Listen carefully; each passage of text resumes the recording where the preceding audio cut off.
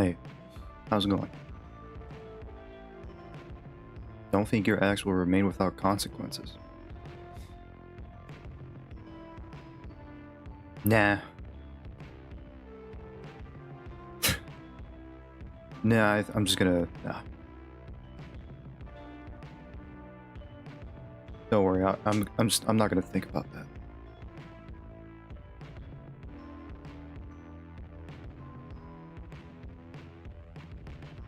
Well, it's the weekend. Hope you guys are doing good. I felt like playing more disco. Potentially this will be the last time I'll play it. Who knows? I honestly want to beat this game today, just so, you know, to prove someone wrong. So, I mean, we'll see how it goes. Honestly, I feel like it's not going to be the last time, but depending on how I play it.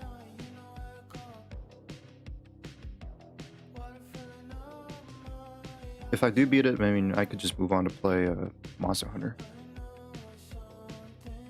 I plan on playing longer today.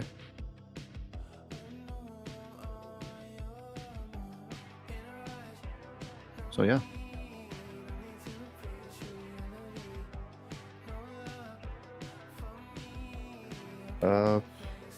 Let's see.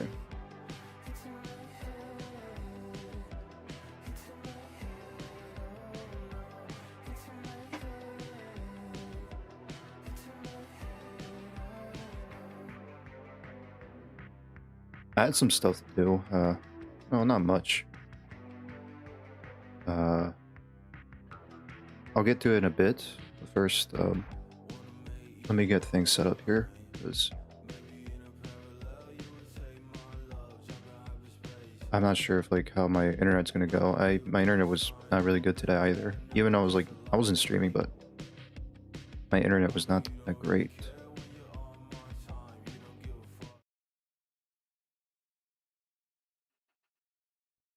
Hey, how's it going?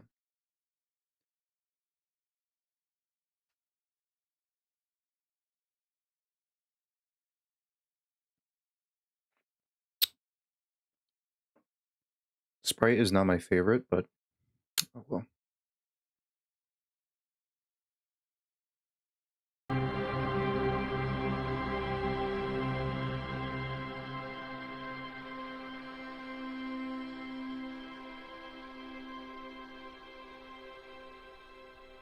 Finally, the end of this drag game. Yes, some may celebrate it, some may feel sadness. That is your opinion.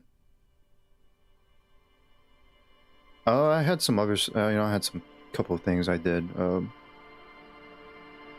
Like, you know, I still had to like paint. It's a slow process.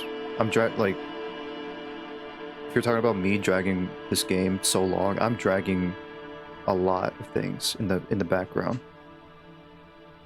I should have like done a lot of stuff, but I'm like dragging on. Like, I still gotta paint a lot of things. So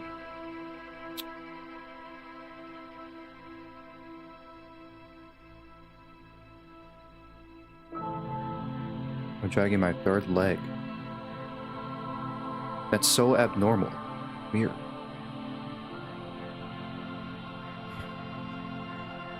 You know, while he did that, I was like, when I was taking a break from like the painting, you know, I usually watch. I try to watch some things. Like I finally finished Kill la Kill today. I overall enjoyed the show. Fantastic show, as always. Another great show from Trigger. And then I went back to watch more Invincible. I still did not finish it. But I'm at the part with Aaron Paul, which is pretty cool. Being a cameo. What else did I do?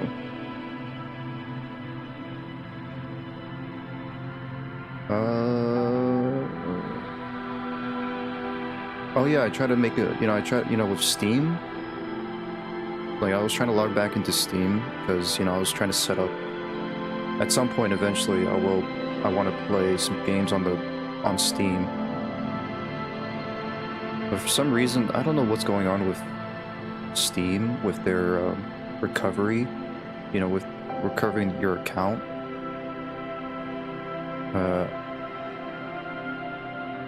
I kind of forgot that I had an account. That I made an account years ago on Steam. And when I try to like recover, because I don't know my password, I forgot my password. The you're not a robot, you know, that little test that you do to prove that you're not a robot. It just keeps on going and going and going. Like I'm doing it right, but for some reason, like I had to go through like 20 tests just to like say I'm not a robot. And when I finally got the check, and when I tried to verify, there was an error. And I had to like do that whole thing all over again until I am verified.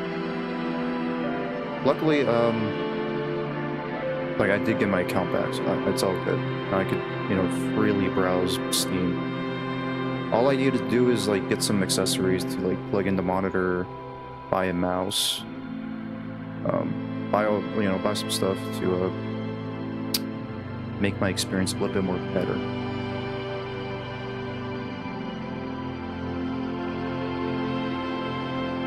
What a wolf.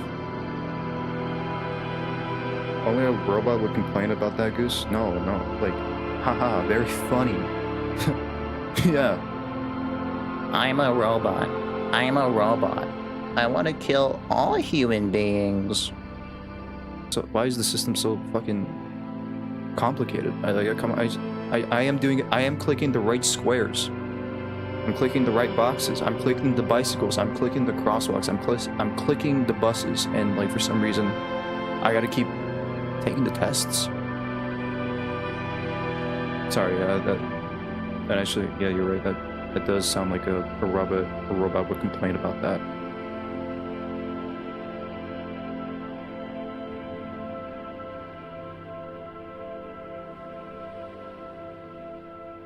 Anyways, without, you know, it was enough messing around. We could just get started playing, wrapping up, seeing what's gonna happen next after that whole fiasco that happened yesterday. I was still like upset about that. I really am.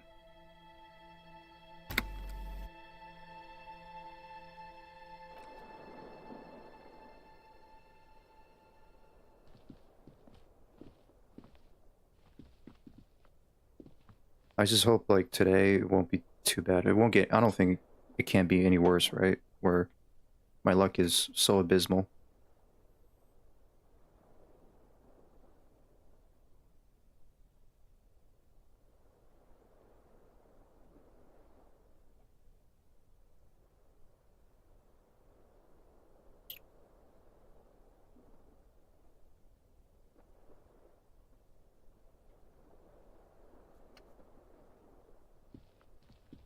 The bed's a little nicer now. You could get a good night's sleep here.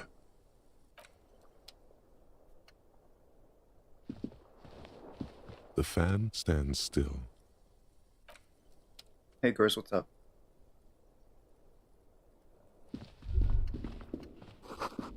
The door is open. You could walk right into Kim's room? Really?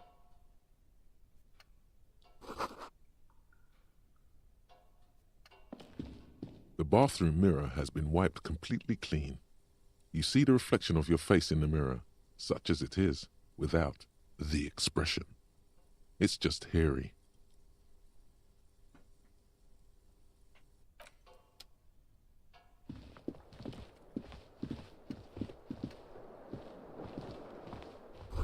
Newly replaced glass, shining in the morning light.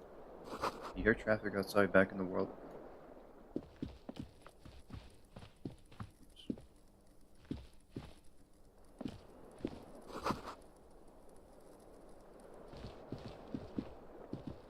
Yes?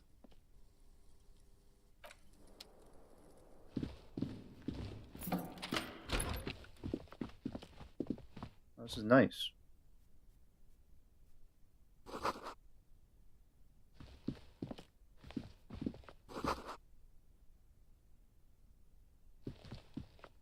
These papers bear the stamp of the RCM. They appear to be fragments of the lieutenant's paperwork, half finished. You make out notes on this and other recent cases. I hope Kim doesn't mind. I had Garth open the door to your room. You were running a low bacterial fever the first night. Oh. I guess I'll thank Guard for this.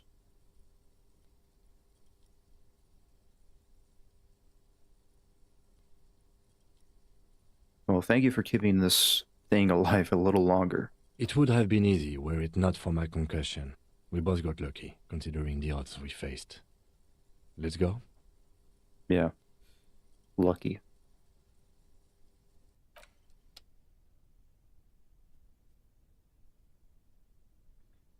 Hmm?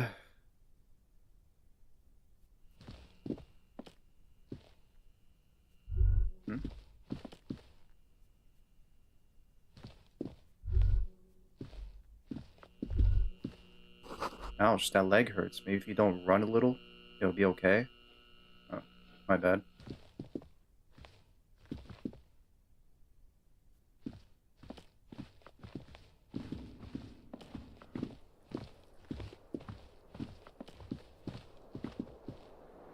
Am I actually limping? Oh yeah, I am. Yeah, I am actually limping.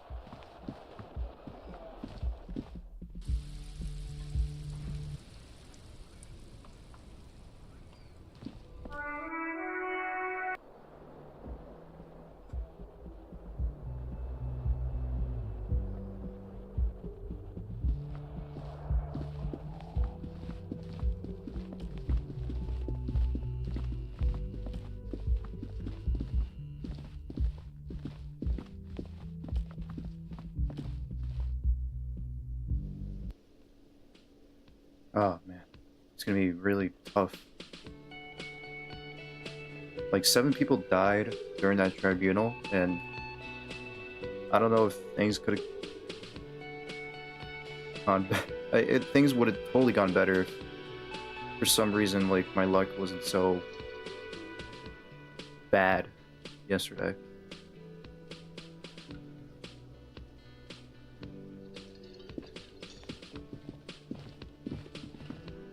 I lost my necktie too, so that counts as eight casualties.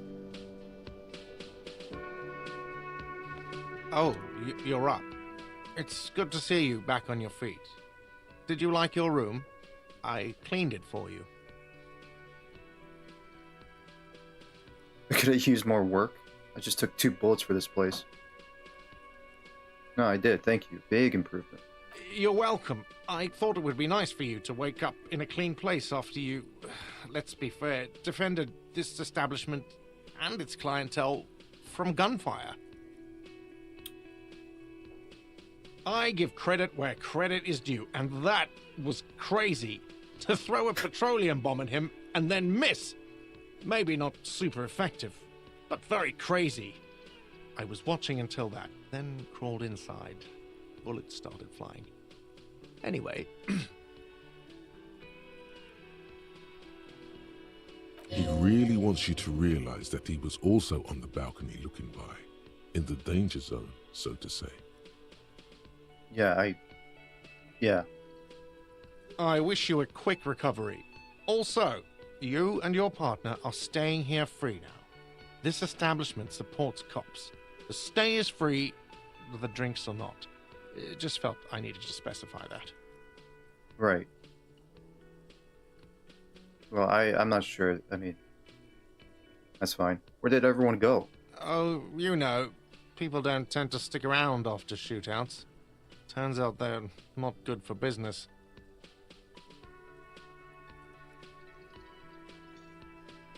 What happened to the man with the sunglasses? Gene? I don't remember everyone who comes here, and many people wear sunglasses inside lately. Must be a fad. Okay, so I have to mention when it happened. You were right out there on the balcony. Yeah, I was. Yeah. That's because I'm a badass.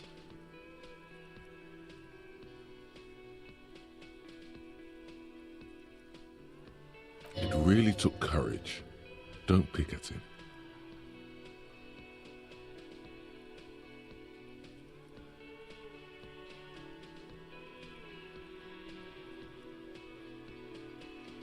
He nods back at you, even more stoically.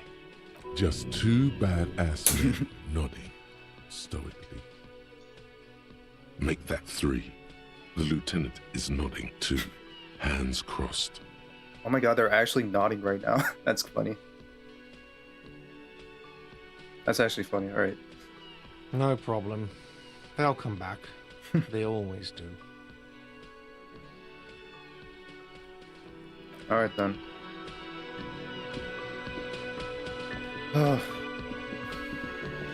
So wait, let me try to recollect who died.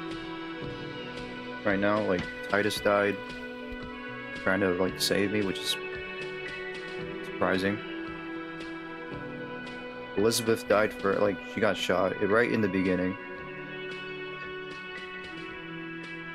Glenn died.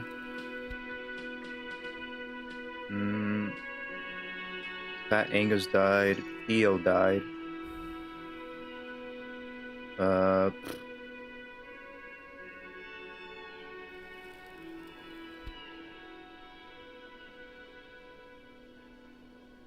And you know the two mercenaries died.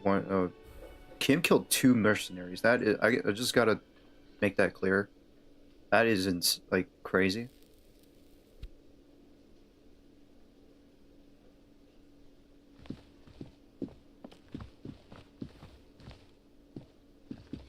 Seeing you approach, the bruised man raises his beer can in welcome. Oh, it's you. Didn't think we'd see you walking anytime soon. Elaine, look. It's the cowardly cop. Huh? What? He looks up, his eyes full of confusion, as if he's just woken up from a deep sleep. Our condolences for your losses. He says with a little nod, but the remaining Hardy Boys don't seem to register his words. Yeah, there's only two left.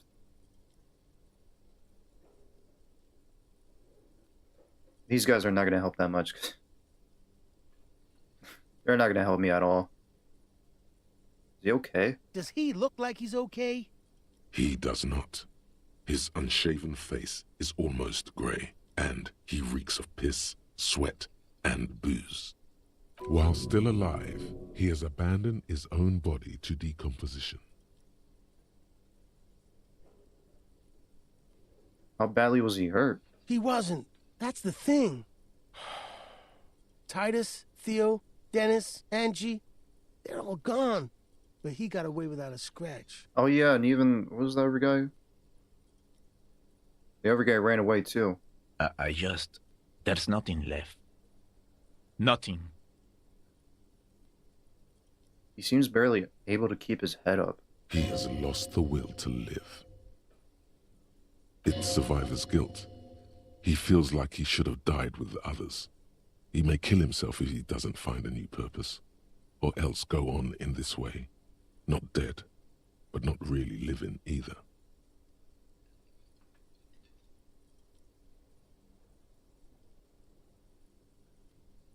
What?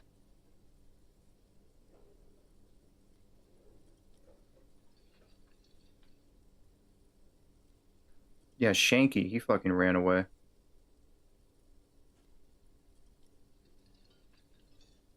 Sons of bitches.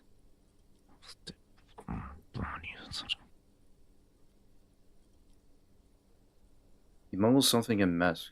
When he sinks down on the table again, a malevolent smile spreading across his face. Was this really the best idea? I guess you may have prolonged his existence a bit, if he can still remember this when he sobers up.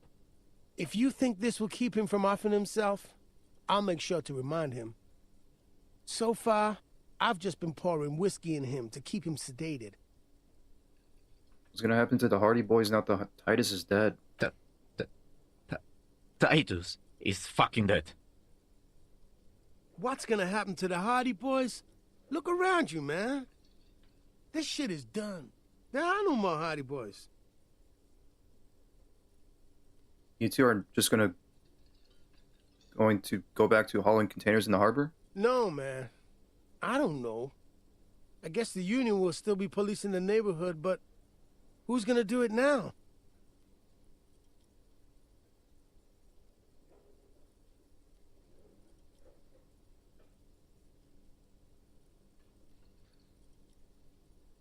I am. That wouldn't be funny, even if we weren't surrounded by the ghosts of our fallen friends. Any idea what happened to Claudia? Damn songbird of misery, that one. And do you have any information on this songbird of misery?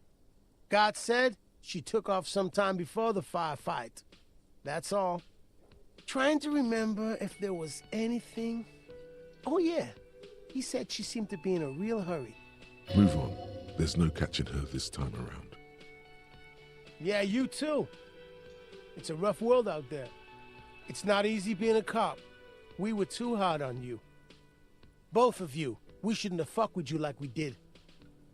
You got between us and a lot of bullets in that fight. Matinees owes you one.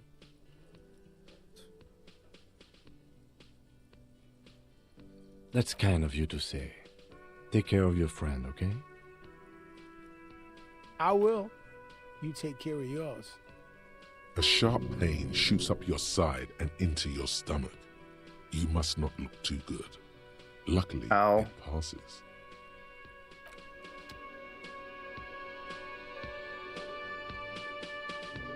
I feel so bad.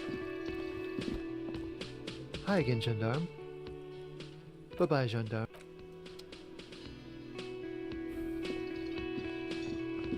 I guess we could take a look in Claudia's room. I forgot about that.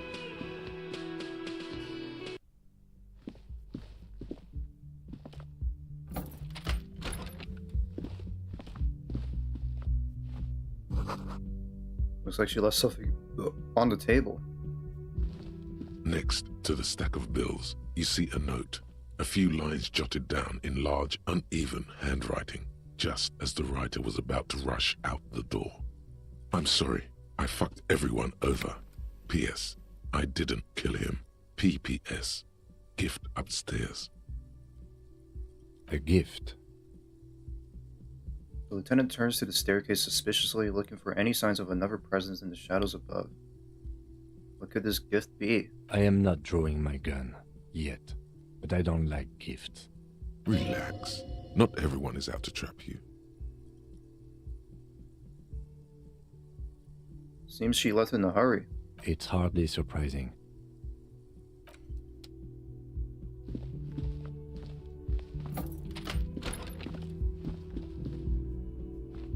The medicine cabinet is empty. Not even a toothbrush. Pity. I was kind of hoping the gift would be in here. I always took you for more of a drunk than a chemical abuser, Lieutenant Hilfreiter. Should we go? Yeah.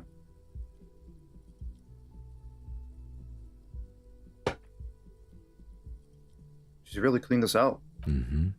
She certainly had her priorities straight when she was packing.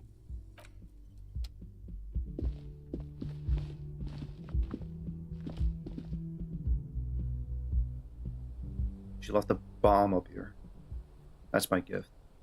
A red thread made of nylon. It leads out the room and onto the roof.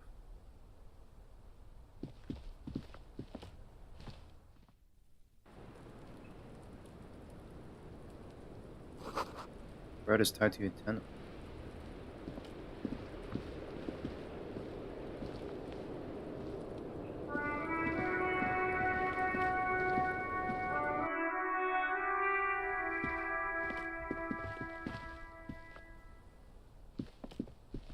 You see the same two neon-lit shapes.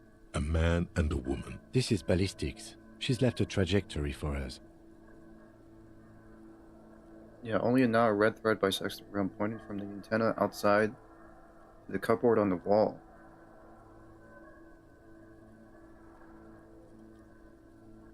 A ray of backward motion explodes from his mouth to the roof outside. A prime. to then widen into a radius of locations in Martinez. B prime, B double prime, and B triple prime.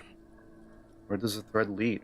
It suggests the bullet came from the extreme upper quadrant of possible angles, from a point beyond the roof. B triple prime, the island in the bay. She's trying to tell us the shot came from the islet? Unless she thinks the perpetrator was standing on the ring antenna. That is where the thread seems to point. There are ruins on that islet, sunken sea fort. I saw it through the coin-operated viewer. I remember. How did she know how to do this? She was there that night. She would have known precisely where the bullet hole was in the glass. She had a long time to think about it after, standing on that roof, staring at the glass. It also looks like there may be more to her skill set than we know. The question is, should we trust her? I mean, after this, I don't fucking know. Not really.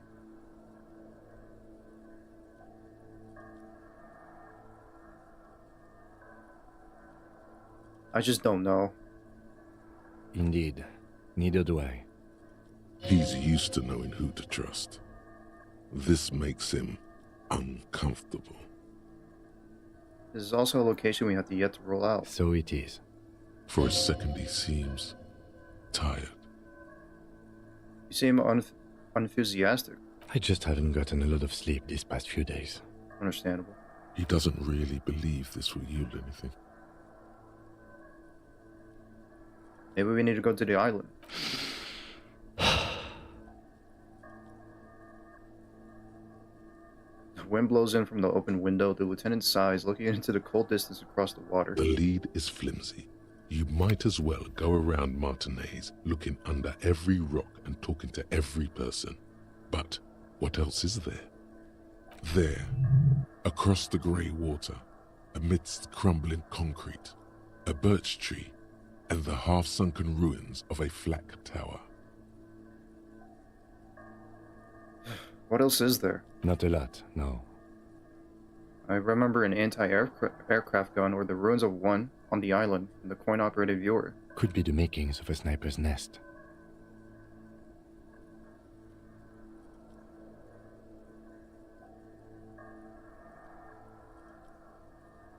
What are these options?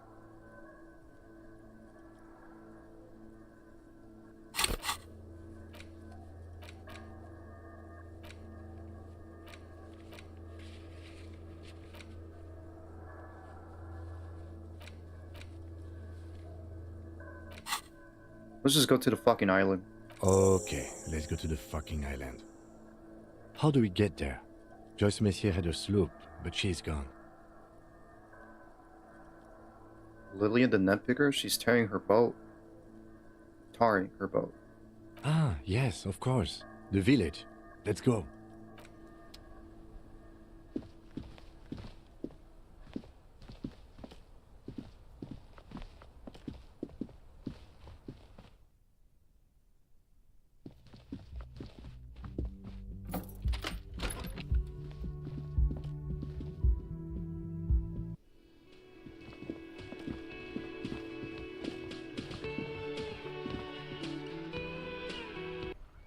Oh, fuck.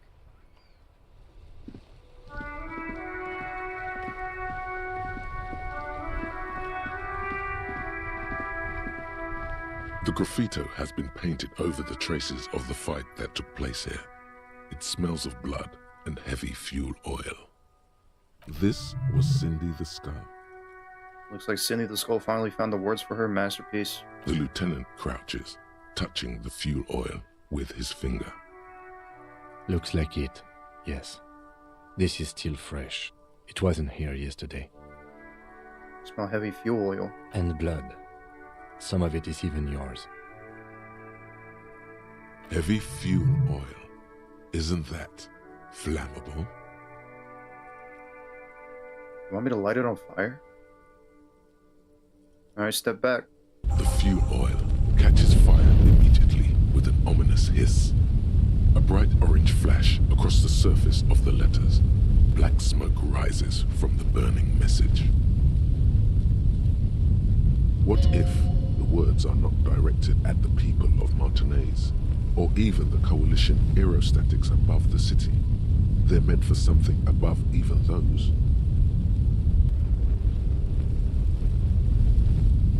Disco Elysium? The lieutenant has taken a small step back.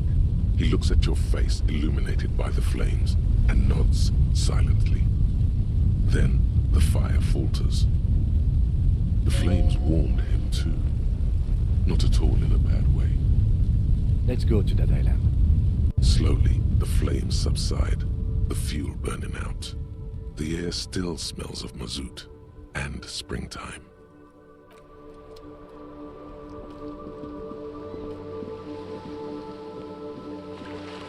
Ugh.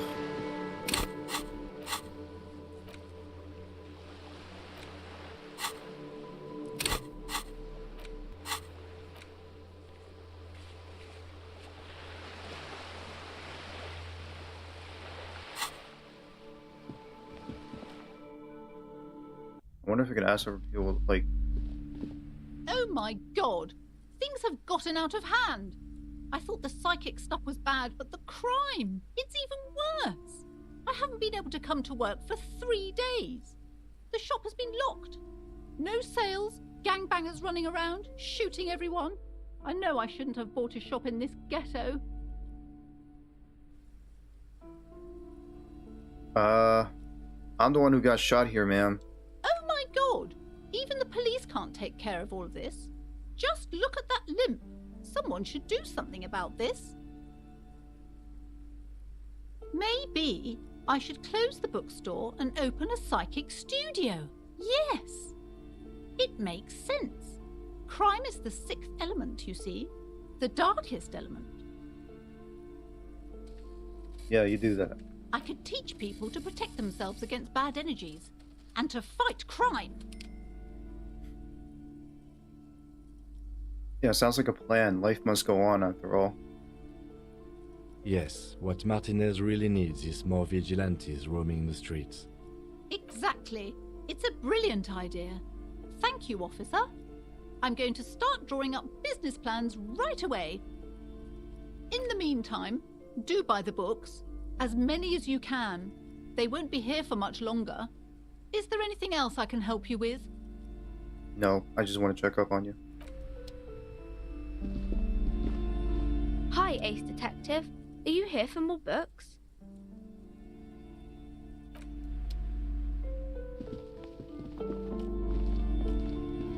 I know I got like, what, 7 points I could spend on? I mean, sure, I could do that, but... not yet.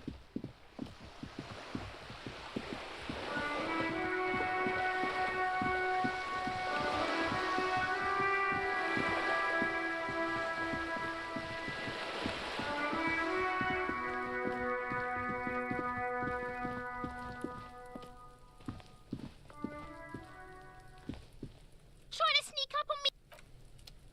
Okay.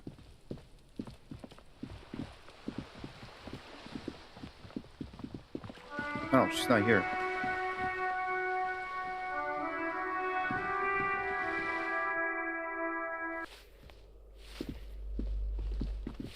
Give me a moment. Okay.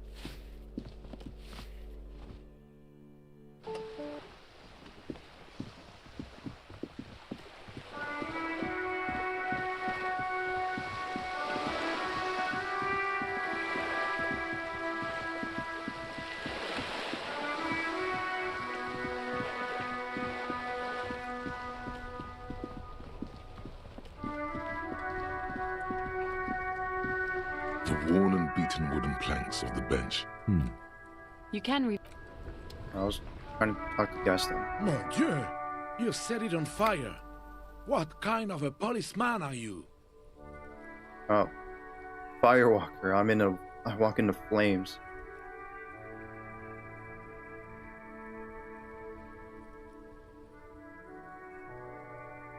The fuel oil was an environmental hazard. I had to get rid of it somehow. Oh, of course. I didn't think of it. Good job, officer. Oh, right.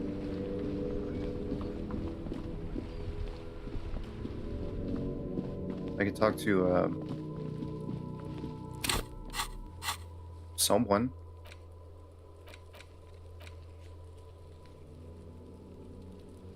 Call your station. Call my station.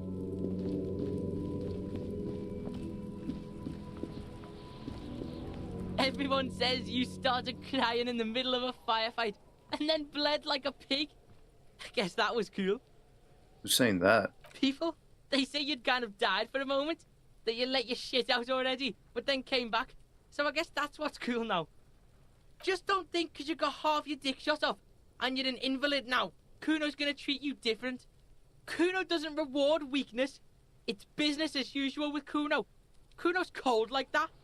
Feels good for some reason. Sure.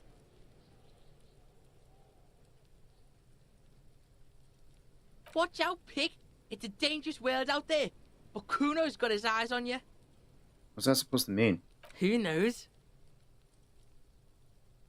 Kuno starts doing the I got my eye on you gesture repeatedly.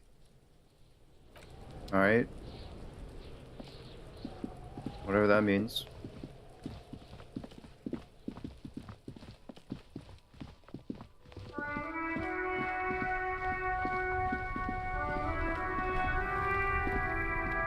My man, you're alive.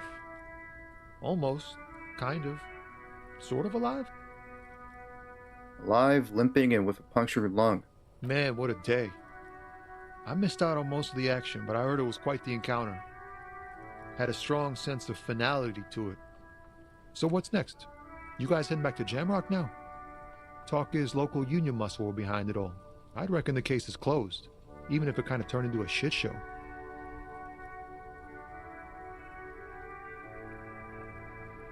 I'm still looking around.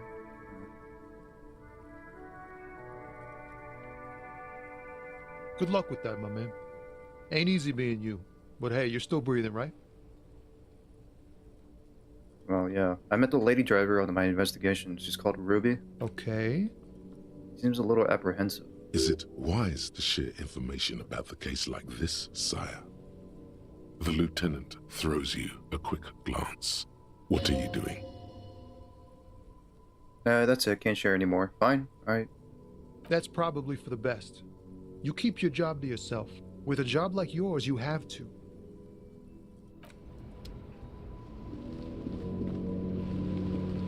Inside, you see a set of steering levers, a radio microphone. This is Precinct 57. How may I assist you?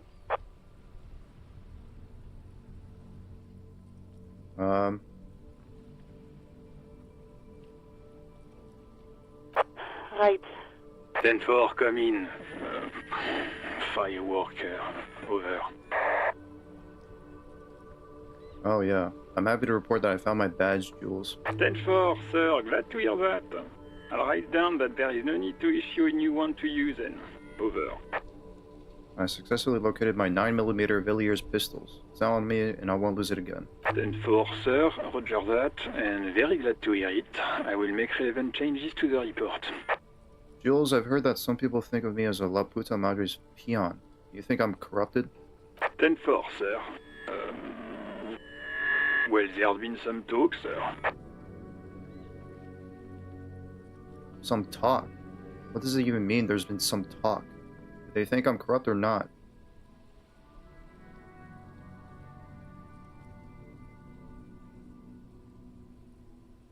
I only meant that there's been some talk in the station, that's all. But there's always some talk in the station.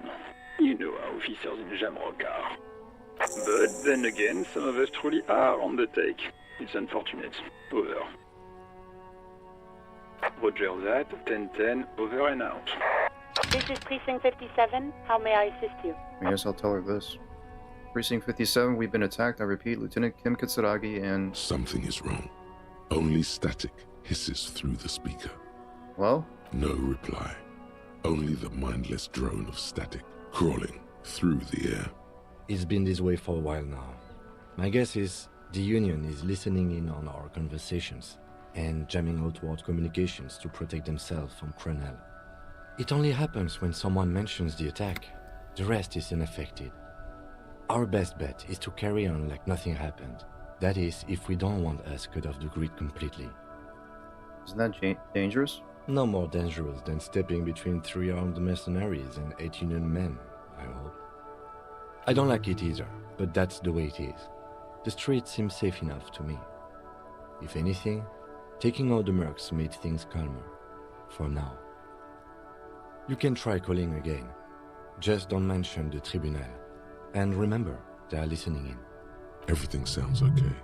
No drumbeat of total war yet. If anything, everything sounds too okay. In the cabin, you see a...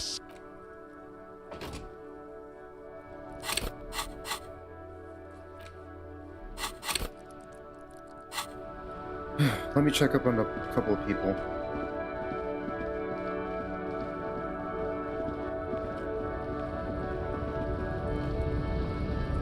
Oh wow, nobody's here.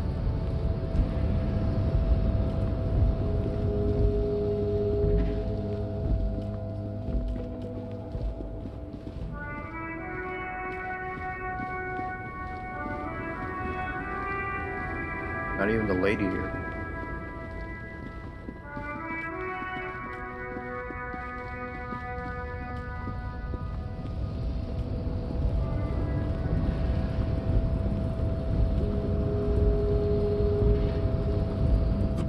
Stares at you with respect, then gestures towards the trickles of blood adorning your clothes.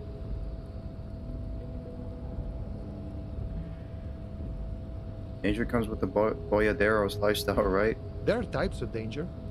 The one I'm usually concerned with is lung cancer or getting mauled by wildlife, not bullets.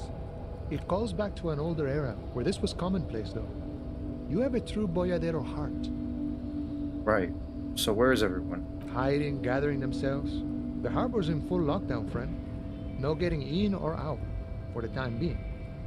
You can't help me get inside? No, man. Not today. Today is war. He says it matter-of-factly, like it's no big deal. What's gonna happen next? Time will tell. I'll tell Evrak you drop by. I'm sure he'll be glad. What will you be doing now? I'll be okay here, doing lookout. Quite the sight, aren't they? Getting to like that red I am. Don't worry about me. I live to alleviate the worries of our brothers. See if any insane killers turn up. Then I'll run. And live. I'm sure you do good. You know it, friend.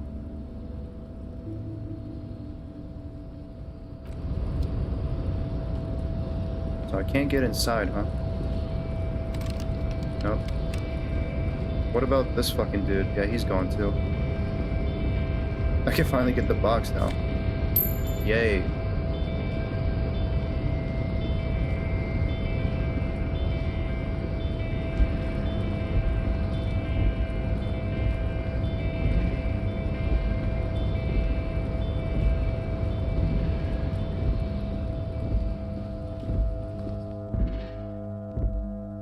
Does she have anything to say?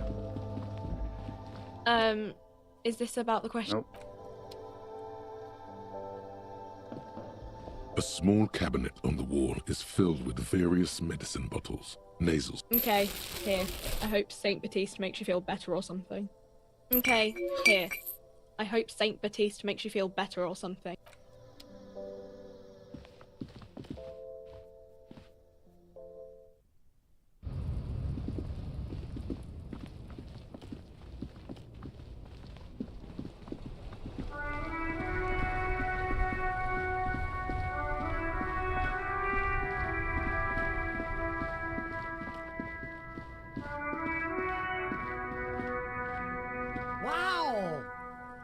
Wow, what? A cop limping down the street, bleeding from the shoulder, face bruised, looking like hell? You know what that is? Cool! That's cool! He nods and settles back into a pile of boxes. I guess being, getting shot, almost dying, makes me cool. Hey Steven, hey Scout, how's it going? Hope you guys are doing well.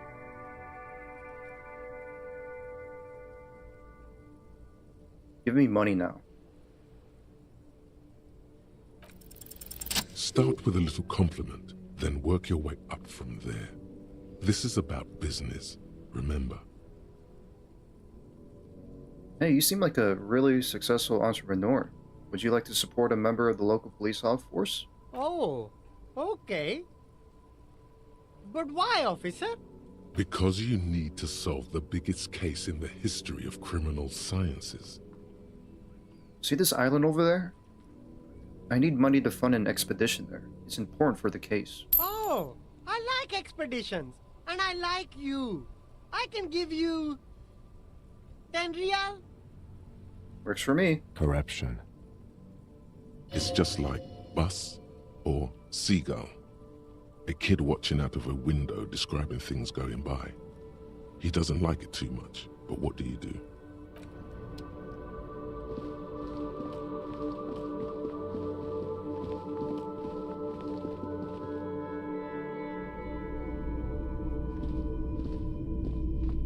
Between you and me, this is why I don't get involved in local politics. Yeah, it's for the best. Hey Hanne, how's it going? You're calling this politics? In its purest form. Now, what can I do for you? Yeah, don't get involved with politics because you get shot. You'll get shot up and get caught between a war.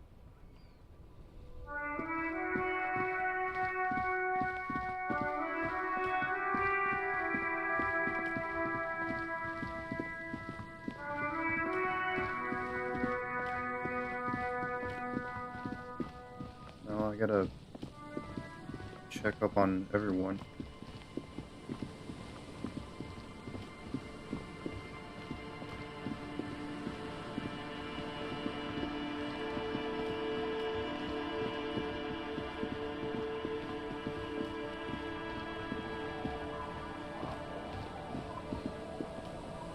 Our tenant, the policeman. I hope the waves don't keep you up at night. What can I help you with? You okay? Have you get laid now? What do you mean? I'm alright. I'm doing good. I got shot. Even I can see that. I told you not to bring your trouble with you, policeman. We've got troubles of our own here. Though I suppose you took the worst of it. Turns out you were your own ill omen. This is no time for jokes. Can you see I'm in pain? What do you expect? Police officers get put into dangerous situations all the time. Sometimes they get shot. It's a rough trade you're in.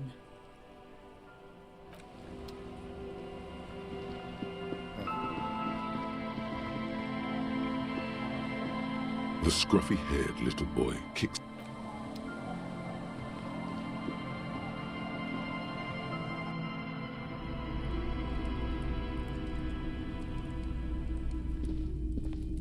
Hello, mister. Bye.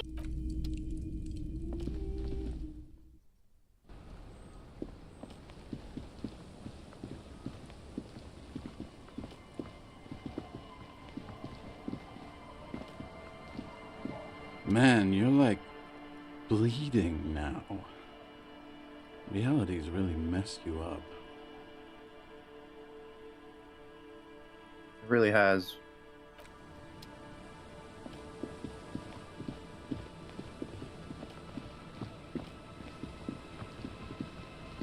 Reality really messed me up.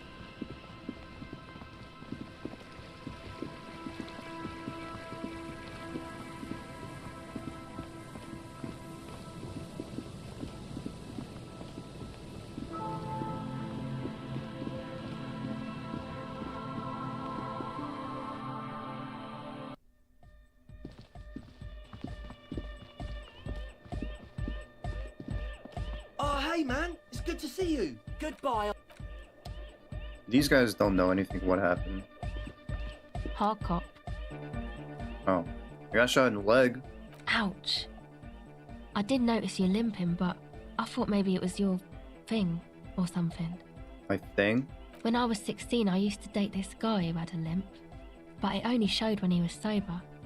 So I guess it wasn't real or something. I don't know. Anyway, shot in the leg. I'm sorry. Man. Yo, man. What's... Yes, what is it? Good morning! Yeah! Huh?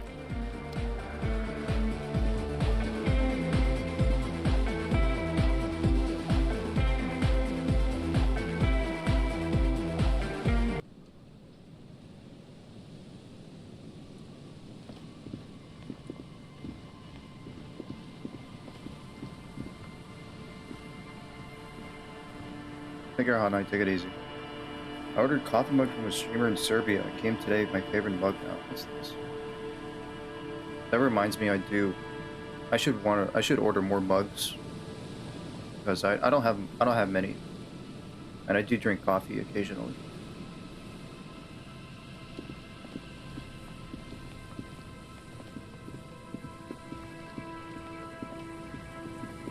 I should make some coffee right now, actually.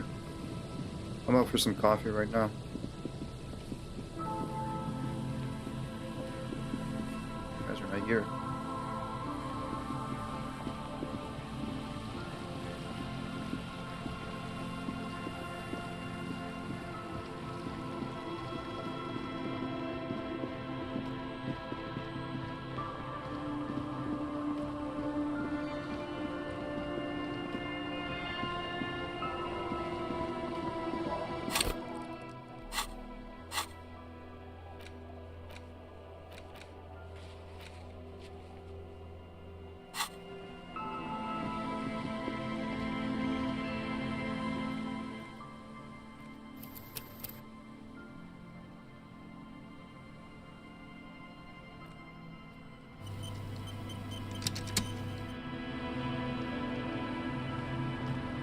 Officer, what happened? You're wounded. Why are you wounded? You look terrible.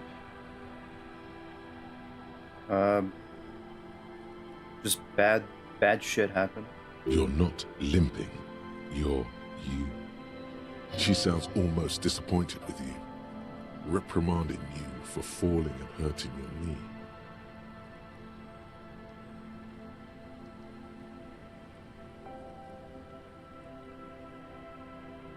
You seem angry. Why? Look at you. You can barely walk. Oh, it's nothing. Doesn't look like nothing. Looks like you've got banged up real good. What happened to you anyway? We heard gunshots from the town. They were closer than usual. There was an exchange of fire on Rue de Saint-Ghilaine. It's nothing to be worried about, madame.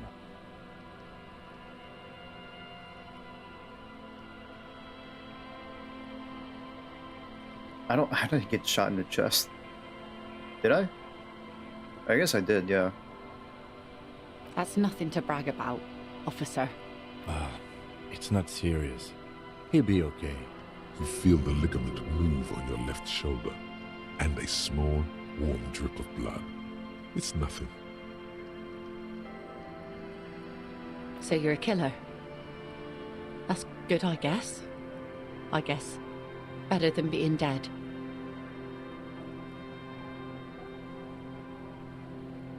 Hi. I guess you are. I understand that's how it goes. I have a question for you. Of course. Can I help you with something? Go on a date. We need to go to that island. That won't be a problem. It's wind still and the tar just dried.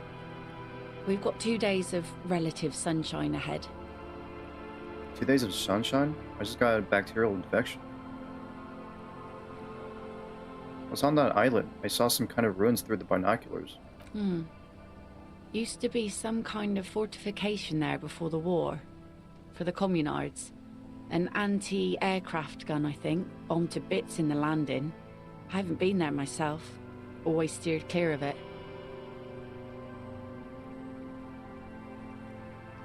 Goose, if you need coffee, make some. Hasn't been there herself. Who has then? Yeah, I'm gonna make some coffee right now then. Alright then, give me a moment then. I'll be back. I'll be back in like less than 3 minutes. Alright, I'll be back.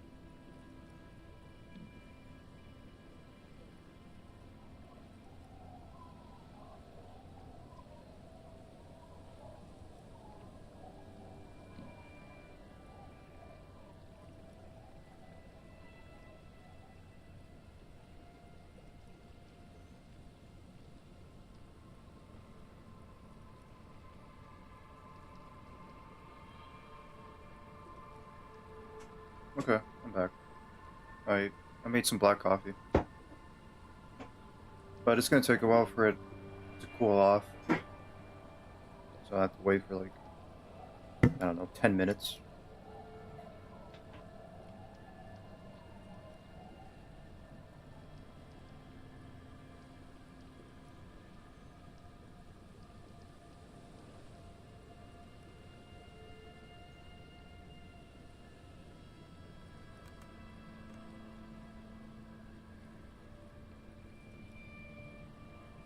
And I do need to buy more mugs because I don't have I forgot to do the dishes. I don't have that much. The thing is like the mugs I was like I tried to look for before was like not that great.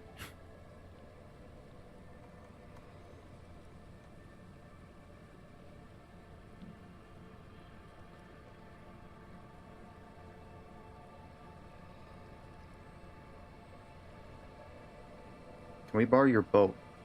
2 days of sunshine. I'm sad to hear that. Take care of that with Ether, will you? Don't get too many RCM men round here. Be sad to lose the first one. That's cool. You boasting your bacterial infection like that. I didn't mean to. You said you haven't been there yourself. Who has then if not you? My husband used to drink there. Him and his drinking buddies. Always seemed like a bad place to drink to me. People died there during the landing, you know.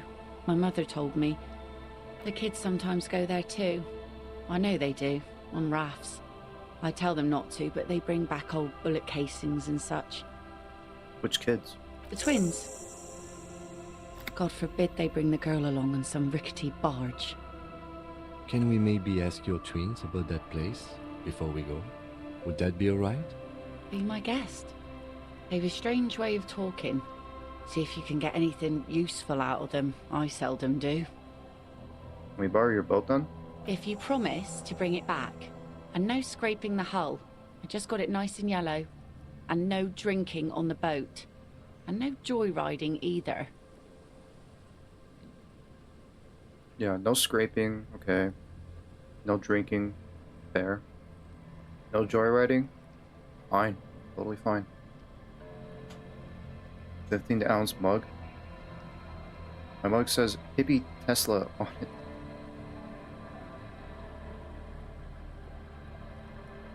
Well, the mug I have right here, it says cup of sunshine. Although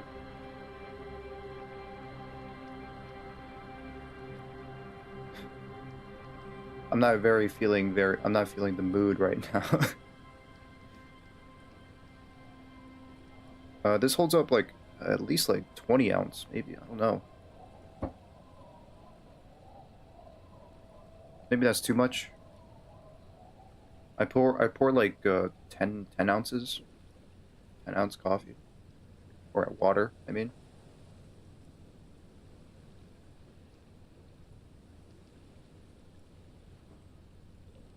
Of course, ma'am. It's only for a day or two. Official police business. Aye. The crow's feet disappear from the corners of her eyes as she smiles at you. I saw a mug. Like my boss had a mug where it had like a lid on it. Like those like those thermoses. I didn't know they made mugs with like a thermos lid on top of it. Interesting.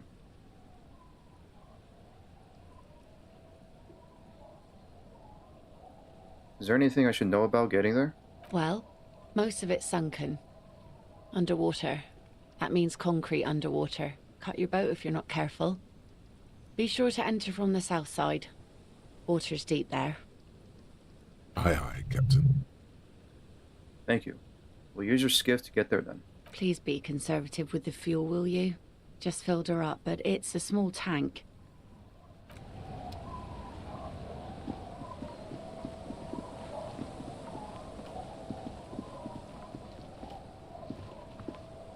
The scruffy-haired little boy kicks a stone while the other watches him do it. Okay, kids. You've been to that island, right? Mm-hmm. Lily's mom. Wrong one. On that island. The one who's busy cooking his stone points to the bay. Yes, that one. I need to know what's there. That's, nothing. It's just a seafort and some plants. You can take a raft there. It's great. And we make a fire.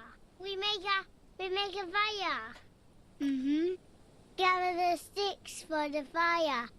And bullets. Or not real bullets, empty bullets. Bullet shells. There are a lot of them left over from the war, but this could be important. You mean shells? I don't know what these are. What then? They're lights. The fire guy comes and asks us to put the fire out. They must mean a human being on that island, but it's cut off. Someone lives on that island? No. Yes. Let's go with yes. Why is he the fire guy? Because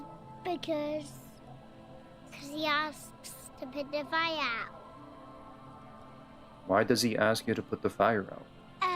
I don't know. He doesn't like it. He don't like people to be there. You shouldn't go. Yes. You mentioned something about lights? I don't know. Did you mean there are electrical lights?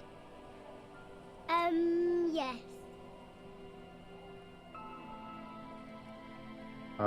Is there anything else you could tell me about this guy? Age? Does he live there? No, he doesn't live there. I don't think. No, he lives there. Been there twice, 2 times. He doesn't live there. He isn't there sometimes. Anything else? What does this guy look like?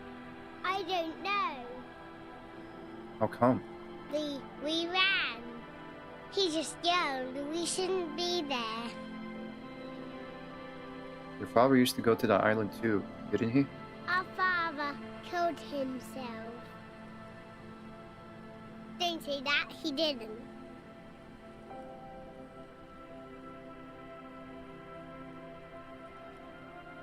I'm sorry. Is that all you know? Is there anything more you could tell me about the island? There's The boy says, rubbing his eyes, it's clear that he has no intention of finishing the sentence. Lights, fire guy. We should check up on that island.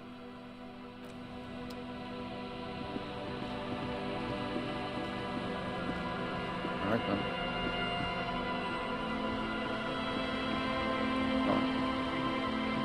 I did save, not that far, so...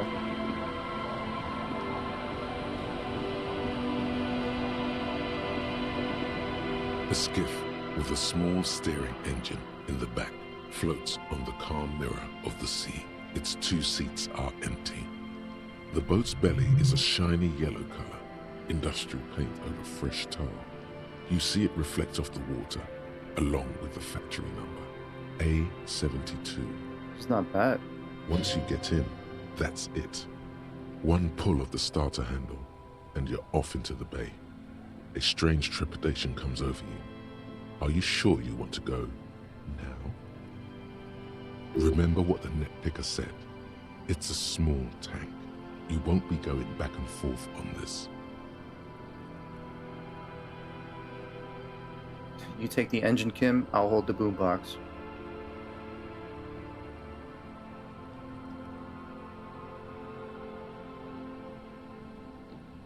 What?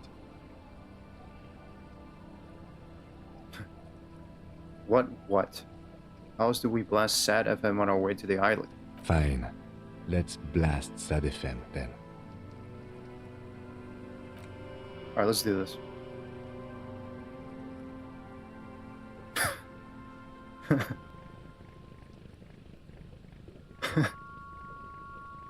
Oh wow.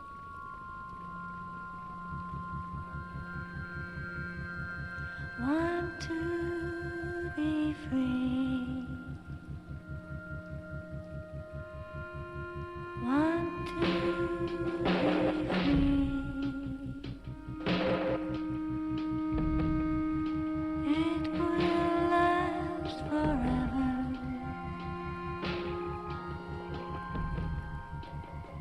Eternally.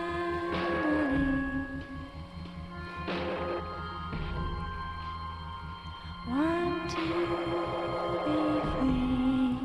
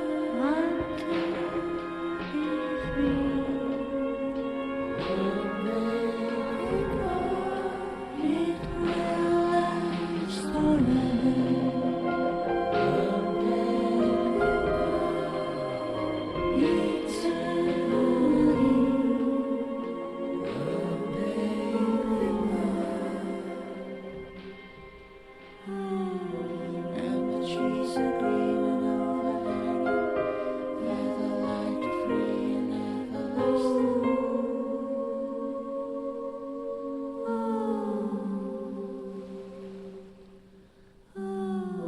And the trees are green and overhanging, feather-light, free and everlasting.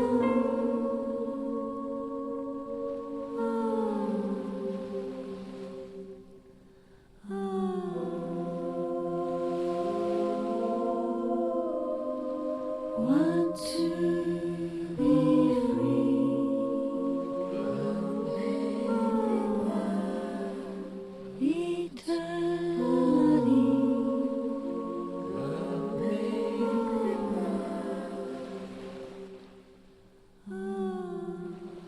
disco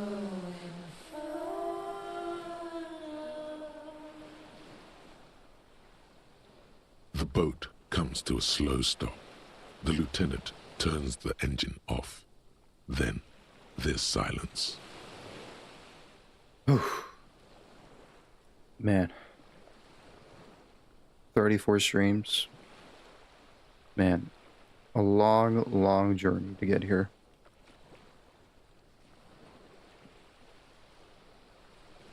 Like during that, journey, to this island, I just getting like flashes of memories playing this game. It took a while, I'll admit. I took a long time to get here, but totally worth it for me.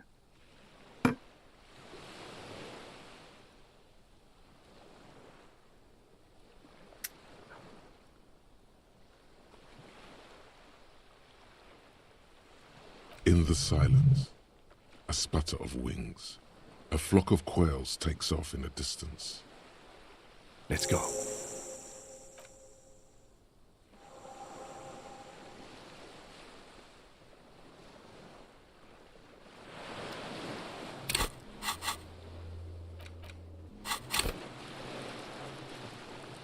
All right.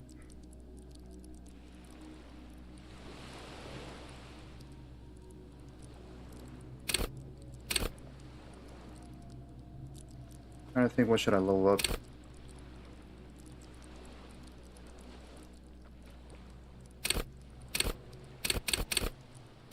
I have like 8 points.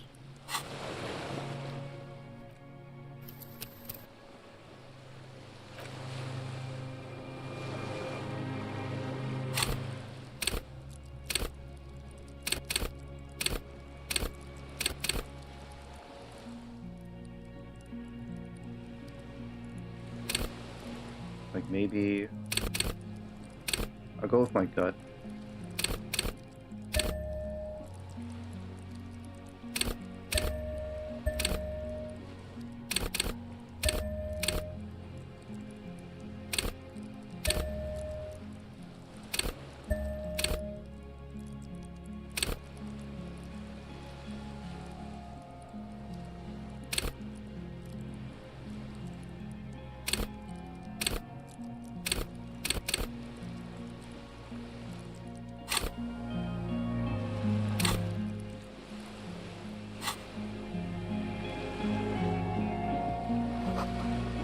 Makeshift bridge. The bombs were too powerful. Were powerful enough to break the foundation.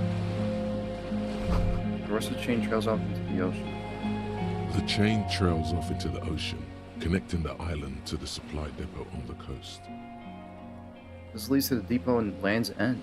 Ah, yes, so it seems. What do you think it was used for? For bringing munitions to the island, maybe? And supplies? You could also lock the bay when you raise the chain. As a defensive measure, lock it off that side of the bay. Lock it from whom? From enemies. Enemies of the commune of Revachol. This sea fort was a revolutionary fortification, I believe.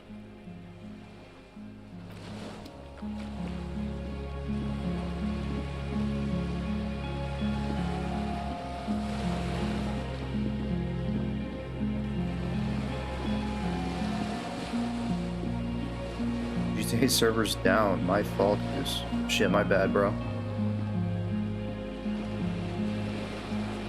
Let me zoom in on you. Sorry, let me contact Rockstar Games real quick.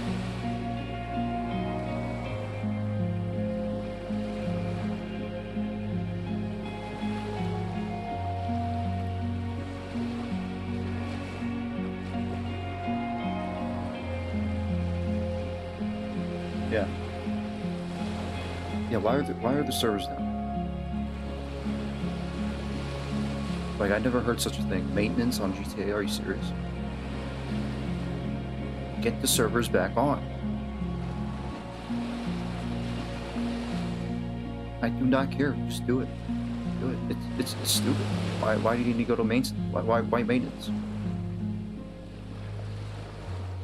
At this time. Get your shit together. And do not, you better not put GTA 6 for $100. I swear to God. Alright, bye-bye.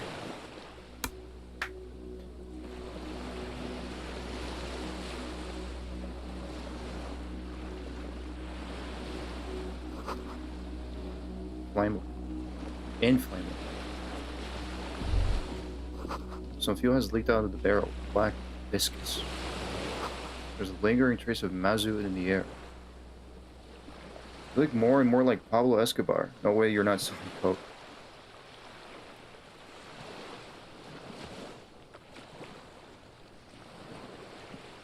No.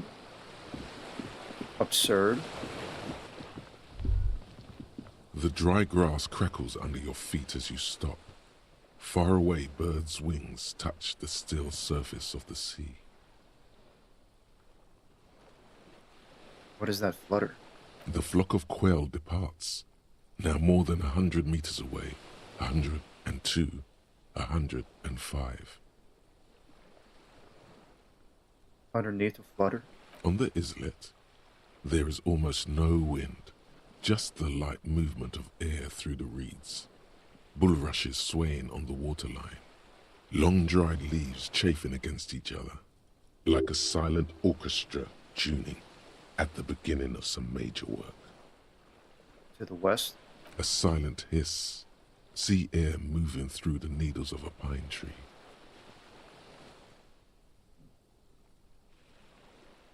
How are you? Work, eat, sleep, rotation? It could be better, I'll admit.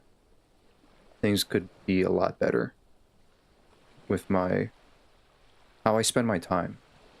But I don't want to get into that. It's like my own personal struggle. To the east? The faraway roar of the city, distant like today's dream. Before it, the sound of sand, the low tide filtered through its grains, a bird tending to its feathers. Ahead? A low hum. The air slowly moves through a concrete box, through its ancient slits and cracks, resonating, hollow, a big building. Beyond that, further north? Air flows out of a pillbox window. There is very little there. The air cossets flowers on a meadow. Absolute silence. Reeds motionless. Bulrushes motionless. Below the silence? Col de Mamadakwa. Right.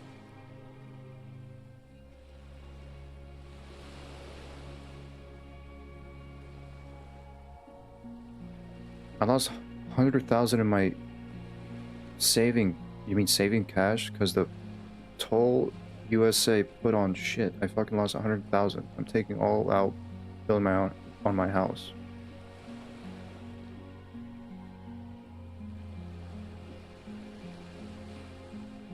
Are you talking about the tariffs that the president implemented on other countries?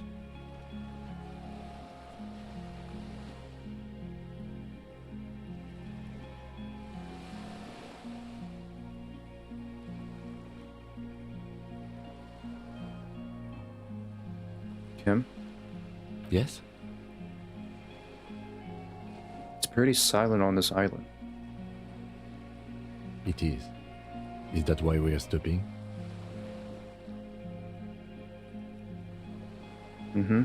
Wait, I have to listen to one more thing. The lieutenant nods, in silence. It's been a nightmare. See my savings go up in the air. It's terrible to hear that. I'm really sorry for how our country is. Or how my country is, I mean. We are just the stupidest, selfish,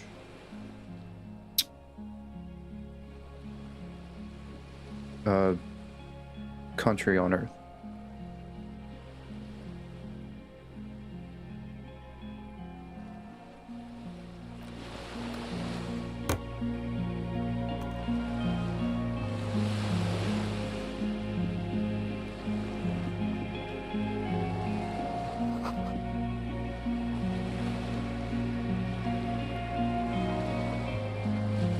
I didn't get to read that. Warm blood trickles down your armpit. The ligature is off. It's nothing. A little bridge from the coin-operated viewer. Still holding on. No way to get up there. The stairs are gone.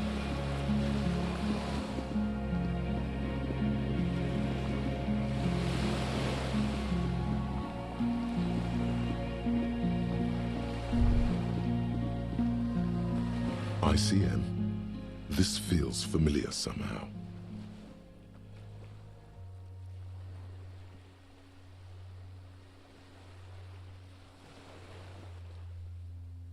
I don't know who's the bad and who is the good anymore. I never liked people anyways. Kim, what is the ICM? Insulindian Citizens Militia. It's the official name of the Communards Army, the black and white army of the revolution. Sounds an awful lot like RCM. It's like RCM, Revolutionary Citizens Militia. It does. Why? The RCM may descend from the ICM. May? It's impossible to say. It was chaos after the war. The name was good for getting people to join us. Revachol West was mostly workers and criminals.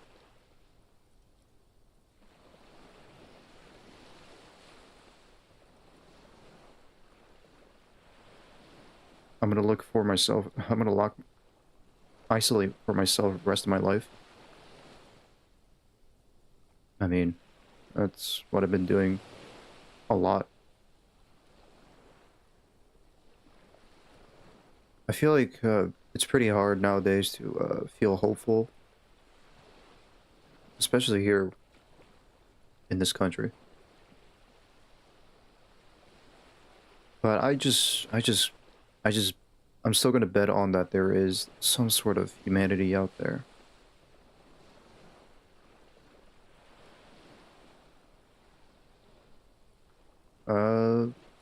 Nice political thoughts rush through your neocortex. Yeah, it really is. A mediocre athlete would pant from dragging around his body on a busted crutch. But not you.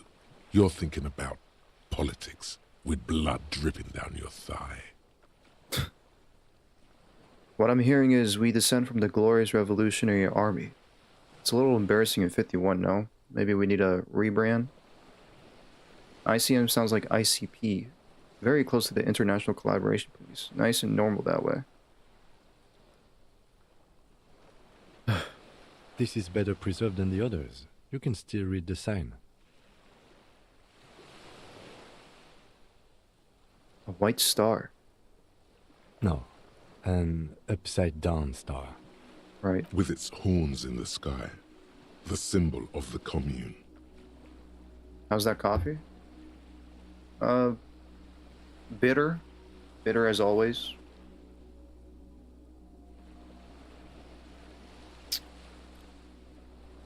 But it's not that bad. I gotta get used to the bitter. With the bitterness.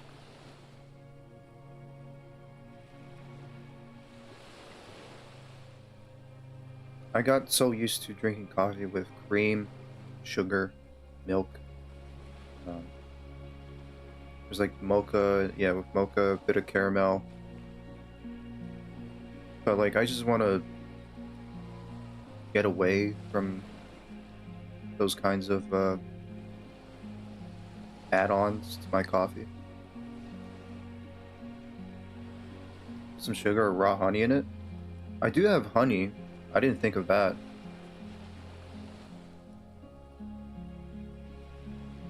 Maybe I'll try it next time. Like, it is bitter, but it's not super bitter.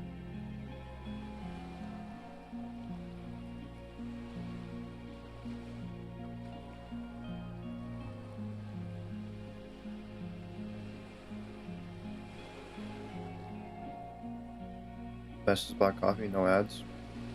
Yeah, like there's no like there's like no additions to your coffee here. Can't go wrong with it either. I mean, the coffee brand I'm using is Folgers. I mean, there's like Nestle, and some other brands out there for sure that are probably better than Folgers, but Folgers ain't that bad.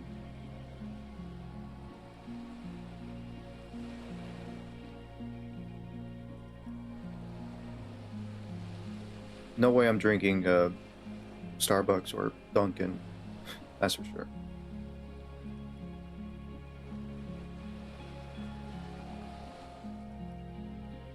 Evergood is the best in Norway. I do want to try out other coffee roasts.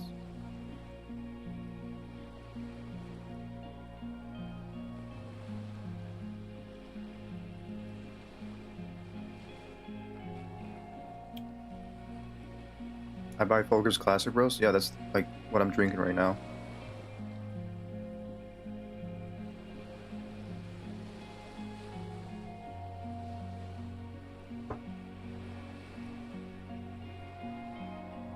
Try Evergood? Maybe I will. I don't know if they're selling here at our stores, but maybe I could order it. I mean, we'll see how things go. I mean, with everything going on around the world, it's just kind of hard to things are just I really don't know how things are going to work out. That I have to be cautious about my spending. I mean, I'll for sure try it out, but man, it's gonna be tough.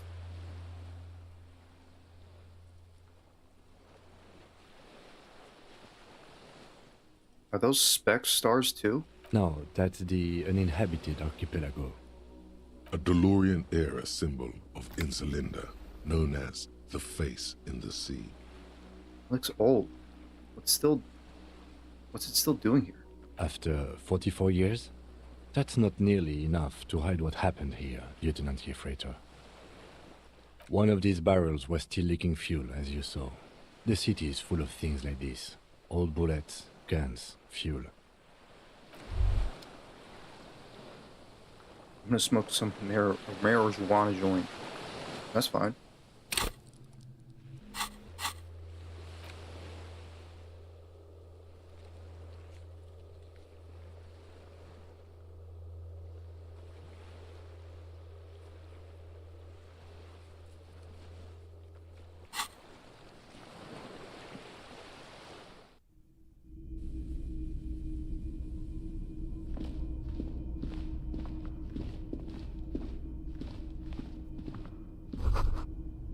This was once an armament rest.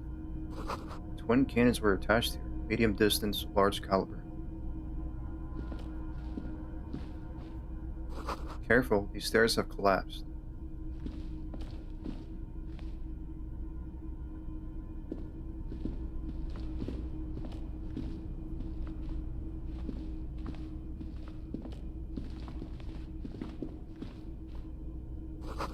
Books, mostly fantastic and historical fiction.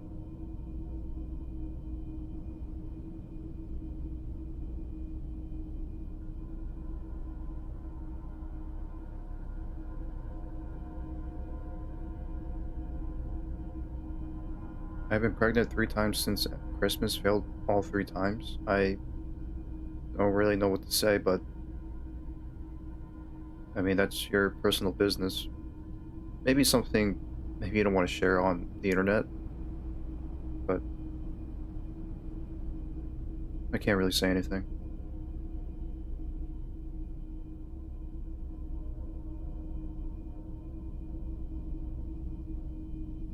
I come up with Cronug when I search Evergood.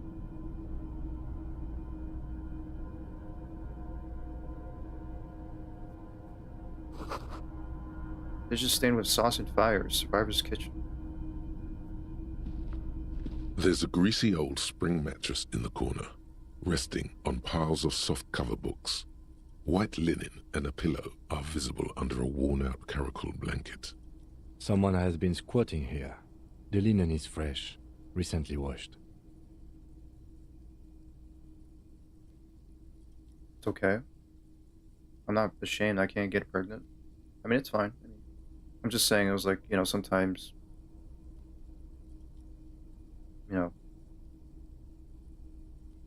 just like be careful with sharing personal stuff.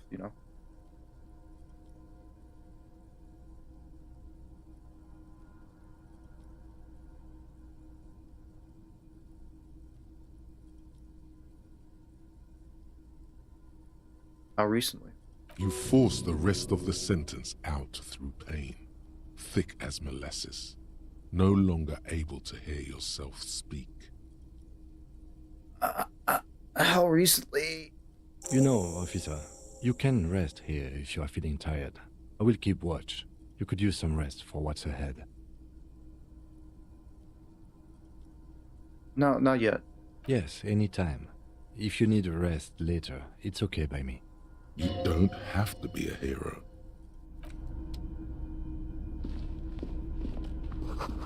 See candles playing on the broken rangefinder. Books and magazines lie scattered on the floor and on a makeshift cupboard. They are not particularly well organized. Most are soft covers, serialized fantastique and detective stories from the 20s and 30s. This disparate digest includes the classic Animal Adventures, among what is mostly commercial fiction and serialized stories. You find a magazine cathodique for electrical engineering. Then it's back to pulp, light erotica, an international thriller about circuit benders. Yeah, I'm glad you're doing all right too. I really don't know what else to say with your message. I'm not really too knowledgeable on, I don't know, the right thing to say. Someone's made themselves a home. Does anything stand out as usual? All things communist.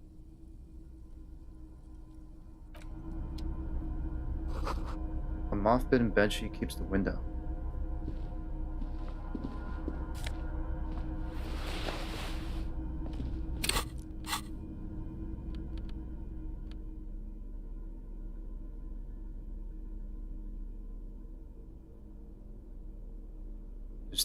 This towy old scarf itches when wrapped around the neck.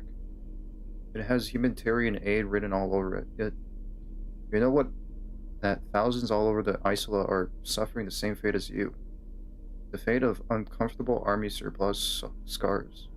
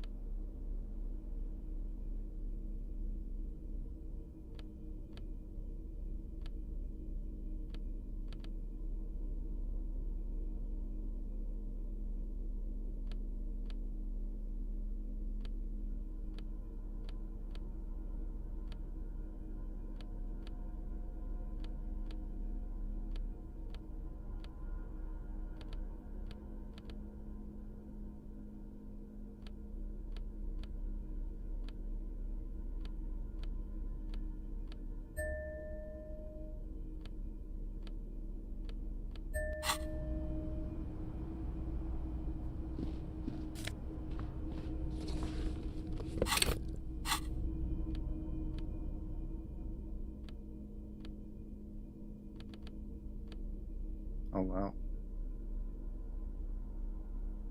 This fallen training shirt has seen one wash too many. It retains its unusual design. One sleeve short, the other long. A little bit its original colors. A giant F swishes across its chest, now gray.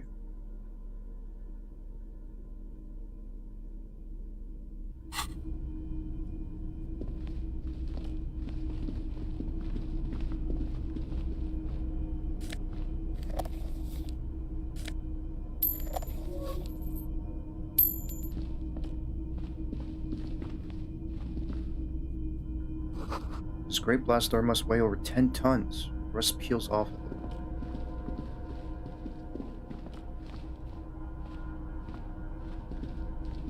Soft covers, serialized fantastique and detective stories, animal adventures, a magazine for electrical engineering. I watched Storm Chasers, lady. Fun. Thriller. Storm Chasers, man. It's Also, been a while since I light watched erotica that. and some historical novels from How's the story century going? past.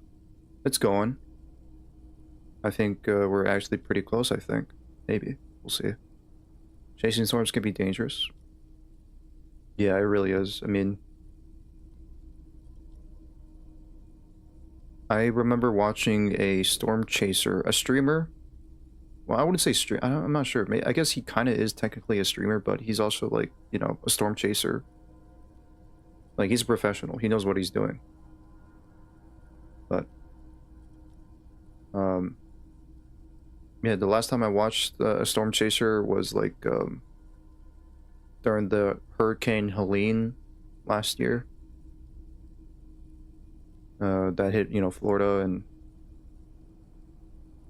all that.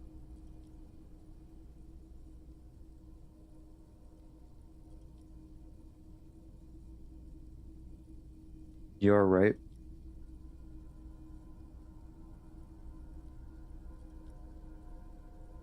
I never felt you guys really want to know me, and that is okay. I just ramble to goose sometimes. I guess I'm lonely.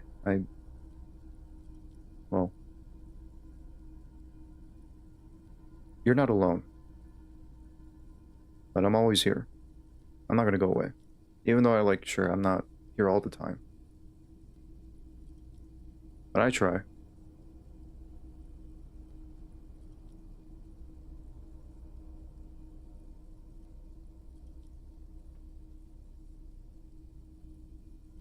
You're not alone. Reminds me of that song from David Bowie. I watched a guy called Connor, Storm Chasers.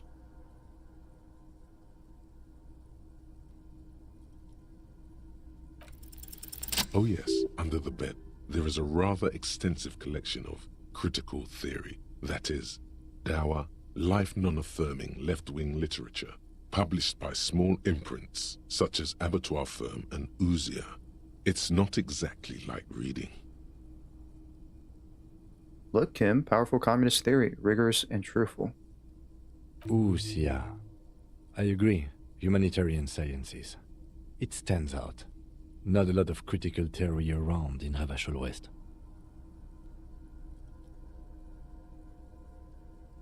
Your incendiary remark has failed to provoke him. Wasn't there some in the communist student's room?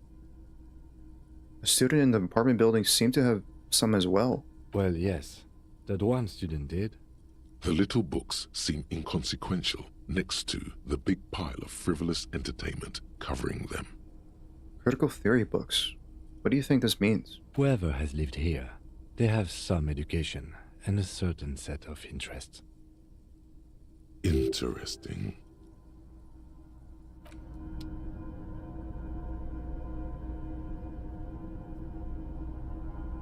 I guess I'll take a rest. The greasy old spring mattress lies in the corner, fresh linen under the heavy caracal cover.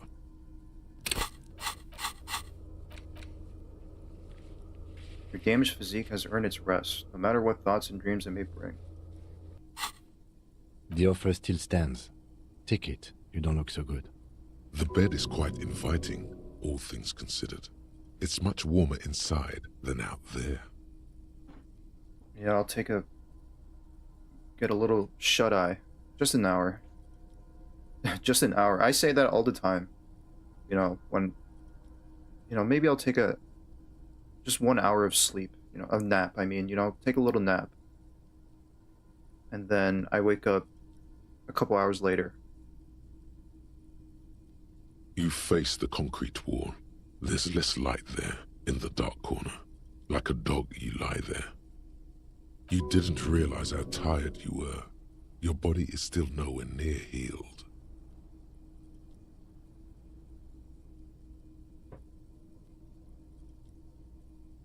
Curl up with your knees close to your chest. The blanket feels cold. The entire room does. Concrete and cold. Minutes pass. Half an hour maybe. The sounds of the sea beyond grow distant. Your eyelids close until... Until? You feel yourself standing up in the darkness, right next to the mattress. Slowly, the world begins to hatch from the blackness. It's evening. Sleep.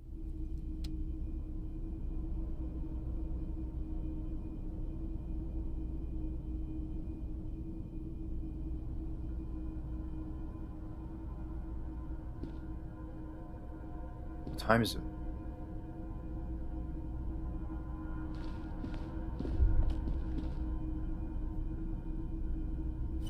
Lieutenant's no longer here. Go outside to the beach. Hello?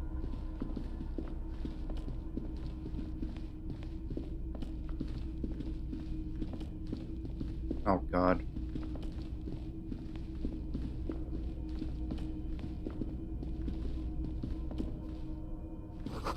Door's still here, closed. Feels strange somehow. You can't get in. Do I need a flashlight or something?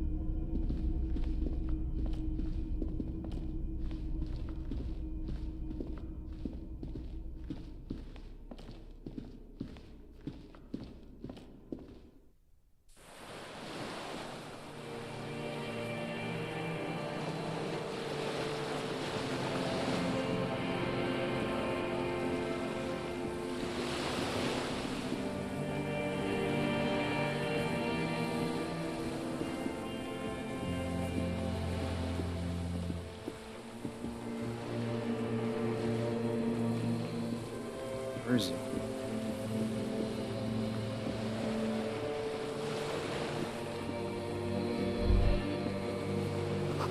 Go down to the chain, there's something there.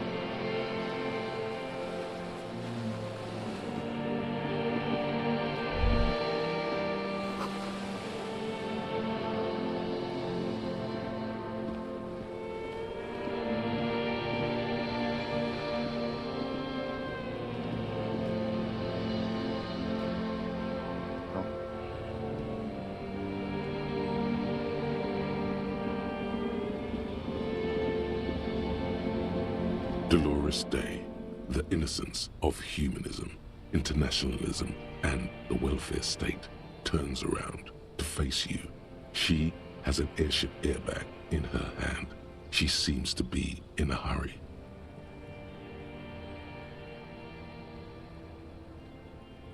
Okay, don't say you need to talk right away.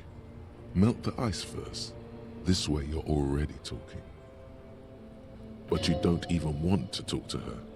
She would only be cold and mean. Let her go.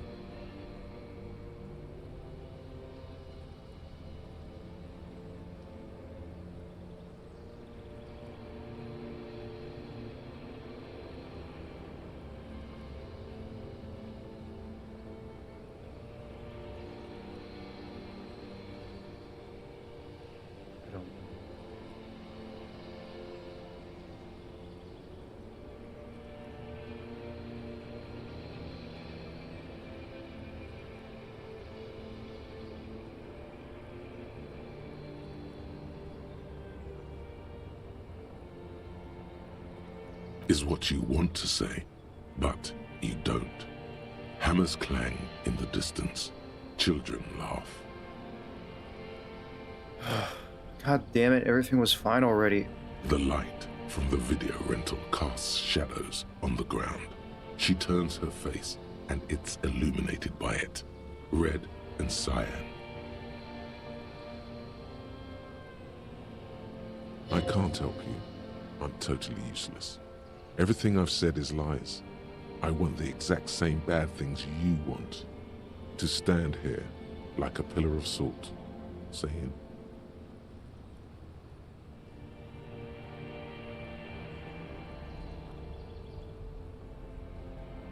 How much longer you got in you?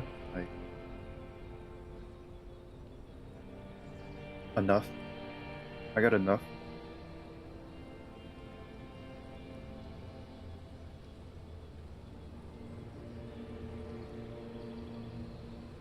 Hey. Hey.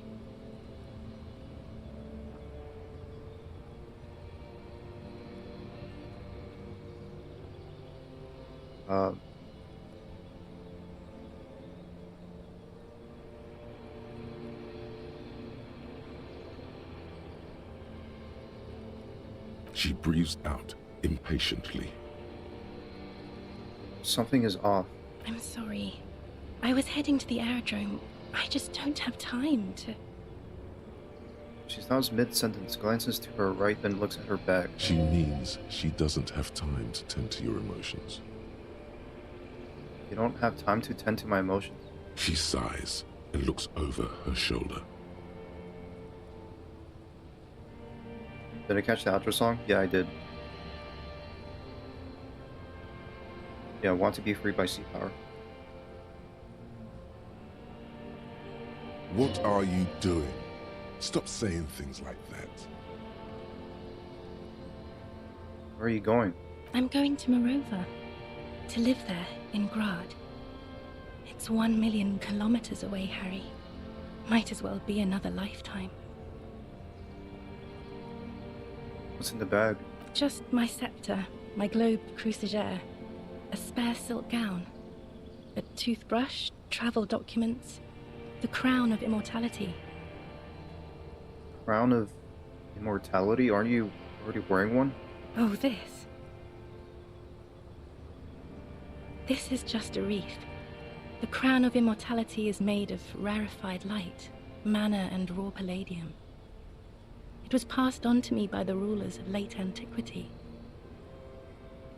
She looks at the suitcase, not knowing what more to say.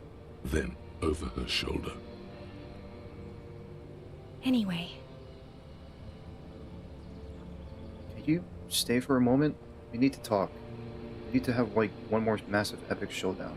No, Harry. No. I don't want a massive epic showdown. I want to go to the aerodrome.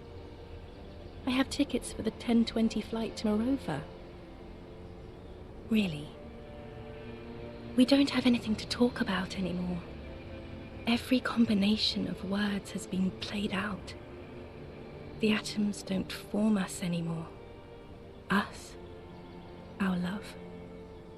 Our unborn daughters. It's all gone. I have to go to the aerodrome. I have to leave Revachol and you. And you have to be alone. In hell. Forever. That's just the way it is. Jeez. Oh God, whatever you do, don't try to kiss her yet. Not after that. You're still reeling. You'll fall over if you try now.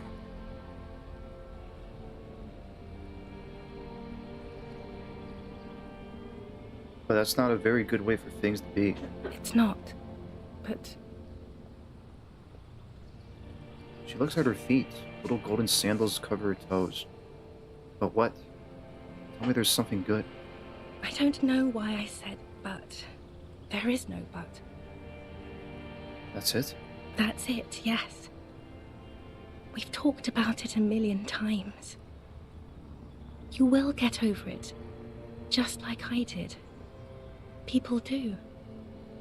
Things will get good for you again. Where in hell? In hell? Stop. You're only making it worse for him. You never help with anything.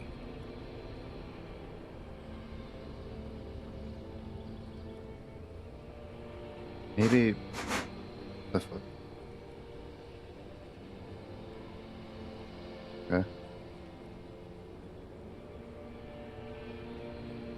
Maybe I think I've reached the end of the investigation. See? It just takes some time. For you, I think it'll take something like 20 years, maybe. It was hard for me, too. I used to think I couldn't live without you. She looks you straight in the eye. Her irises are light blue, flecked with green. But I can. 20 years? That's so much time. Yes. It only took me 1 year, maybe 2. Phew. So you felt that way once. That way you cannot live without me? Yes. But that time is gone now. So very gone.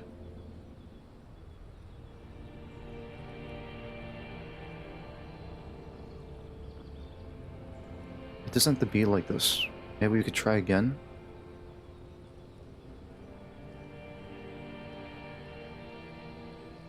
Okay then, super okay. Still have other things I need to know. What other things? We've been through all the things, Harry. I got the feeling you're not really Dolores Day. I don't know what you mean. Dolores Day? She looks at you quizzically. Does not seem like a mystery she wants to get into. You're the ex something. Wasn't I Dolores Day just a second ago? Now I'm the X thing? You're confusing me. Look, I have to be at the Lausanne Aerodrome at 10:20 p.m. I still have a light rail to catch. I haven't even bought the tickets yet. We all told you. Everyone warned you. Who, everyone? Everyone. Literally all of you.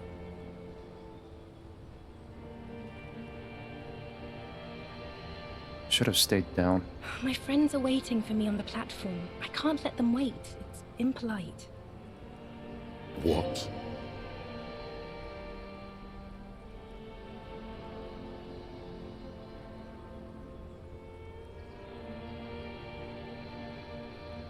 She does not look back. Instead, eyes her fingernails. They're bitten frayed. The evening wind blows in. The gown wraps around her like a white flag.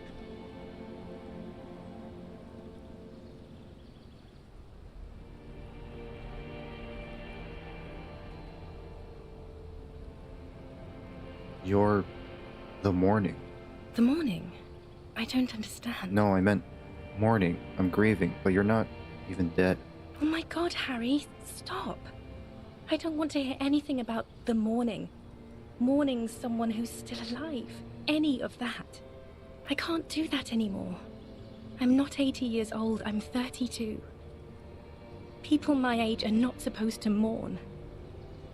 She breathes out. It sounds more angry than a sigh. On second thought, you're Dolores Day, Queen Regnant of the territories of Bundy and Insolent, and nothing else. Yes, Harry. I am. Things have gotten much better for me, now that I am the ruler of the known world. Oh God, it's already so late. I have to go, Harry. A tiny golden watch with red straps around her bony little wrists.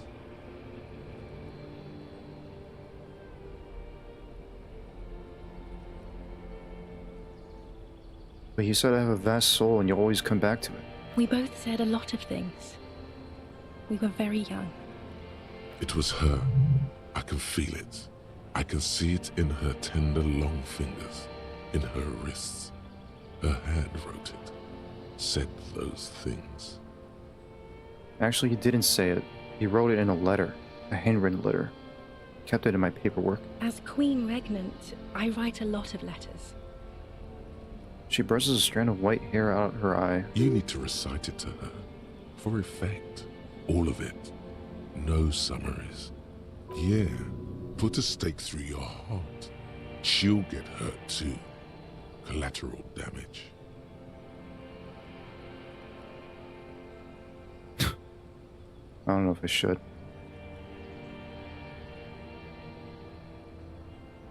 I have it right here. Let me refresh your memory.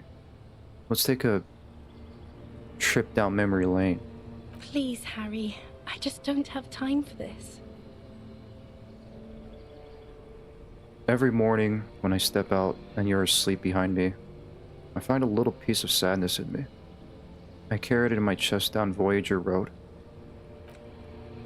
Every step I take, it grows, until by the time I reach the fuel station, it filled me with completely. I step on the light rail and look back, something. Bow collector. I know it will be like this until I walk back to you. You. Every step I take will get lighter. It almost makes me run. Sometimes I do. Can't believe I met you. Can't believe the happiness I feel with you. You have a vast, vast soul, and I will always, always, always come back to it. Okay, stop. Yes. Are you happy now? No, I'm not happy. Then why are you doing this? Being a police detective, I have performed a handwriting analysis on this, so I know it was you. Very well. I wrote it. It was morning. You slept. There was hoarfrost on the ground when I left, on Voyager Road. It was autumn. The first autumn. But Harry, please understand, it was 1,000,000 years ago. No. It was 100 million years ago. I was someone else then, filled to the brim with love for you, hanging on your every word. Oh, Harry, you were the coolest. But I am no longer that person. This has taken her place. It will devour you. Harry, I will eat your mind. The light of the video rental shines through her dress now. A DeLorean figure, cut in black, moves below. It's still her. Her legs, her breasts, her hips. Goose, you're ruining our already broken vessel. I am. I really am.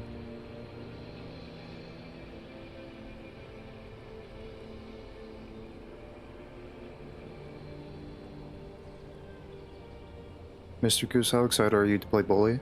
I'm, normally, I guess normally excited. Like, I'm not, like, stoked, I'm just like, yeah. I'm pretty excited to play some bully, yeah.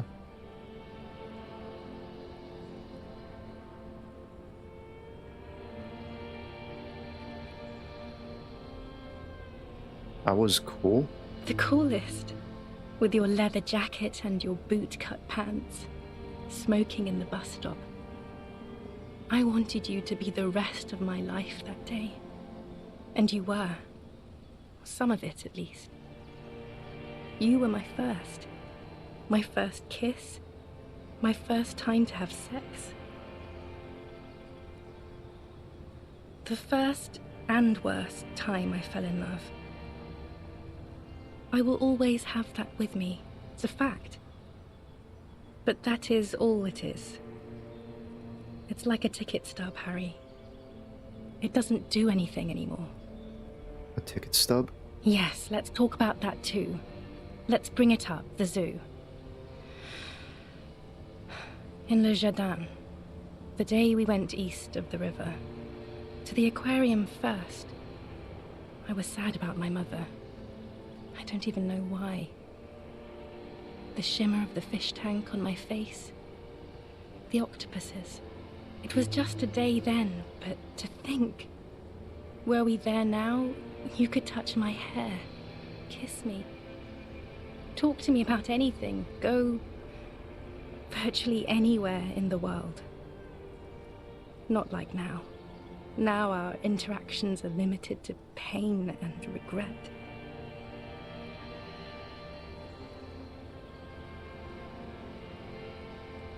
Can you turn back to the person you were? I could see her in you, under the gown and the wreath. And my crown of immortality? No. You scared her out of me. With your crying, the awful time we wound up having. And the cheap rental flats you could afford. Suspect is not too excited. I'm just like, you know, my energy is not at full right now. It's too real. Where's all the political talk and communist jokes? I did not expect this to like go this route. Because there's a trophy for solving the case without inspecting the body. Can't you see? I can never think you're cool again. I can only think that way about new people. You're a better man now. More level-headed. More normal. It won't help anyway. Nothing will. I've been poisoned by newspaper and news. All I can do is scream at them and think of her, secretly. Voyager Road. I know that place. Where is it? It's here, Harry. We are on Voyager Road. At the end of it, 300 meters from the stop. We used to come here to rent videos. The house. There. You could not pay the electrical bill. It became a lightless tomb. The years you spent training for the militia, my parents' money, it was not good. Surely the alcohol didn't help either.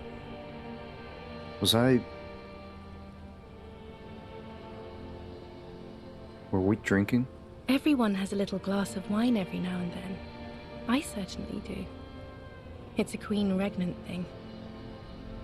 I don't think it was the alcohol. It was inevitability. What now? What happens now? What is the next thing we talk about? Is there really anything left? If not, we can always repeat one of the things we have already talked about. Talk about it again. If you do not feel like doing that, you should let me go to the aerodrome. You're not even human. I am actually very ordinary, Harry. Below this gown and wreath, I have an ordinary soul and ordinary thoughts. The only thing inhuman about me is this. This thing you've made me into. I'm sorry for saying so, but I just hate it. What is this? This is so far gone, Harry. I don't even... No, you're special. You had glowing lungs. My lungs do not glow, Harry. I am just like all the others. None of us have glowing lungs. Stop making me into some kind of... She will, once you have erected the Temple of Light. But then this is all meaningless. I feel like, okay, so... Man, I'm too tired to like to explain this, but... Or make my own opinion on this.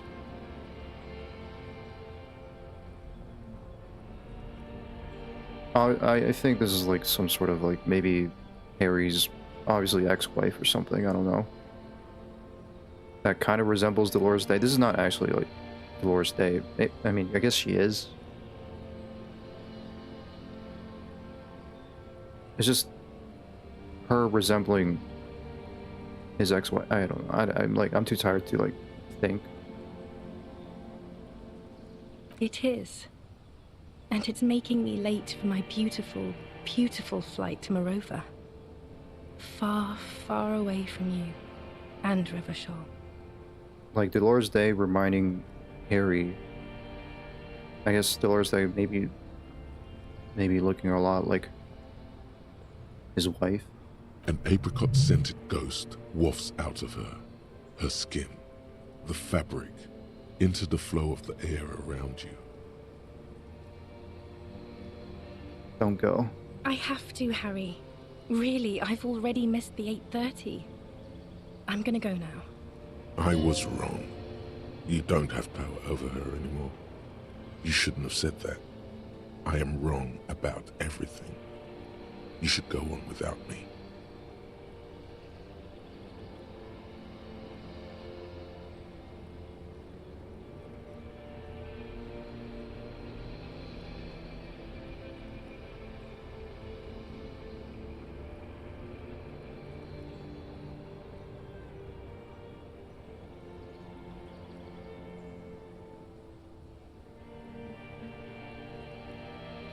Okay, I understand.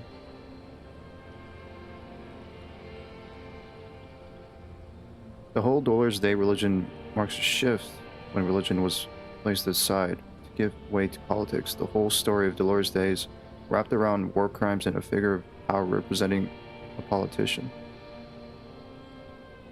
No, you don't.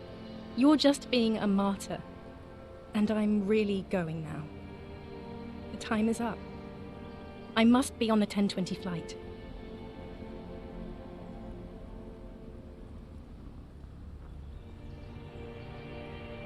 Will we ever see each other again? I won't see you, but you will see me.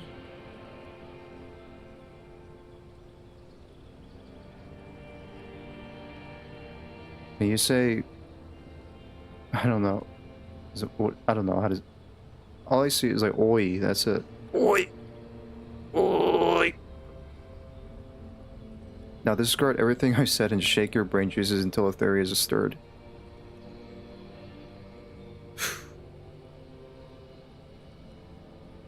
I think I needed another cup of coffee right now. Oh, Harry. This is a dream. Can't you see? I'm already in Morova by now. Who knows how long ago this happened? A year? 2? 5 years ago?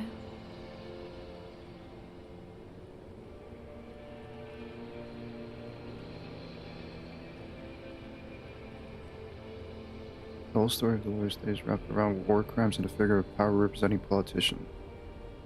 Isn't there a term for that? I forgot what's the term for that. Like religion and politics being, you know,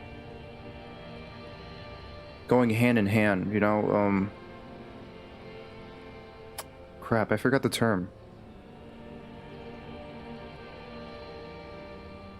But I know what you're talking about, Scratch. I think.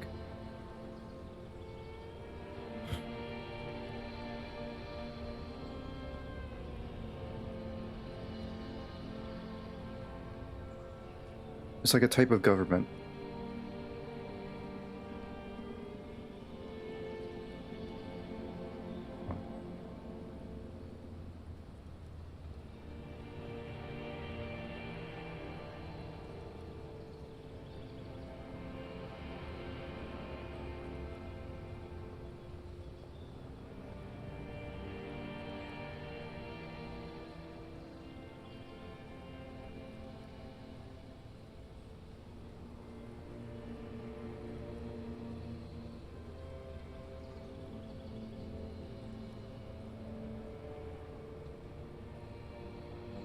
Forgot. I remember, like... I'll just move on. How will I ever see you again, then? Right here, tomorrow night. Once this dream starts happening, it keeps happening. 3 times a week, at least. And Harry, it really, really looks like it started happening again. There's the video rental. I'm suffocatingly beautiful. And young. And I smell of tutti frutti chewing gum.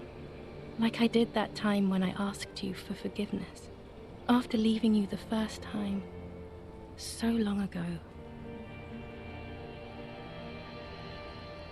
Streamer uses AI technology to write his own bits, says artists don't have value. When did I say this? But this is intolerably Oh, intolerably yes. bad. This is real darkness. It's not death or war or child molestation. Real darkness has love for a face. The first death is in the heart, Harry. See you tomorrow.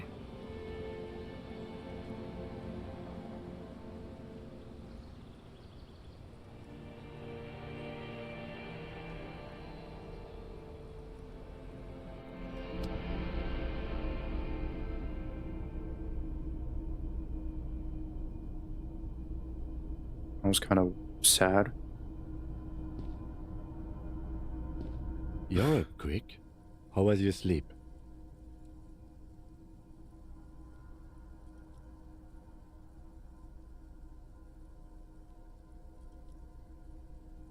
You're a badass like that.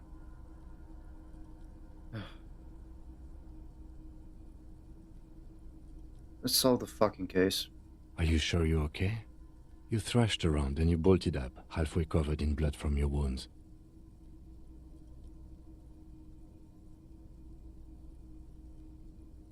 Okay. He's still worried. You must have really thrashed and squealed in your sleep. So you're not on Instagram or Discord? I don't have Instagram. I have Discord. I do. And I do have Twitter.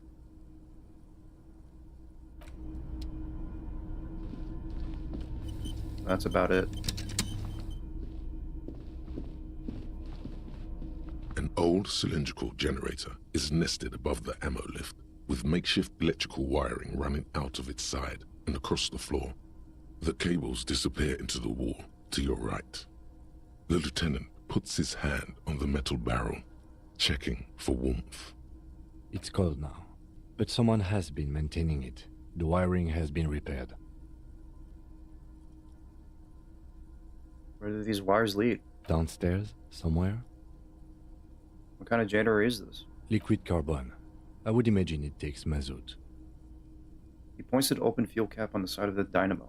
The kind that's favored by vagrants and fuel thieves. It's been a long winter, long and cold. You quit OnlyFans? If anyone stayed here, they'd need a generator. Yes. Tap on the side. A hollow ring. The canister is empty. Dust falls from the generator and down into the ammo lift. What does this mean? A generator here? I don't know. I'm not a philosopher. That is his idea of a joke.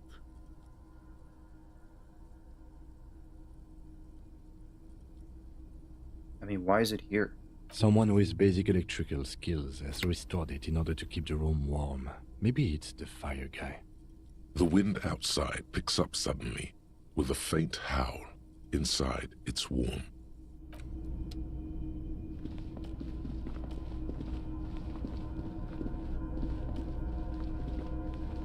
You see a small metal door nested inside a larger one, a heavy steel blast door. There is a conventional keyhole above the handle. It's very small. It's on the other side. Another part of the island, probably. The lock looks like it could still be usable. How do we open this? Maybe this is one of the doors we don't open? He looks at the door, then its bigger brother, then at the lock. He's right. It would be better to open its big brother. A powerful engine hangs under the ceiling. It must control the blast door. You're right, we need to open the big one. Do you see it controls anywhere? I think there's a console just southeast. Let's look around. Getting the blast door open seems like the best plan.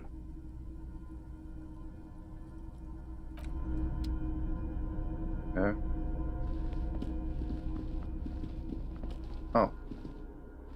Green paint flecks off the monoblock aluminium cabinet. There are rows of switches on the front panel, a frequency band, and even a keyboard.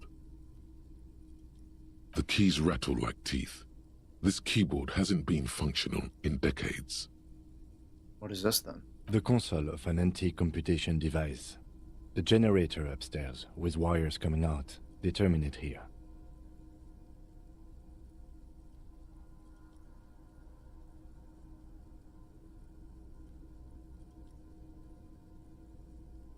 Could this open the blast door? Possibly. Urgence, ouvert, allumé, radiodiffusé. It sounds like this device was used to control the electronics here. Maybe it still does. This device was used to control the electronics in the room. It could open doors, control lights, function as a radio computer. Push light interior. Nothing happens. Slide radio dial. The dial slides under the glass, silently. You make out defunct stations on the UKV frequency. The words, Feld Insula, are written on the band. When's the Diddy party?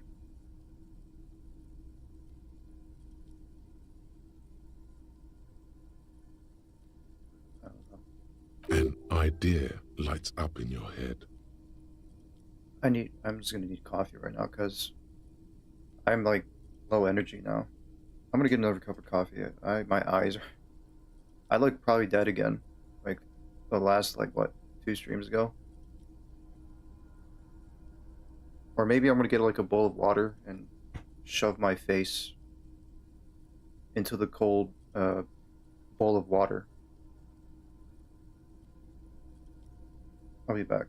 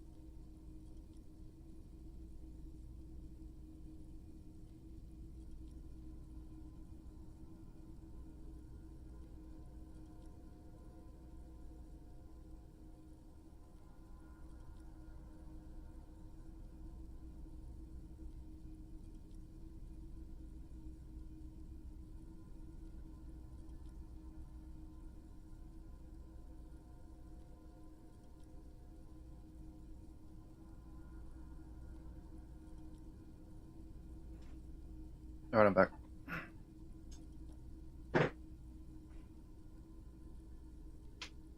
All that coffee had a side effect? Yeah, it could probably be a side effect.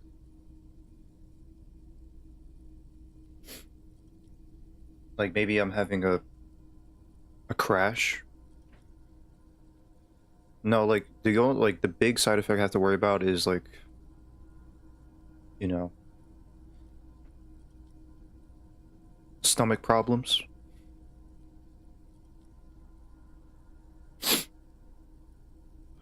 I did splash cold water on my face though. I'm a little. It kind of worked a little.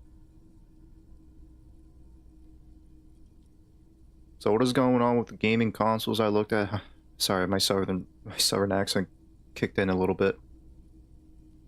I looked at how many they use to sell, and they don't sell anything close to what they once did. PlayStation, Xbox, any of them.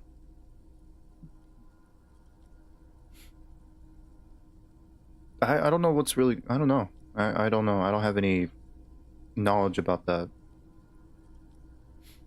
My next console's a PC. I bought Farming Simulator 25 and is utter crap on PS5 Pro. Just can't handle the graphics. I think that, I mean, yeah.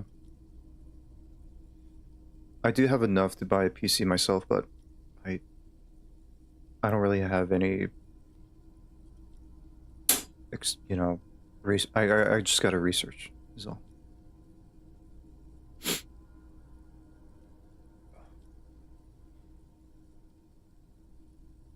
Maybe we could contact Suna, the programmer lady. She could open the door for us remotely.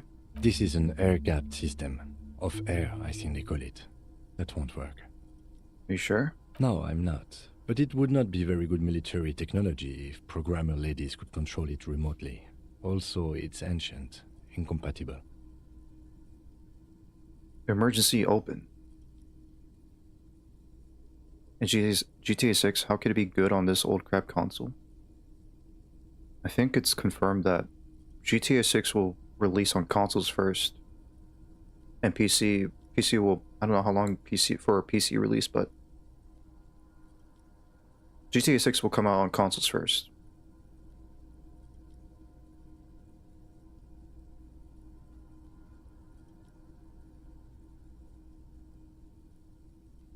Alright, emergency open. We need to restore power before using this, officer. The generator, it didn't look like there was fuel in it. We should look around outside.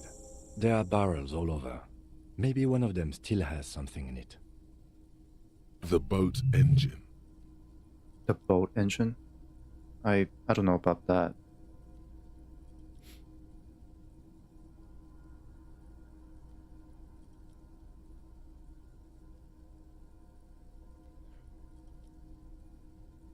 Or we get some from the boat engine. But officer, then we would have to swim back to the mainland. Let's just look around, okay? The consul stands by, mutely. Urgence ouvert reads a dial key. Allumé reads another. The frequency band says radio diffuser.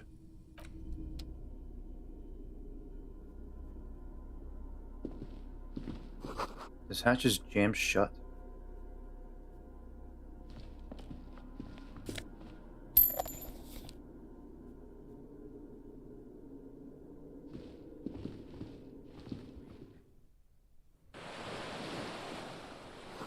Firing slit. You can't see inside.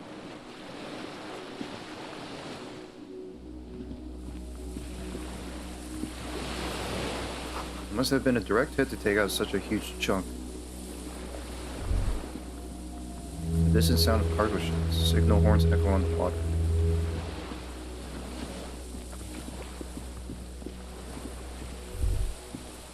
The reed sways strangely. No, it's not.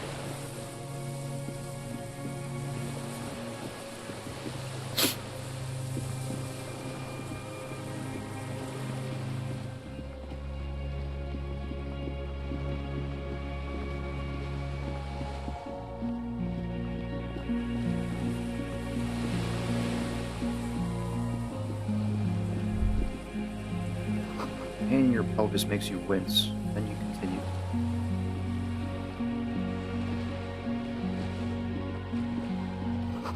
The inside of the fortress, you make out the console and the blast door.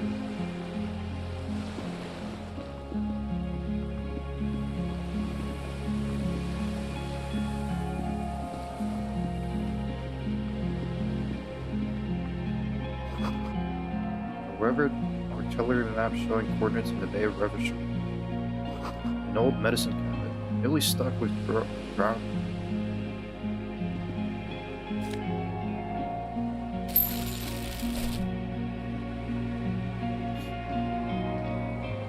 There's a rain-soaked mattress on a concrete slab, only half covered by the crumbling roof.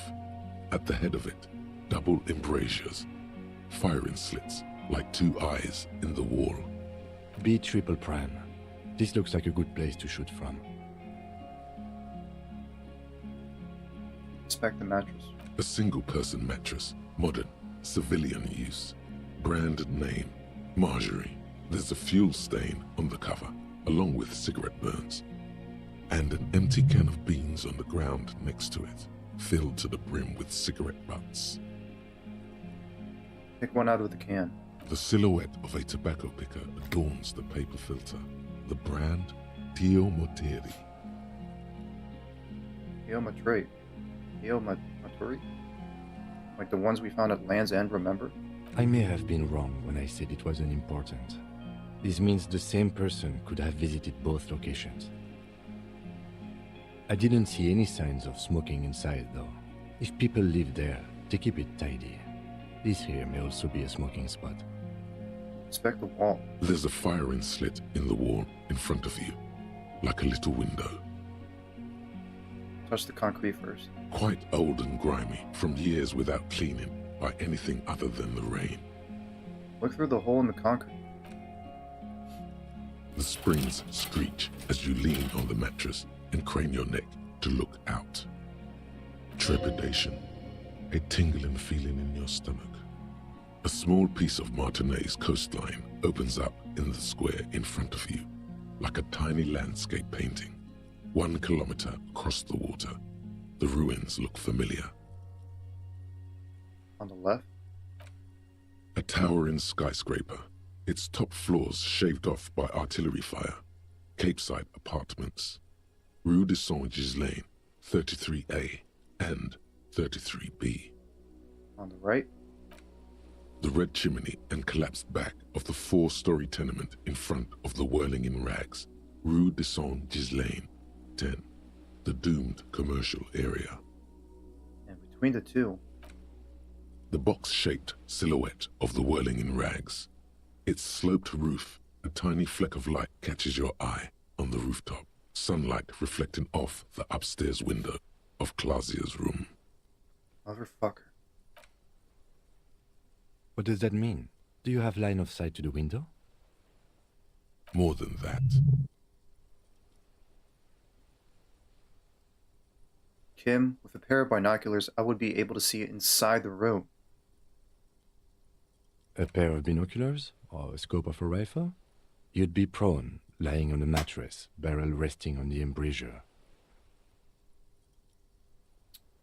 I give my PS5 Pro away and buy a Nintendo. You buy the Nintendo Switch too.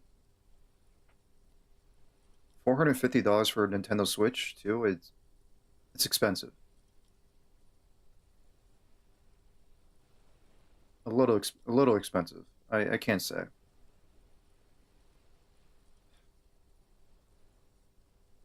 Especially with like how they price the games. $80 for digital, $90 for physical edition.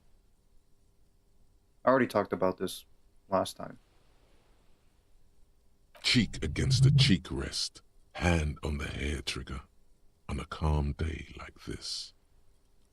Kim, I could make it. I could make the shot. Good. I think we have it, Detective. The origin of the shot. This is the sniper's nest. Affirmative.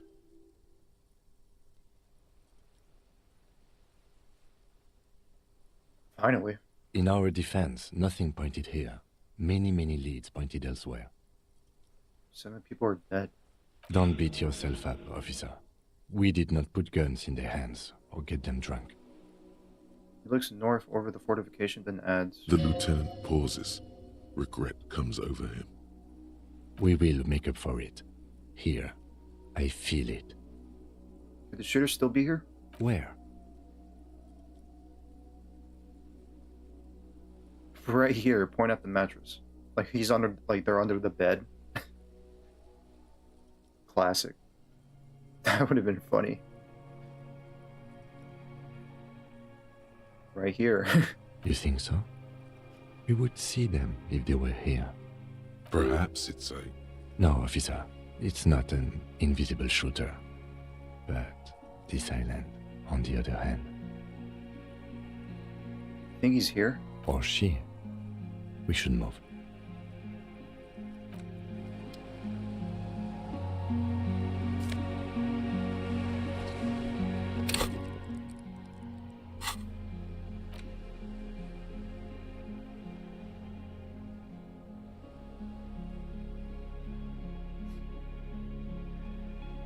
I have 8-bit Nintendo, Super Nintendo, and Mini Nintendo. I'm not buying a Switch. PC for me next, but it costs awful much. It is.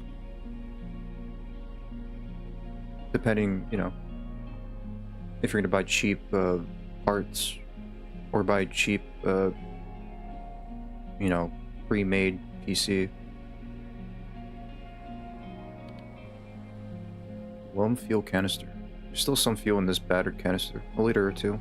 The metal looks decades old. Logo of the automotive manufacturer Loam is faded on the side. You could sell this for $48.86.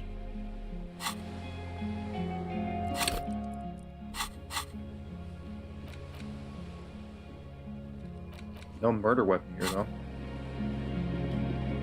And still no sign of fire guy.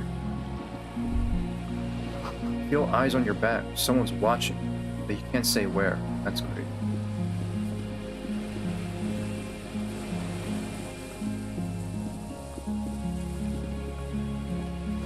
The winch is broken. Rust has eaten what remains of the chain. A strange feeling looking at the water. Maybe you should just wander off into the sea. Leave it all and walk in. Why? Perhaps there's someone there, under the water, waiting for you, where it has always been, smelling of tutti frutti and betrayal. Maybe you know it's going to hurt. In the still mirror of the bay, you see Martinez, reflected. Tall edifices of ruins reach into the water, like shimmering towers. And the shacks too. Pine trees and motor lorries, upside down. Islets and posts, like stepping stones, lead into the water in front of you. Go, step in. It's been too long.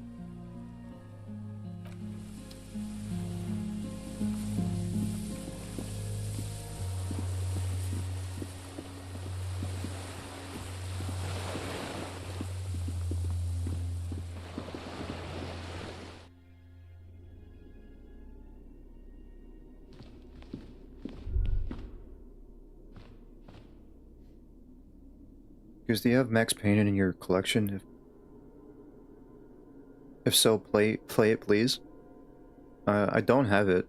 The only Max Payne, I mean, it's on the store, but the only Max Payne game I could play is the first one, and that's it.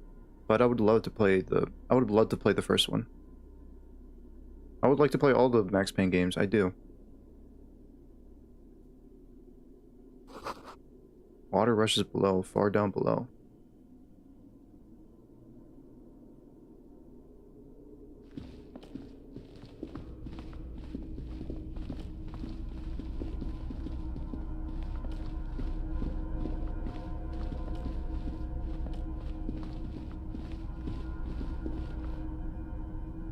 This old cylindrical generator waits with its fuel. The lieutenant assists you, holding the canister up to the fuel tank as you tilt. Dark brown, viscous fluid pours out, and the room fills with a chemical smell. There's a red starter switch on the side of the cylinder and a start rope on the other side. The lieutenant flicks the switch. Actually, I have an idea. You know, I could probably... Is Max Payne on Steam? I think it is, right? Maybe on GOG as well. I should check out GOG. I do have Steam, and I could browse Steam now that I have an account there. I mean, I'm not sure if my laptop could run Max Payne. I doubt it. I don't know. This laptop I have is not really made for gaming. But still, I mean, it could work. Pull the rope. The recoil start wakes the old generator up. The machine sputters like an old warhorse before settling down to a rattle. That should do it.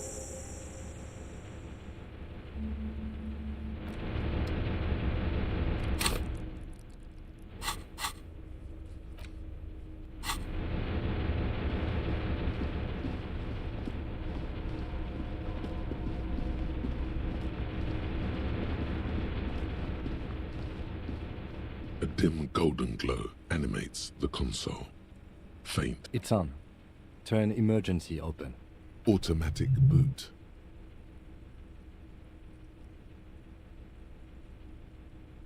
Download Total War Medieval 2. Nice. The first two should run no problem. They are older games. Yeah, they should. I play on an old laptop from 2017. Just you guys saying that just reassured me, so thank you. Emergency open. The blast door opens with a series of clicks. A shaft of light appears, then widens as the light shines in. Like, maybe tomorrow I could go to the store and buy some stuff. Like, I want to buy, like, an HDMI. Buy a mouse pad and a mouse. Like, the cheapest mouse. I don't need, like, a very expensive mouse. Like, the cheapest one I could find is, like, $50, and it's, like, a Razer mouse or something. I don't remember. And I do need to clean up my room and like my desk, because, you know, make a little bit more space. Maybe move around some stuff.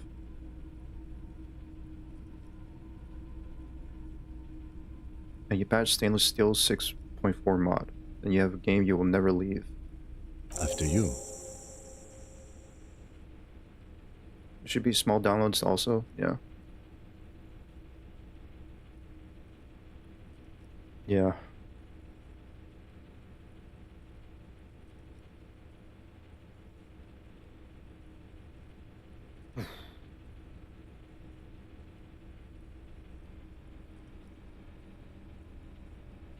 Before, outside, when we were walking across the sand, I felt someone watching me. So did I. Not back there, but I felt it since we came here. What's there? I don't know. What if we get into another fight? Don't worry.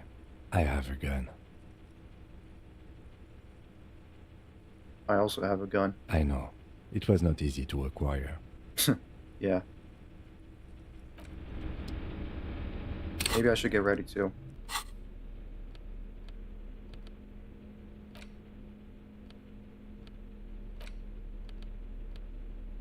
Well, I miss my necktie.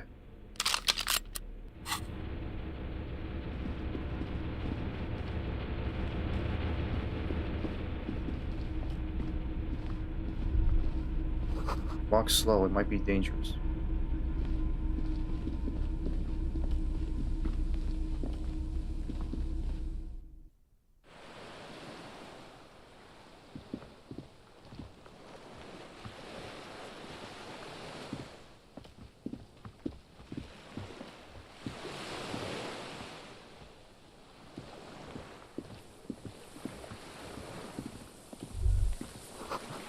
Small white flowers blossom all around you. Maybells?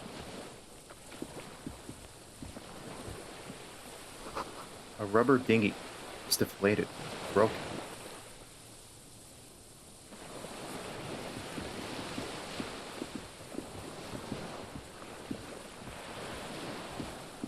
Oh.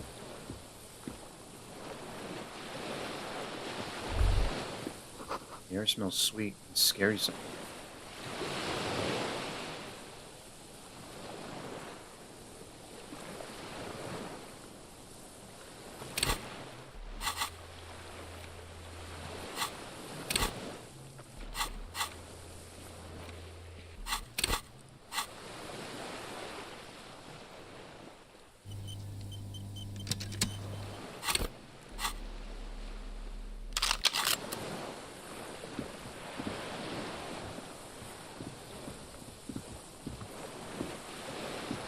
An old man, wearing tracksuit trousers, leans on the frame stock of his rifle.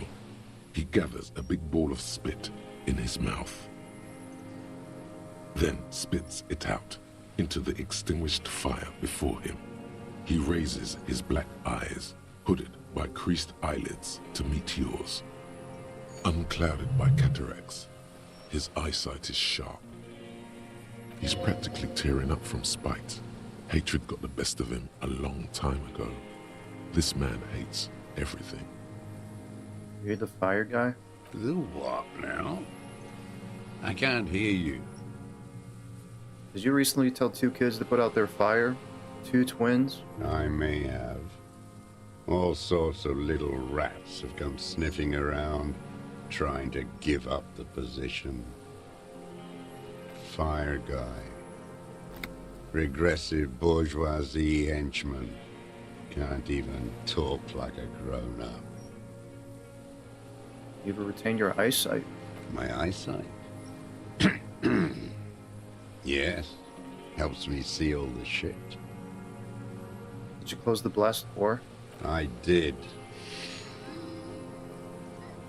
And you opened it. How? I feel the generator, then use the console. I should have burned that console down. How did you know I was coming? Reactionary rock and roll music. Playing on the water. Oh, yeah, that... Told you we shouldn't play sad FM.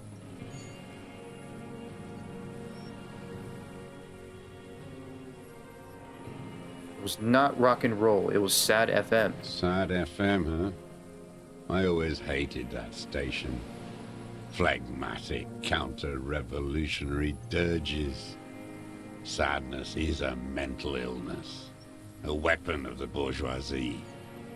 The fascists were right about rock and roll. It is degenerate. Hip gyrating, mental illness music. Nice gun you got there. It's not nice. It's a piece of shit. But it gets the job done. Is that a Bell McGraw? It's a 3-Angong 446. A Samaran rifle. How did you get hold of one? It was sent to us by our brothers in the Signal commune. Military aid. It has stayed true to him. He can still make it sing.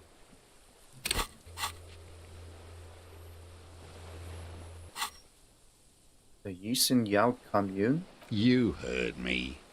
It's good now. Like chalk wiped from the board.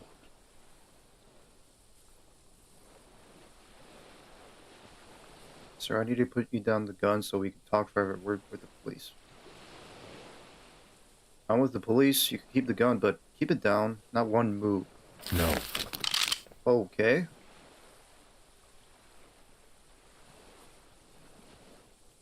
Put it down now, sir. Or you're gonna blow my brains out before you question me. To hell with it. It's a walking stick anyway. It's out of bullets. The old man lays the rifle down carelessly, then looks at it lying there. Like an amputated limb in the sand.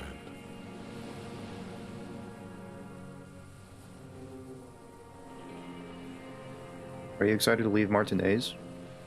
I mean, not really. I'll probably stay in Martinez a little longer. Of course, not on stream. I'll play it in my own time. Whenever I do have time, though. He stares on, his wrinkled mouth moving without a sound. A strange sadness, like a song.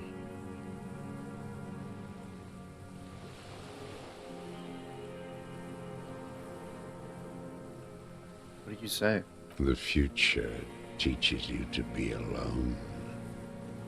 The present. Present? The present to be afraid and cold. The old man pulls back the hood of his plastic cape and looks up into the sky. It's blue-gray, same color as the sea. What about when it leaves PS Plus? I mean, I'll buy it. That's fine. Or I could play it on my phone. I mean,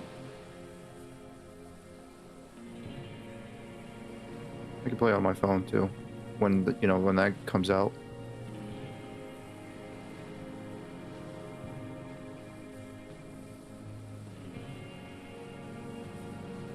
Those words, the future teaches you. Real music. Real Prolet cult. That's la Revacholière, not your rock and roll misanthropy. Chanson de soldat of the black and whites. You need to address that remark.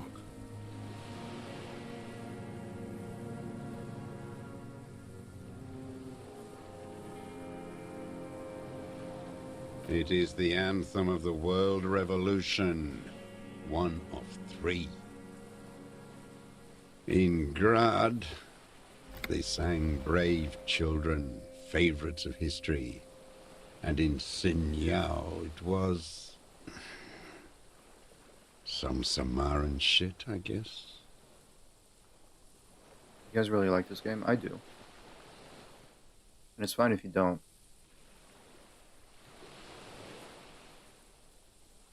La Rivière, I've heard the name somewhere else in a dream. Everyone has. They named a fucking perfume after it. No, that's not it. I talked to her. Talk to her? He raises his bushy brow and looks down from the sky, straight into your bloodshot eye. Yes. In the church. God's shithouse. Should have taken it down like they did in Grad. Dismantled it for firewood. How does it go? The song? How did it go? Something about shooting rabbits. I don't know. I can't remember. It doesn't matter. It's gone now. He waves erratically with his hand, annoyed that he can't remember. A little tremor passes through him. It was dear to him. He resents forgetting it. His gaze follows your motions. The rifle feels surprisingly light in your hand, frame stocked and patched in places with tape and wire. Must be my ADHD that don't like it. I mean, it is a lot of, you know, going to places and talking to people. And a lot of reading, and a lot of texts and dialogues. Okay, I mean, and there's like a pretty decent amount of options you could pick, you know? Some silly options, some crazy options you could say and do. I should have slept by now, but I've been trying to work on the new Monster Hunter Wilds armor set. I didn't have any luck. There's a low rate drop. You mean a low drop rate that never comes in. Or never comes. I'm starting to get frustrated. Oh, well, I didn't know that was a thing, but... oh boy. Still warm from his parched hands. Not the metal. The metal is ice cold. This weapon has been modified several times. I'm not the best reading or writing in English. Maybe it's that too. Maybe there's like options you could do, like text options, and maybe not. Or actually, yeah, you can.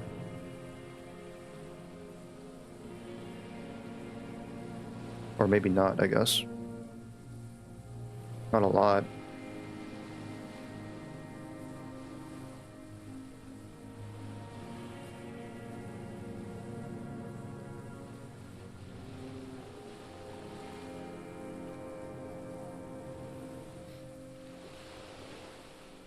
The rifle's in a shabby state, like a crutch that's seen too much travel. No Norwegian cell, yeah. Are embossed into the forearm, made of walnut. On the butt, you see Vespertine writing, burned into the wood. Triangon, 4.46mm, made in Sinyao. It's as he said. It's a Triangon made in Elysium. No one said it has to be a Belmagrave. We were just guessing. From ballistics, it could easily have been a Triangon, too.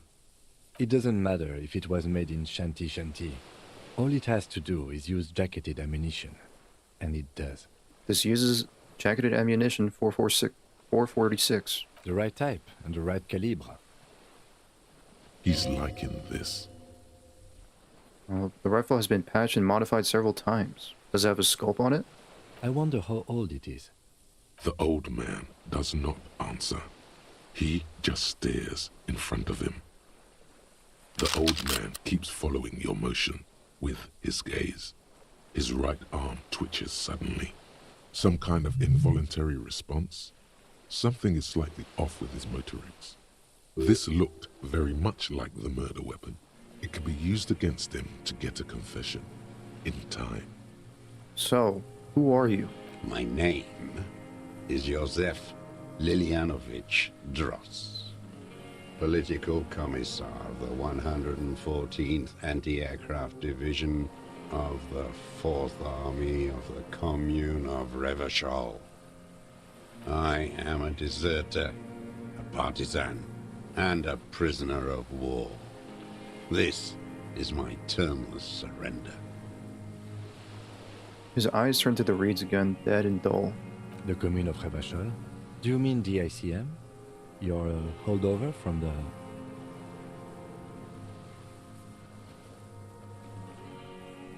Some tell me how good RDR2 is, and it's beautiful, but if I have to play it for 30 plus hours, I will not finish it. Indiana Jones, I will never finish. I never finish and probably won't. I just get to where I lose interest and don't want to play it anymore. That's fine.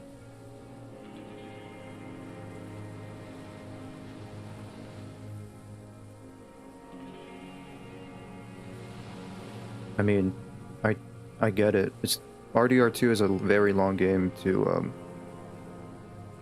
go through. Very long.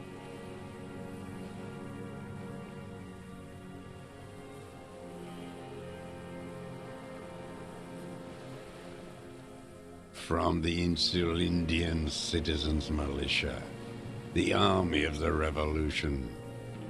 I was recruited in Jamrock in 07, trained in the École de Contrôle Orient, and consigned to emergency defense duties in 08. Just don't play it excessively? Yeah, I guess so. To me, I never lost interest in RDR2 when I was playing the game. Just because to me it was just, I just love it a lot.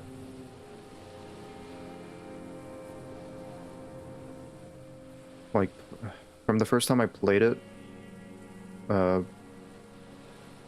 it took a while, like 50 hours maybe.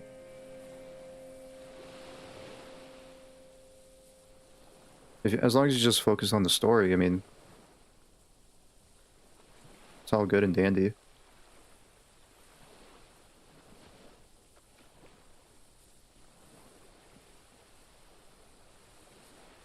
The sun is up here now, must be late for you guys. It is about to be midnight.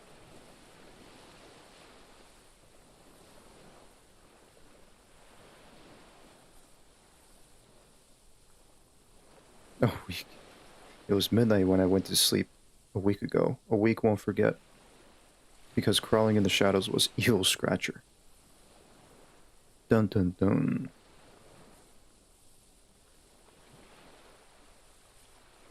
We had Northern Lights for a few days. If you had Insta, I would send you. I mean, I have Discord too. You could send me on Discord, but it's alright.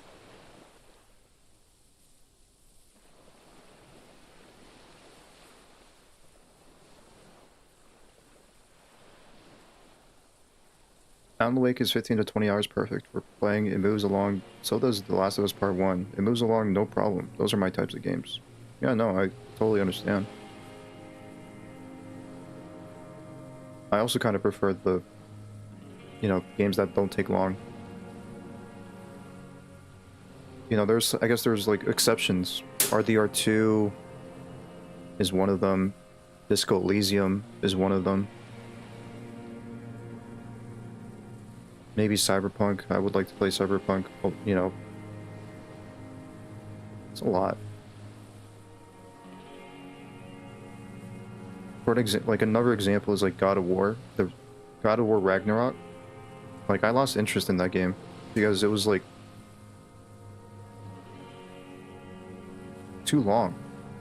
A little bit. It was a little too long.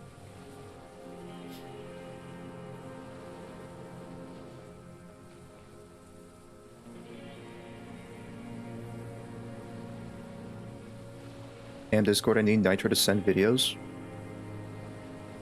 I didn't know that.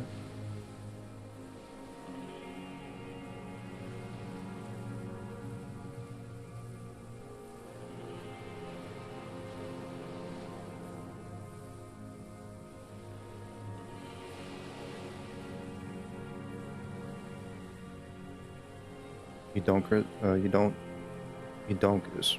What do you mean you don't? I don't. I left my unit on the eve of the landing. When I returned here on May 14th, the commune had fallen.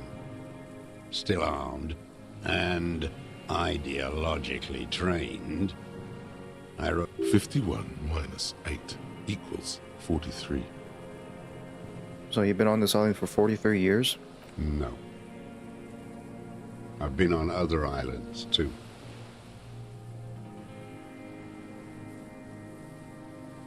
I was an Resurrection until they turned it into a spa in 18. Then I was an E-48, a nameless sound, until the sea washed over it. Then I came back here.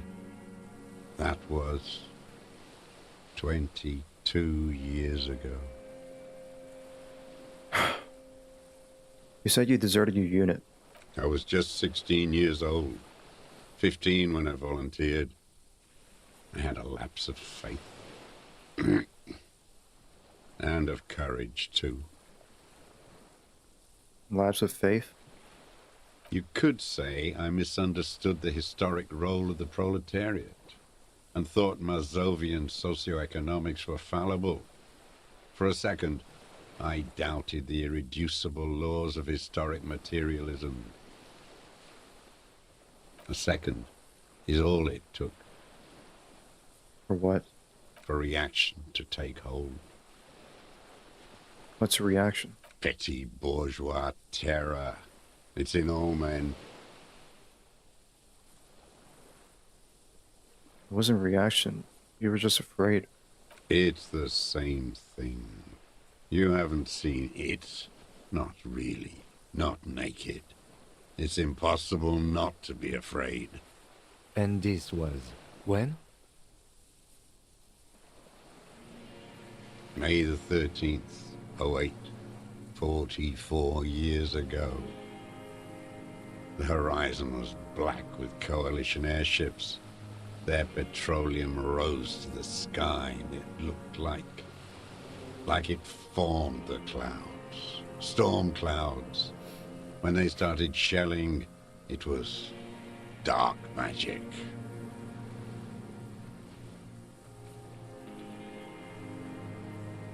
Dark magic? The combined might of international capital. All at once, all the greed and terror in the world tore into Revachol. It lifted streets from the ground and turned houses into ghosts. We were in the flak tower, huddled on the floor.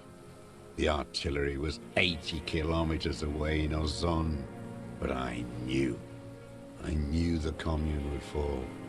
We would all be turned into ash. So I said I was going to the map room. I had a feeling this guy was a communard. A terrible shame still within him. The lobes of his ears are red with it. The shame and smallness of what he became. You didn't go to the map room? No. I climbed the chain link across the water and hid inland, in the bunkers there, like the weakest of the weak. A mouse, frightened at the ordnance all night, and the sound of the rotors in the morning, whirring. Nice impression. What was that? Airships. I climbed out into hell. The landing was complete. The chain was submerged. I had to swim back. The fortress was half submerged too, shattered. They'd all drowned in the lower levels, or got torn to shreds above. The anti-aircraft gun had malfunctioned. So had I. I left them without ideological direction. It was real. I'd seen it. I'd seen it in reality. Seen what? The mask of humanity fall from capital. It has to take it off to kill everyone, everything you love. All the hope and tenderness in the world. It has to take it off just for 1 second to do the deed. And then you see it, as it strangles and beats your friends to death. The sweetest, most courageous people in the world. You see the fear and power in its eyes. Then you know. What? That the bourgeois are not human.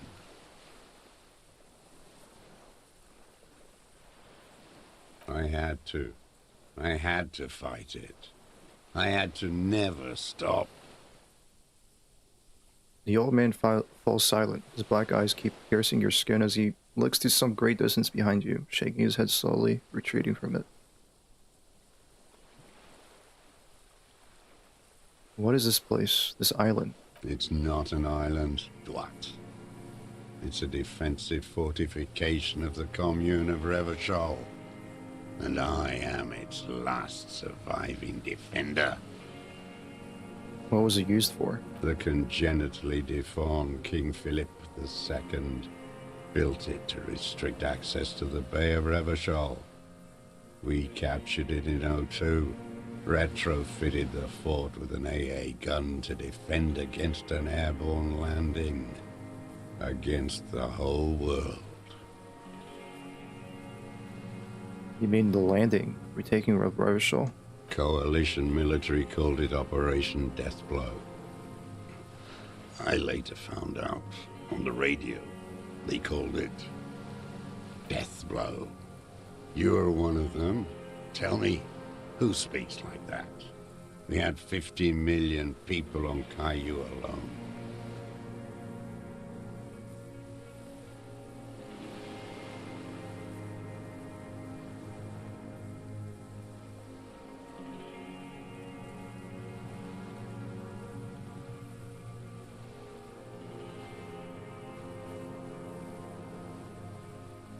Sure you are.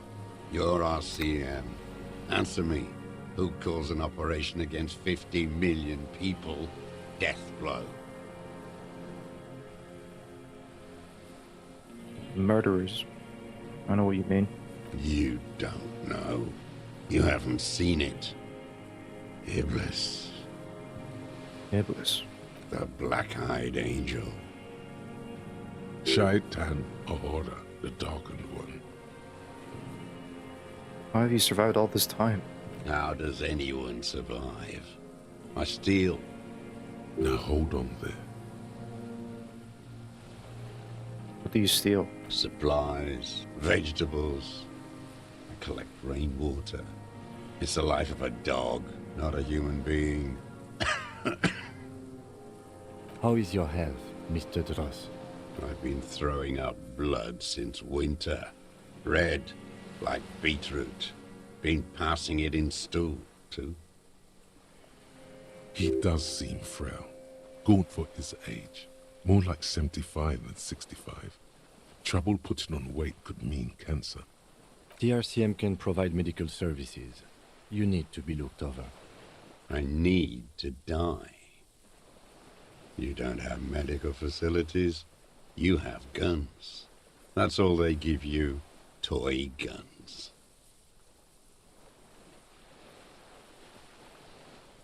We have Dramamine and other opioid-based painkillers. You must be in pain. I have been running out of that stuff. A light goes on his eyes as he smacks his dry lips. This is a serious situation. You need to be looked over and we can do it. There's nothing to look over. The triage is in, and it's black. Administer morphine. Moribund.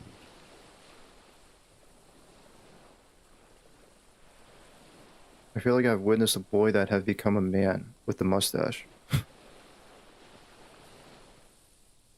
How have you coped mentally? I haven't. I have holes in my brain. Years missing, others filled with pain only. A decade of I don't even know what. Inferno?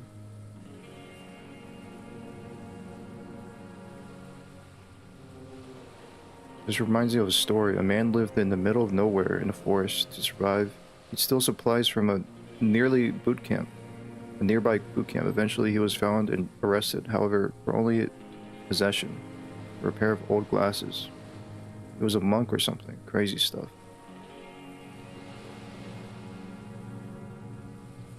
I would imagine it gets tremendously difficult mentally to live in isolation. Traitors. It's better alone. I watch the people of this city turn the lights back on more and more each year. Ruins, glimmering in the dark, like a fucking merry-go-round. It's disgusting. He looks down at his shoes, his face parched from the sun and the wind. There's a winds of pain in there somewhere. Are they not heartbroken? How could they have moved on?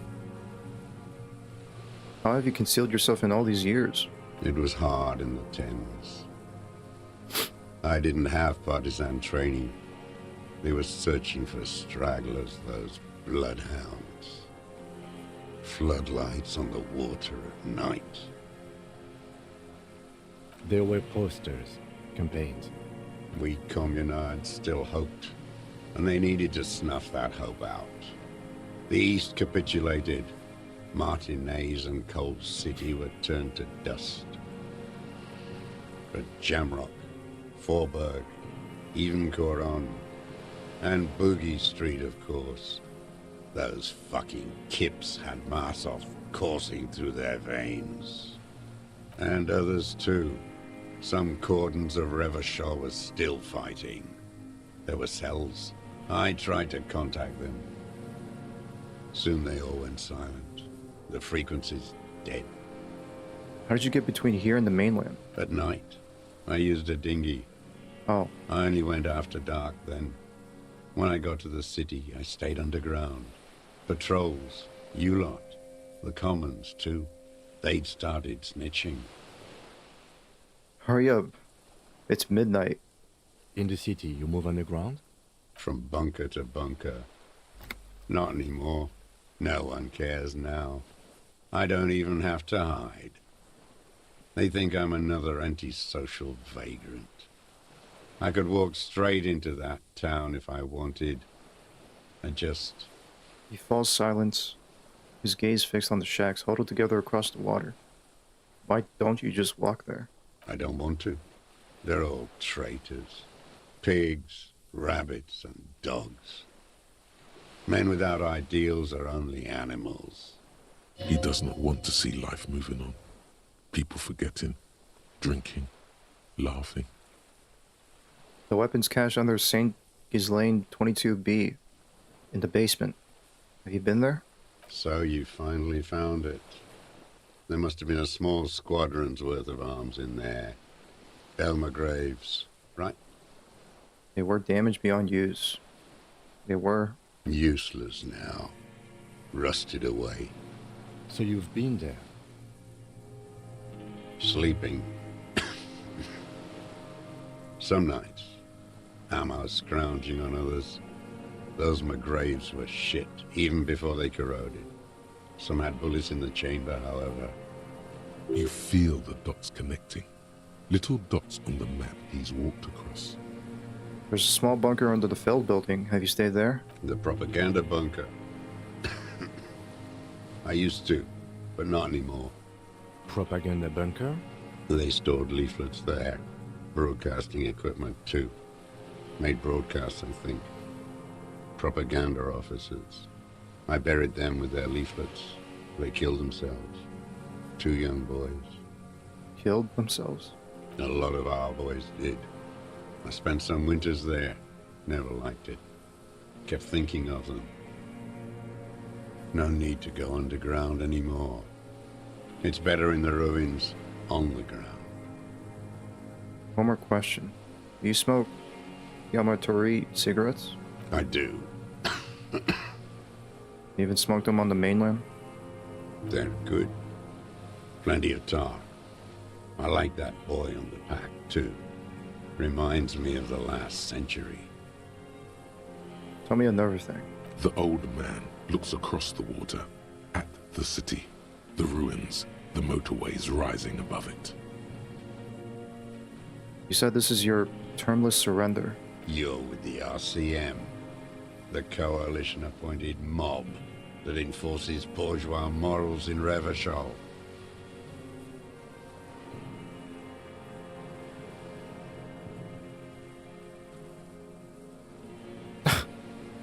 I know what it looks like, but I have a secret plans to turn the RCM into a Mazovanian revolutionary unit.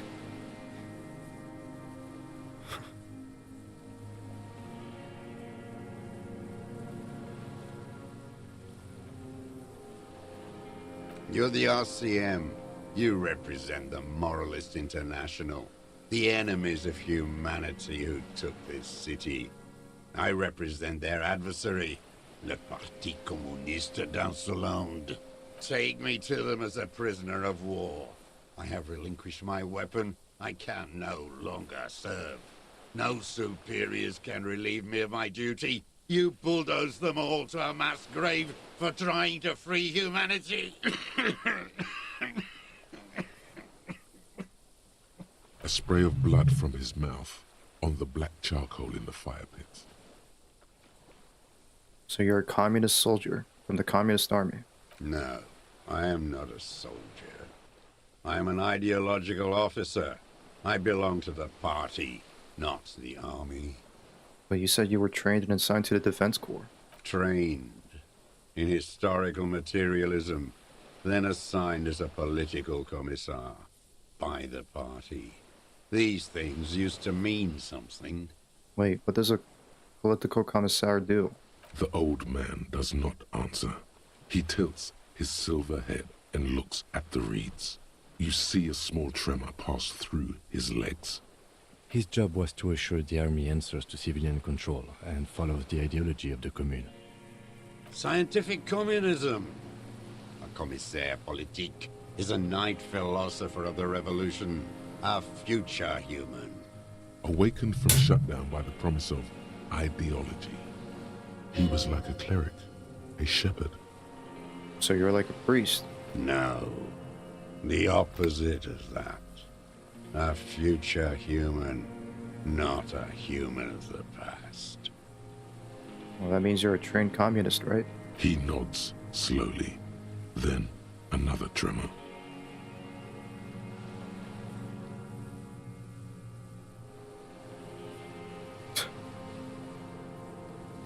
I'm also a communist.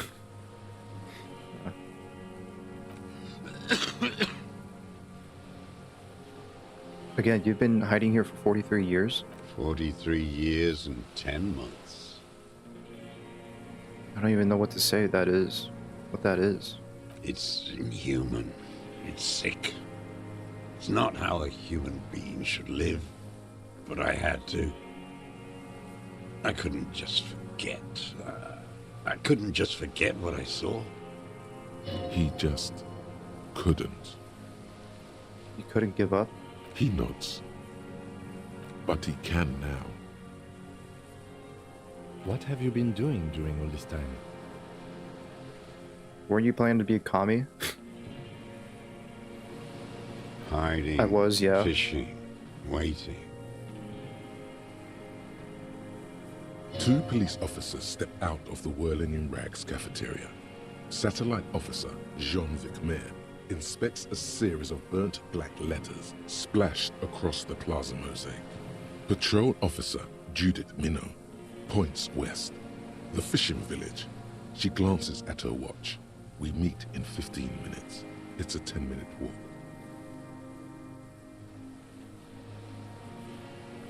The officers go, leaving behind the writing, still smoldering. One day, it says, I will return to your side. Always waiting. The old man turns his eyes from the shore and back to you. For what? For her to return. Her who? Girl, child, revolution. Girl, child, revolution? Always. She better come. I too have given my life to Mazive in socio-economics. A waste. The material base for an uprising has eroded. The working class has betrayed mankind and themselves. The historic opportunity for a revolution has passed. It will not come back anymore, however hard I try, whatever I do. No, I am trained. He nods slowly. I'm also a communist. Then, No, you're not. You're a liberast. A liberast? A liberal and a pederast. It's what most liberals are. I'm not a liberal. I told you I'm a communist. Detective, we have not come here to discuss ideology. We have come to ask questions regarding a murder investigation. What is a communist? Is it Nazi? No. Communists fought the Nazis in World War II.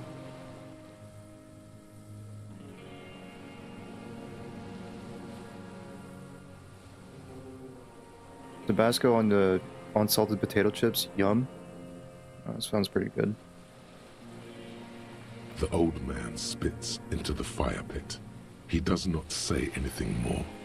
A jitter passes his lower body. Is Putin a communist? No, he's not. He's not a communist. Like, Russia is not a communist. I'm not gonna get into politics.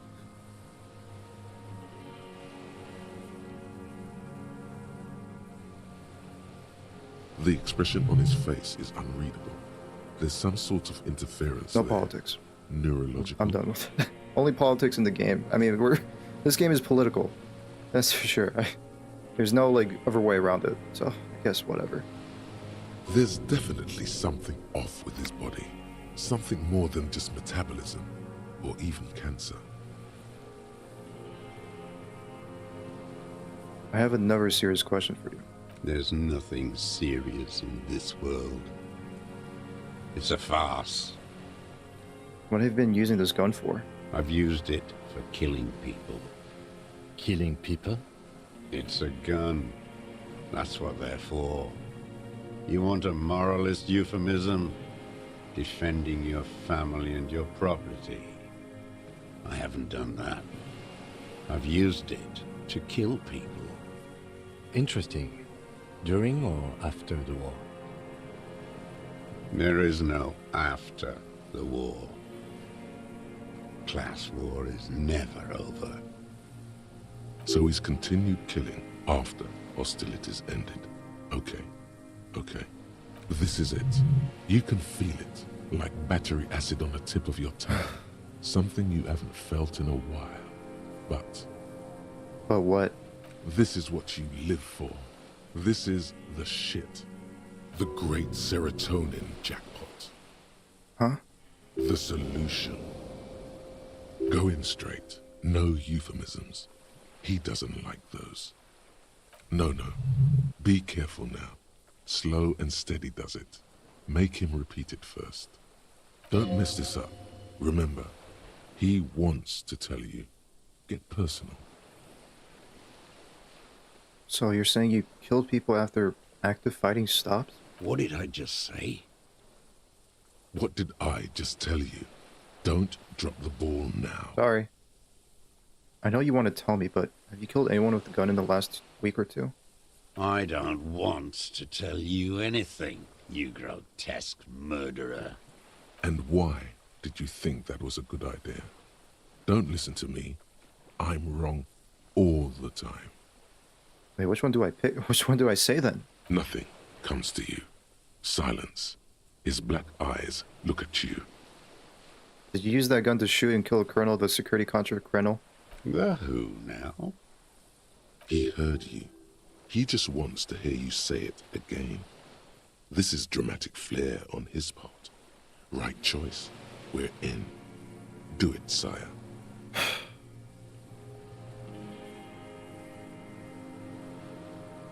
A beautiful, strong man sent here by an honorable private military company colonel.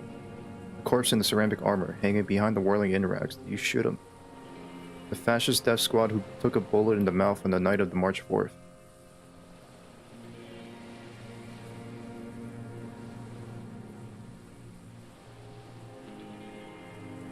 Oh, yes. That one. Ugly piece of work, that boy. Did you kill him? I am a son of a welder and an officer of the Commune of Revachol.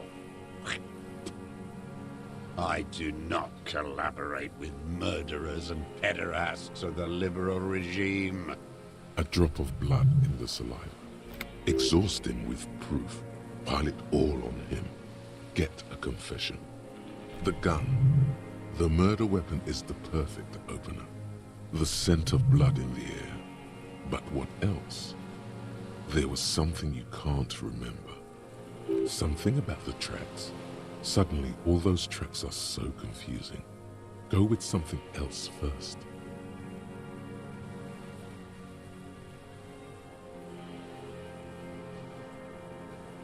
Mom, what am I forgetting? Wait, here it comes. The goddamn Maybells. The dried Maybells on Clausia's roof. Oh, yes. There were Maybells in the grass when you got here. They're revolutionary symbols from the war. Nowhere else, nowhere in all of Martinaise have you seen them this spring. And there were some Maybells in this island. Wait, don't forget the footprints. The diagonal prints in the dust in the secret space behind Clausia's bedroom. Now, they're gonna come up. Of course. Thank you, Had. Thank you. You got it. Remember, the boot prints were like no modern soul. Maybe don't beat yourself anymore, though. You're not immortal. There were Maybells behind the victim's window. Damn Maybells. The whole island is turning white with them. He seems tender suddenly. Nostalgic even. A strange mood swing. So many this year, too. The spring is coming. No, it's already here. Wash the filth away. Oh boy. It's already past midnight. Man. I'll keep going. I feel like I'm very close. I'll keep going.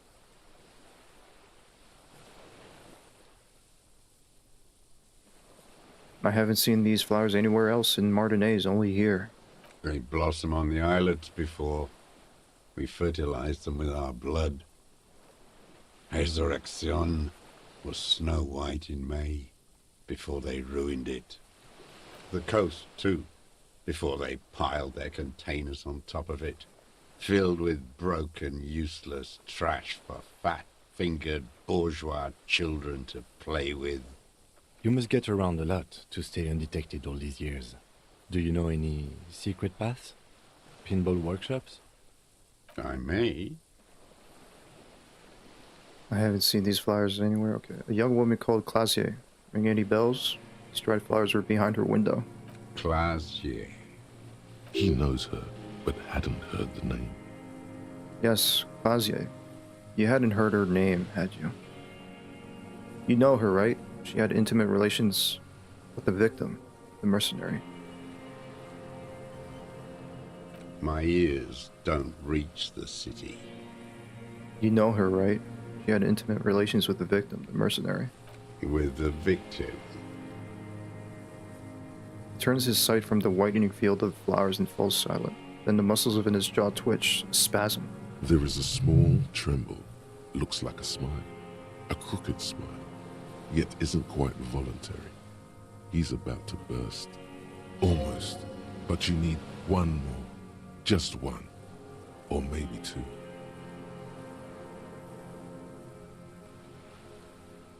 You know what is clear? The end of the world. Enjoy all your days like they were your final. Soon it will be a meteor will hit Earth.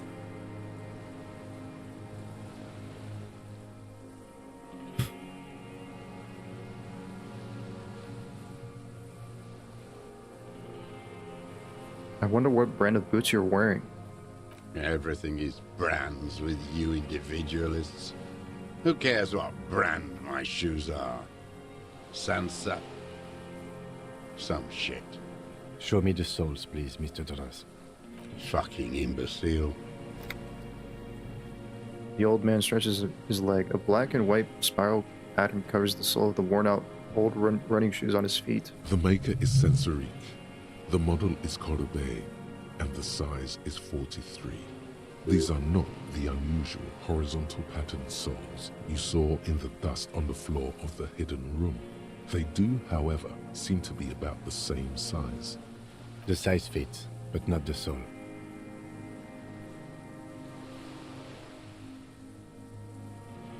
Drama. Wait, maybe it's simpler than that. It's a red check. Sire, he doesn't have to be wearing them right now. Well, people change shoes. It doesn't mean you weren't there, near the room that the victim died in, sneaking around. Racking those brains, are you? Desperate to report something back to your masters? They must have really loved that dead fuck. The lieutenant gives you a quick sideways glance and nods to acknowledge. The prints were his. You can see it in those eyes. He can't keep them from flickering, looking for something. The old man stares at his own prints in the ash around the fire. Silent suddenly, some strange process within him. A gush of wind. Seagulls in the distance. More. He's gonna crack. But you need a little more.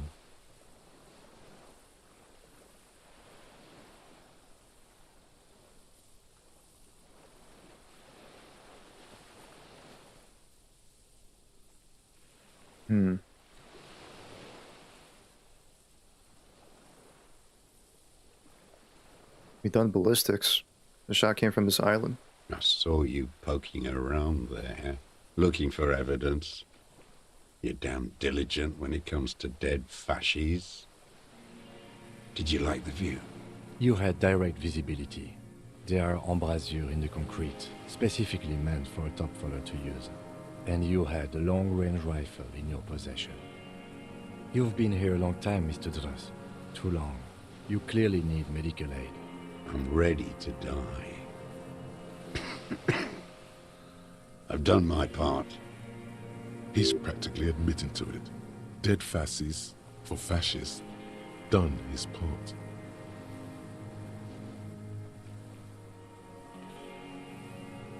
You said fascies. You're admitting you killed him? You're sad for your fascia brother, aren't you? One twig got broken. Now the others are sad. He waves his hand. There's a twitch. Then one more in his right eye. Leave no stone unturned. Get him on what matters most. I don't need your cooperation. I got this. Not a lot of guns around that use military-grade ammunition, are there? It's a real gun. Not like your little musketeer pistols. I've seen you prance around with those. Jumping hoops for the liberals. You look like imbeciles. Why don't you ask them to give you real weapons, eh? Going against automatic rifles with a flame bomb. Of course you got all those boys killed. Damn, he saw you. He's watched it happen. So he saw you. Okay. So what? Don't let it divert you. Stop changing the subject. We have the murder weapon. You know what? You're right. I'm convinced this made the shot. Should we call it?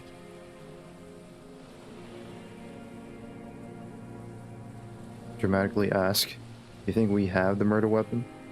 4.46 jacketed ammunition, modified for range. We have it. This is it. I'm calling it.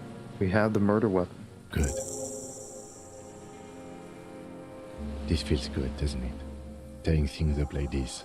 When you have the murder weapon, you have the killer. Murder. The old man does not say more. He just glances into the rays, then twitches once more. Like a marionette on some invisible string. You know who he was. A coalition-trained murderer. Armored and armed. He wasn't human. The blunt end of a hammer. Dripping with blood.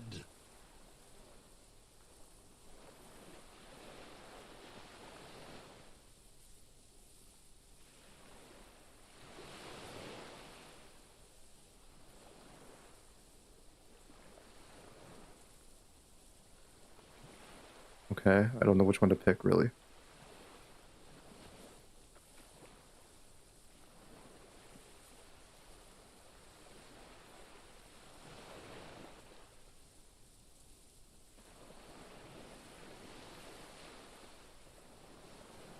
Beating us to the ground, moaning with joy.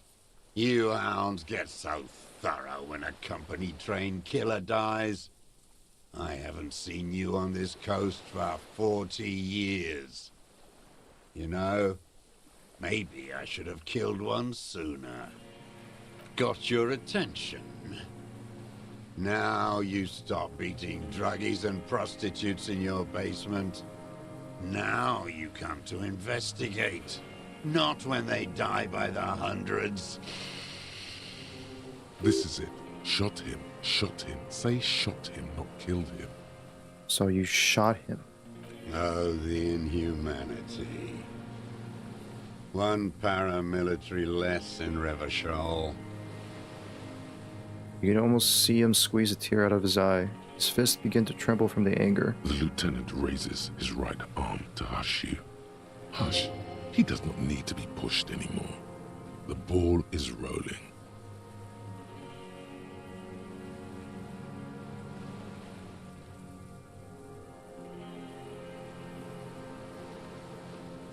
While the lieutenant listens, holding his breath.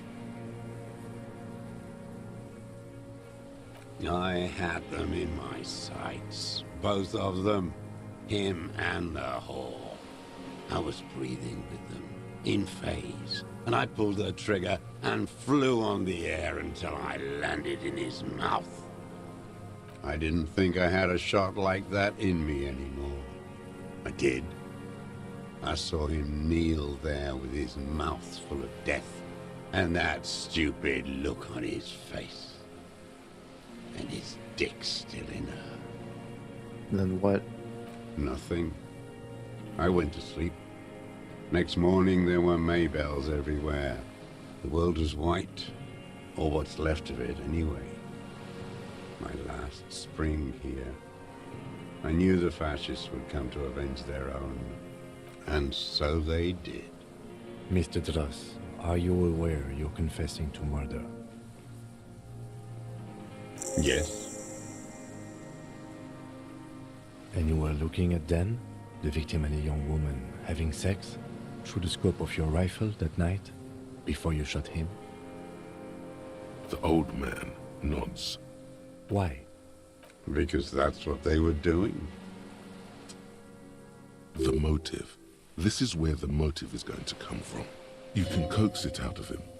The lieutenant's preparing the ground. I don't understand. Do you, detective? I don't understand this part. Why were you looking at them at that night? I'm always looking. He cocks his head to the side, then turns his eyes to the city. Another tremor passes his right side, lower in intensity. Are you always looking through the scope of a rifle?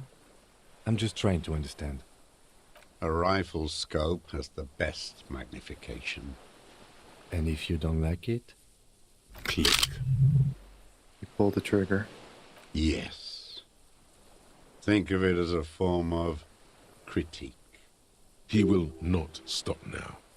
These dialectical materialist types never do. Exploit it. You got him going. Connect every little piece now. Wrap this up like a gift.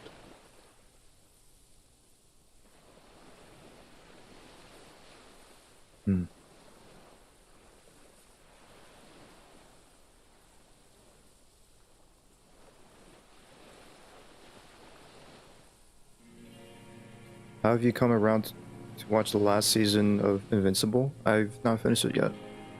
I'm on episode 5 or 6. I don't remember. I don't know. I mean, so far to me, season 1 is probably like the best so far. I mean, we'll see how things turn out. I'm like halfway done with the season. I might finish it maybe tomorrow. I could have finished it. I could have finished it today, but I decided to watch and finish Kill a Kill.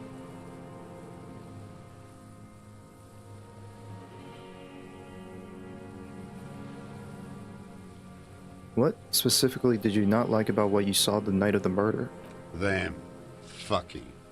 I didn't like that. So you were jealous? Jealousy is a reactionary concept. I didn't like the Reaver enjoying himself. Drugged out, soothed in the arms of a young woman. I wanted him to die so he could not enjoy life anymore. For him to stop reacting to stimuli, to be broken off from the world, cordoned into darkness. And I wanted to see his head explode. That too. She should know better than to hold a child murderer between her thighs.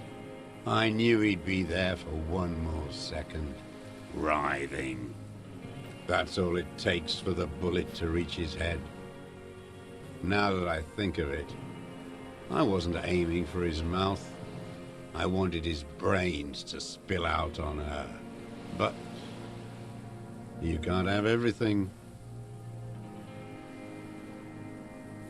What have you concluded about finishing Kill la Kill? Did you enjoy all the action? Or was it a little too much for the faint of heart?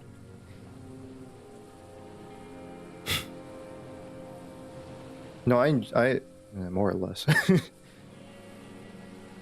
No, I enjoyed it. But man, there was like a lot of lewd, a lot of lewd jokes, that's for sure. Lewd scenes and lewd jokes. But I enjoyed it.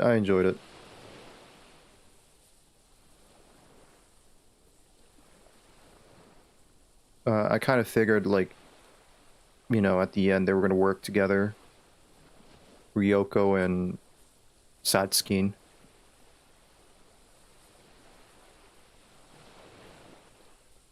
I feel like the ending, like, at, you know, the end was kind of a little bit of rushed, I think. Like, I feel like they could have done more with the ending, but I don't know, maybe it's because they didn't really have time for, like, another episode or something like that. I know they had to, like, constrain the, you know, each episode is, like, 24 minutes or something.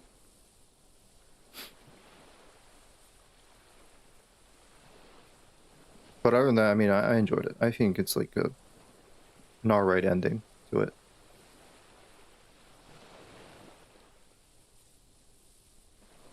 This man has seen past her, like you did. And now he longs to see her covered in blood. To punish her.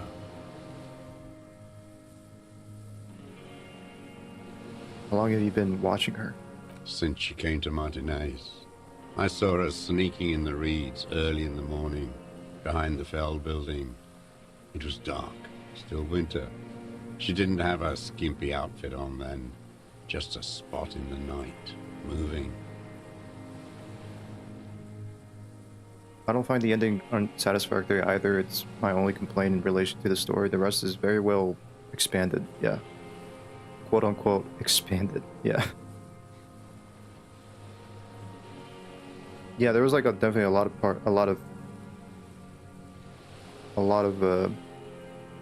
parts throughout the series that I like.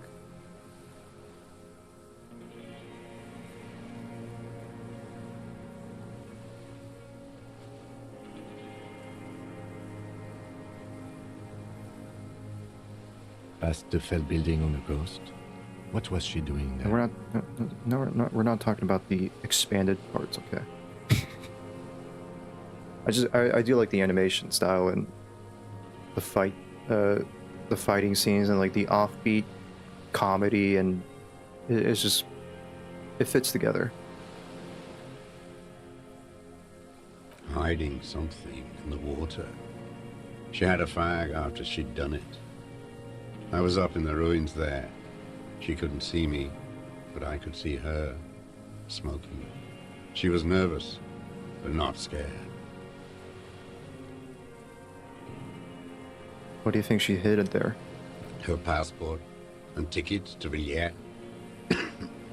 And from there, to Cachet Brut. This is the hidden void she told us about. You looked into it? After she was gone. Did you keep what was in it? When we found the submersible, it was empty. No. Why would I do that? I didn't need tickets to Villiers. I'd put them back. If I wanted to extort someone, I'd do better. Wait, what? This implies that he's thought about extorting her. Also, a little inconsistency here. He was surprised to hear her name Claudia before. Would he not have seen it on the documents?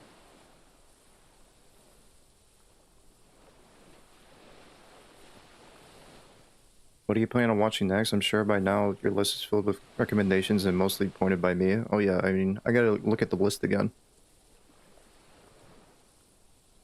I don't know.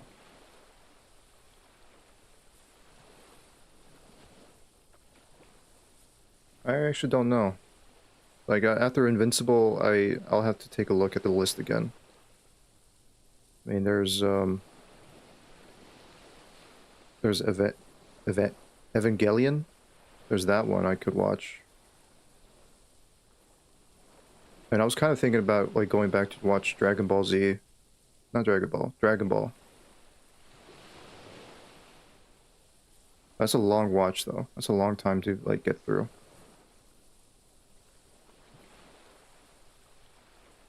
Are you sure? We checked the submersible. There was nothing there. Why would I need that trash? I'm not going to Villiers. There it is again. The strange neurological state he's sometimes in. You saw her name on the passport, but before when I said her name is Claudia, you didn't seem to recognize it. You didn't say Claudia in there. What did it say her name was in the passport? It was something. I don't remember. It was dark that morning. I only remember her face on the photo. Moving on, did you continue watching her after this? I did. She had a face like an archipelago, with those birthmarks, and a body hard and lean and bruised all over, black and yellow. I could see she's taken a beating. I could see who she was, too. A spook, on the run. Revachol's the cloaca of capital now. All the bagmen and arms dealers end up here to do drugs and have sex like animals. You could tell she was a spook from the documents? She had different color hair on the photo, and glasses. Forged. Some sordid bourgeois affair. I've heard about this kind of thing on the radio. He's setting it up for you.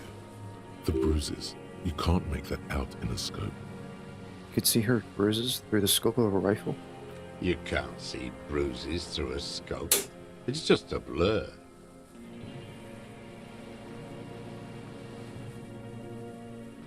How does he know those minute details about her body? It quickly comes to you. The bruises on her body. Any chance he's seen them through a hole in the wall? Oh, yes. Cutting those drugs of hers into little lines with a knife. Masturbating. Did you make that hole? With a clip point knife. Good for listening in, too. For hearing the moaning and the snorts. Ever see her through a window on a roof? Like that, too? Yes. Bending like a bow against the glass. You've been through the secret route behind the whirling inn racks. Those were your footprints there. You just changed your shoes. I've been through all of Martinez. Every nook and cranny. And that too. Yes, that too. The things they did in that little room. What she'd do to feel good. Funny the way light works. You turn it on inside, and it gets so dark out, you can't see a man looking in. I learned that in the 20s, when they were still hunting me. I've seen people do some shit, but... Those two took the cake. You hear the familiar scribble of the lieutenant's pen. A quick glance at you. One more loose end down. We're doing this, detective. How did you get in there? The hidden pinball workshop. Yeah, how the fuck did he get in there? I can just walk in there now after a good wash.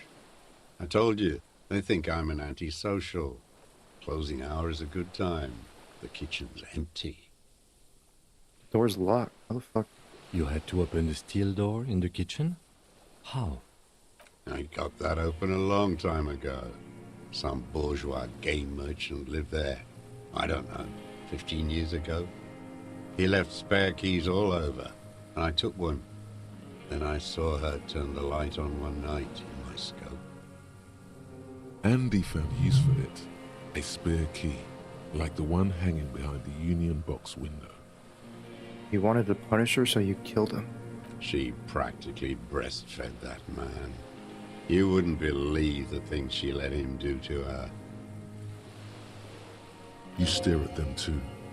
In your mind, her innocence day still turns to leaf. Airport bag in hand, silks flowing in her wake.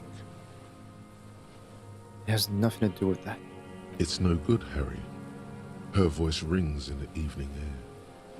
It smells of burning buildings.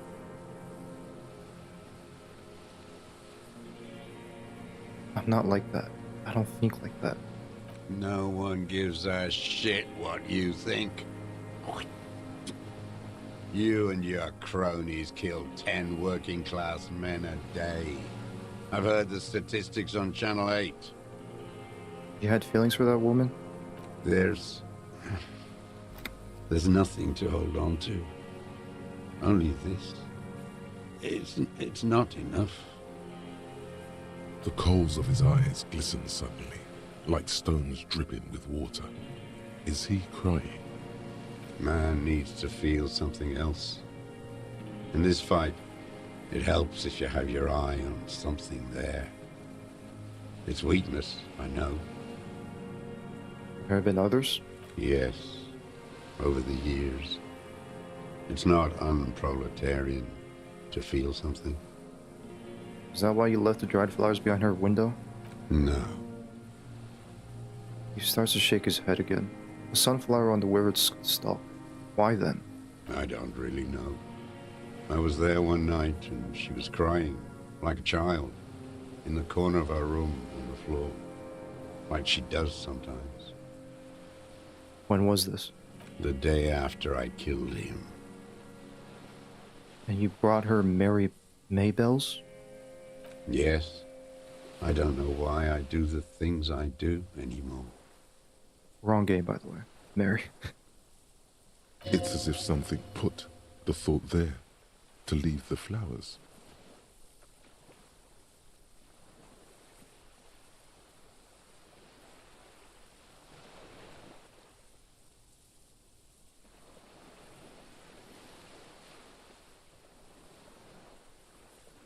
Something put the thought in you.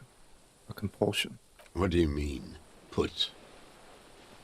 A brief flash of terror. I just got this feeling from what you said. Do you agree? Maybe. I told you, I have holes in my brain now. I wouldn't just sit here waiting for you. If you came 10 years ago, I would have killed you. In the silence, the lieutenant draws a line in his notes, then nods at you once more. One more down. So in conclusion, it wasn't about him. It was about her. Her. Repeat, staring at the ashes, then the reeds. There's a twitch in the corner of his eye. The lieutenant nods at you in acknowledgement. That's it. Motive. We have it. Where is she, that Clasier? I haven't seen her there for days. She got away. We don't know where she is.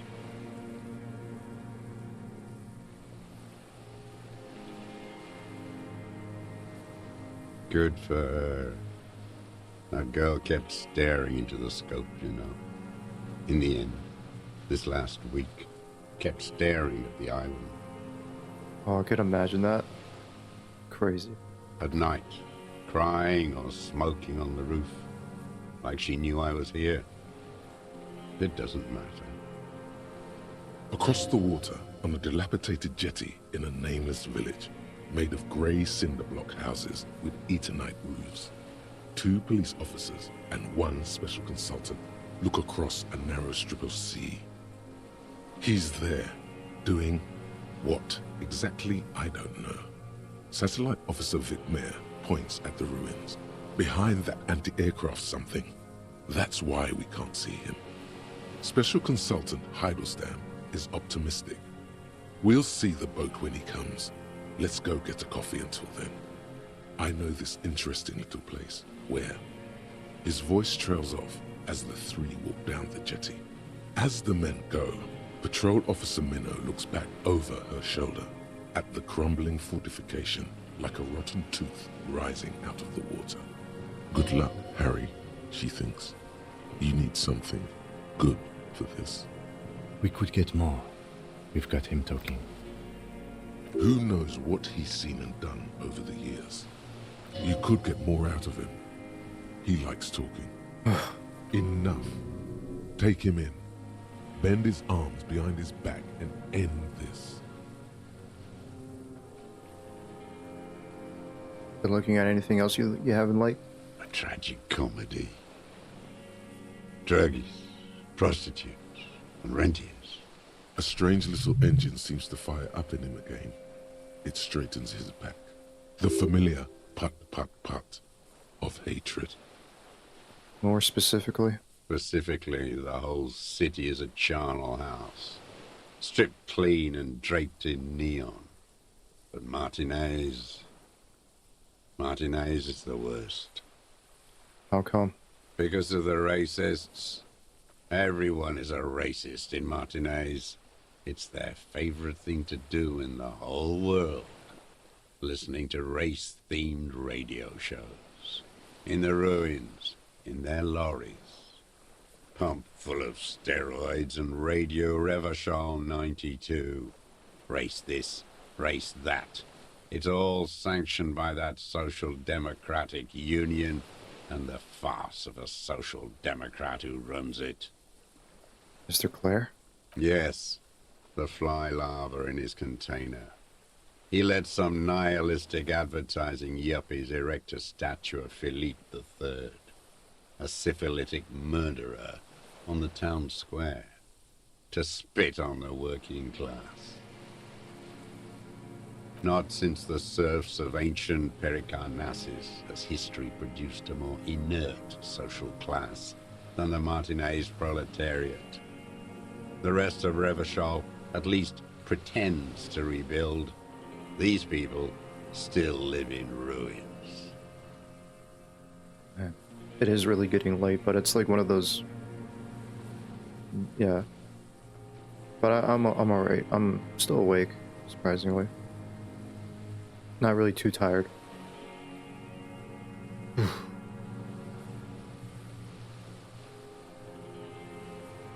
Intense, like animals. Like those boom morons on the ice. A pity they didn't drown in that tent of theirs.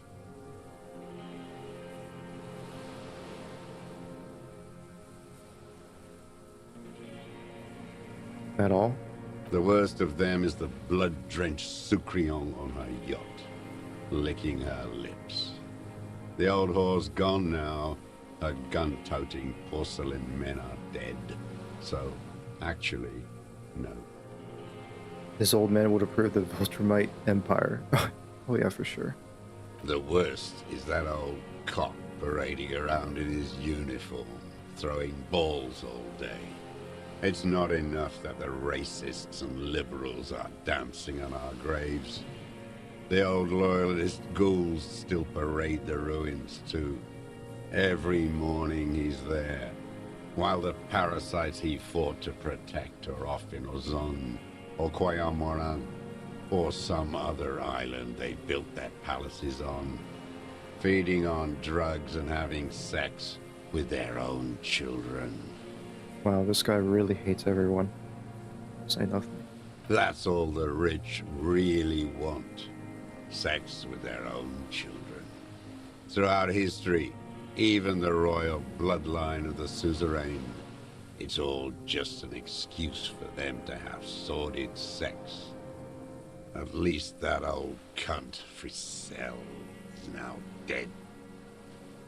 Mm-hmm. Now, I have some questions about this. We did good when we pushed him under the horse car. Until, in the 30s, those disco whores.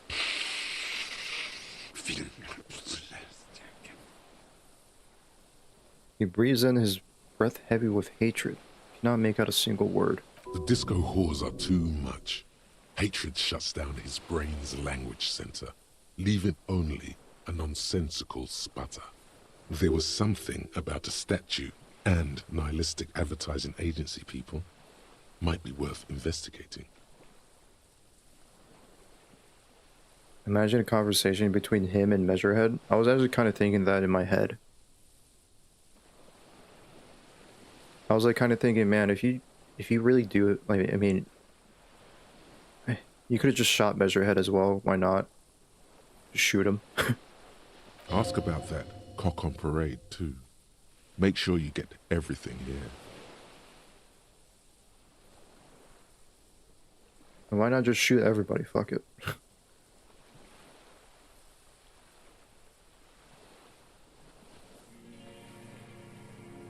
My God. Horse. Is all he says. Even that word has to be pushed through his teeth with great force. The rage seems too hard. Oh my God, I'm leaving now. But you said I was too close. I was close. There was something about the statue on the roundabout and syphilis. Syphilis is a disease Philip III contracted in a whorehouse. The statue is an abomination. Abomination? The bacteria entered his brain and made him squander trillions on sparkling wine, cocainum, and monuments of himself. His son, Philip Let the old IV, man ramble, the okay? insane, Let the old man speak. contracted syphilis in the womb. And he still went on to govern Revachol for 25 years. We lost 2 million lives toppling that mode of government. And those grotesque statues, too. Hundreds of them. But it's still there. What a keen remark. Yes, it is, isn't it? It's still there. Do you know why?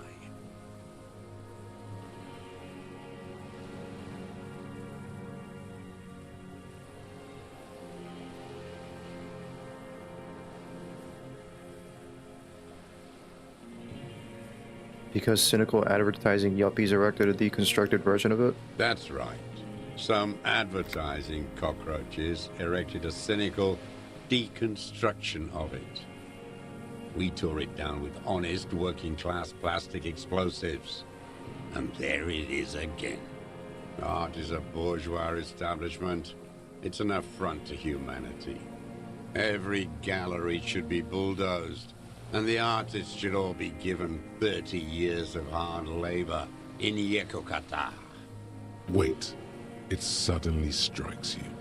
Perhaps it was not as it seemed. Actually, it's not deconstructed so much as captured in the moment of the explosion. What are you talking about?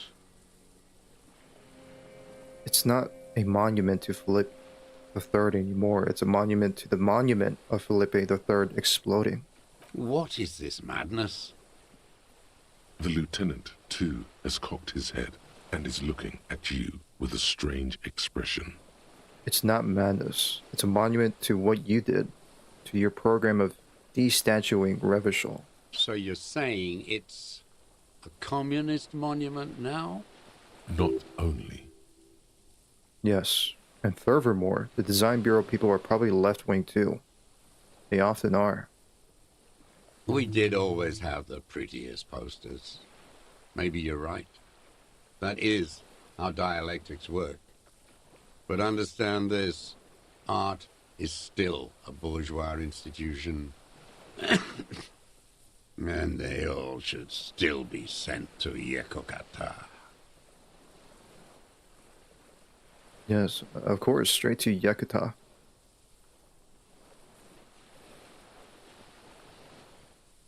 Is that a communist answer? I should say that. I don't know about that. Could we not? Don't be squeamish. It is commonplace to relocate the workforce as the need arises. All nations do it. It's called settlement. Some kind of bourgeois fascist. Well, that's it for the statue then. Tell me, Mr. Duros. The fat union man let them put it there. Corrupt as he is. Probably got a fat check for it too. Shared with the law. It's probably been like at least an hour since I've been talking to this old man. I'm gonna be talking to this old man until the morning. Accusations of corruption. Push them aside with a sharp change of topic, officer. Put the heat on him. He keeps having opinions about the union's leadership. You mentioned the union is a social democrat, and Mr. Clare is a farce of a social democrat. Another hideous disappointment. Unions are the real enemy. The true enemy of the proletariat. Placating the masses. Disappointment. So personal. He displays a familiarity with the union's top brass. Who's a disappointment? Ever Clare? That deformed toad? I wouldn't expect him to wipe his own ass. I mean, the brains of the operation. The smart one. Edgar. You mean Edgar? Everett's brother. He talks a big game about uprising and social base. They must have sent the smart one to some university in Le Jardin, where it's alienation this and hegemony that. You talked to Edgar. First against the wall with him. He stopped poking at the ash now, just shaking his head. The Clares wouldn't miss a man hidden in their own backyard. Not all this time. Nothing happens in Martinez without them knowing. Of course. Maybe the Clares asked him to. Don't go straight for the kill. Exhaust everything else first. Soften him. Have you approached them? I haven't approached anyone. I've hid. It was Edgar who came to me. How did he know you were here? He didn't just stumble in like an oaf. He figured it out. Some kids told him about a monster on the island. I told you, he has brains. Stepped right off the boat and walked down where you came. I even kept the door open for him. Thought he was a man of the left. Wouldn't rat me out. I was right about one of those things. When was this? 20 years ago. What? Neither of them could walk now, could they? They were less fat then. That's around the time the Clares came to power. What did you talk about? Edgar did the talking. Paid his respects like I were a fossil in a uniform. Offered platitudes about the struggle. Flaunted his pink degree. Even quoted Marzov. Never trust a social democrat who quotes Marzov. Oh, and charity too. They love their charity. Offered me blankets and social housing. I still have the gas cooker he brought. Oh, that's nice. And he let you be here? Let me be here? The ZOC is an unlawful successor of the Commune of Revachol. We took this fortification from the Loyalists. Even the Clares understand this. They let him be here. Understanding was a courtesy.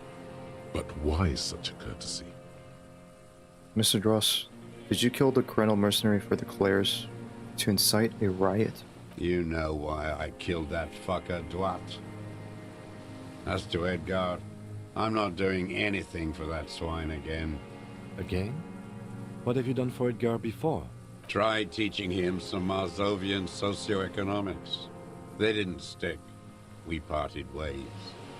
Okay, he didn't do the hanged man for them, but he's insinuating something. By the cock parading in his colorful uniform, you mean Renee? Every fucking morning for 34 years. Throwing that ball. One ball against the other. I've always loathed that game. That is not A working class game? I don't care what they say on Radio June. Royalist ghouls played like it was life itself. Click, clack across the water each day. And that uniform, like a parrot plumage. I won't even mention that he's a traitor to his race. A patank maniac race traitor. I don't know about that. I'll just move on from that. I'll just let the old man ramble. I remember him. I remember him from La Noce. Not him, personally. His make and model. There were tens of thousands of them. I thought we took them all out before the liberals came to their rescue. We missed one. That one. With a shaky finger, he points to the city, toward the crater near the plaza where a lonely pine tree stands. There doesn't seem to be a single person under the pine today. Not even Gaston. Alone. There's no one there. Fat and plump. Like a pheasant.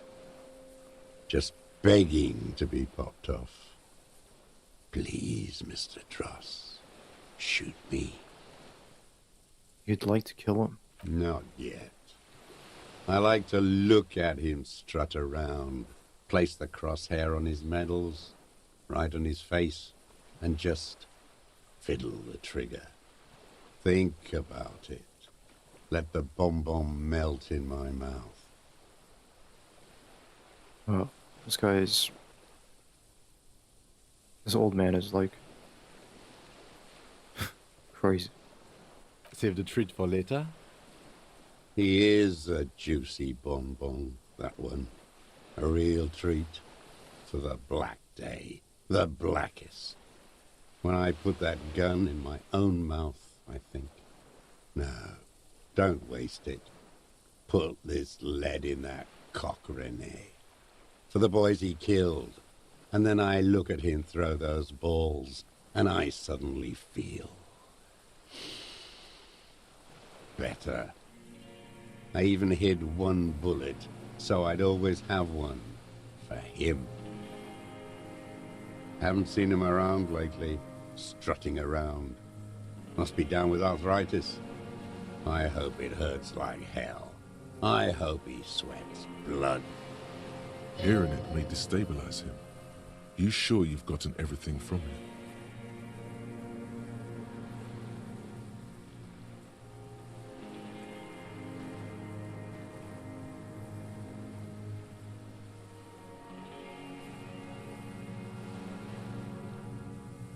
I guess I'll lie to him. Sure.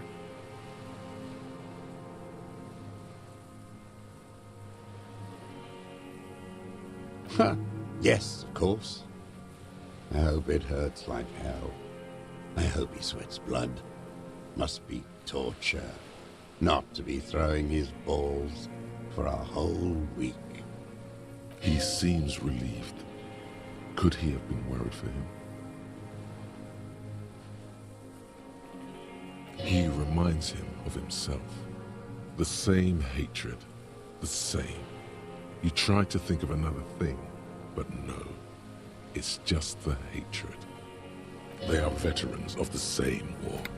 Somewhere west in Coal City, his enemy is lying in a dark room on a metal slider. In Losser Municipal, like he will too. Soon. Half of the war between these men is over. With an agitated gait, Satellite Officer Jean Heron Vichmer paces the jetty, 22 kilometers east in Martinez. What could he possibly be doing there for so long, he says. Police work? Patrol Officer Judith Minot replies, with a tinge of hope in her voice. Tinge of warmth, too, against the cold air rising from the water. Right. You might as well be a vampire now. Already am. No. No, no.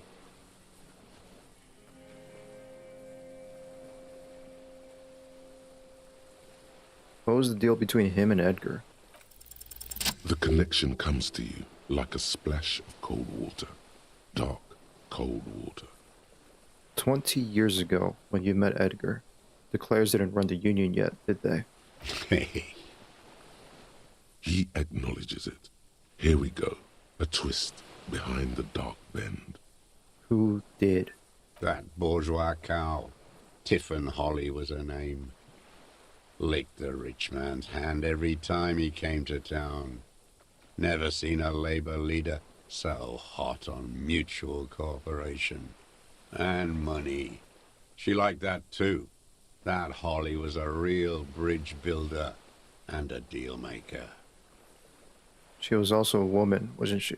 Like that Glacier. She was. And she was real soft on those money men. Had a Barbara Muscova bag over her shoulder that she liked to bring to work. And then she just disappeared? Called in, they say. On the eve of battle. Ran away. Vanished like a piss stain. No, that's not quite it, is it? Did she? They say her daughter called in, not her personally. But that wasn't really her daughter, was it?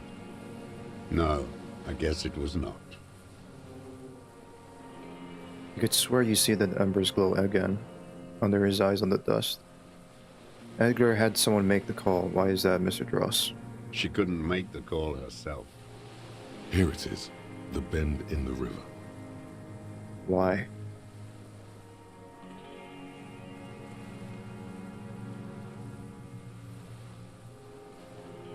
I shall continue my nap. Please finish the game, Goose.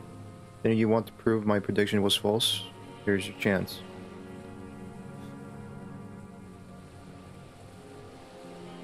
Yeah, I will. Have a good night, Scratch. I feel like I'm gonna have a deep sleep with the, just sleeping this game. Just sleeping it off after finishing this. Why? Because she was dead. How come? Because the cow caught a bullet in her right lung. Fell into the canal, grasping her tit, and drowned. Or bled. Hard to say. It was a sloppy job on a moving target. She was going home, waddling, dressed in yellow, drunk like she often was. The ruins are black around her. I don't know. And she had a yellow Scratch, if you're still bag here, under do you her arm. could She you tried to cross send me the the song canal. again? It was Sea Power, but I forgot the song name.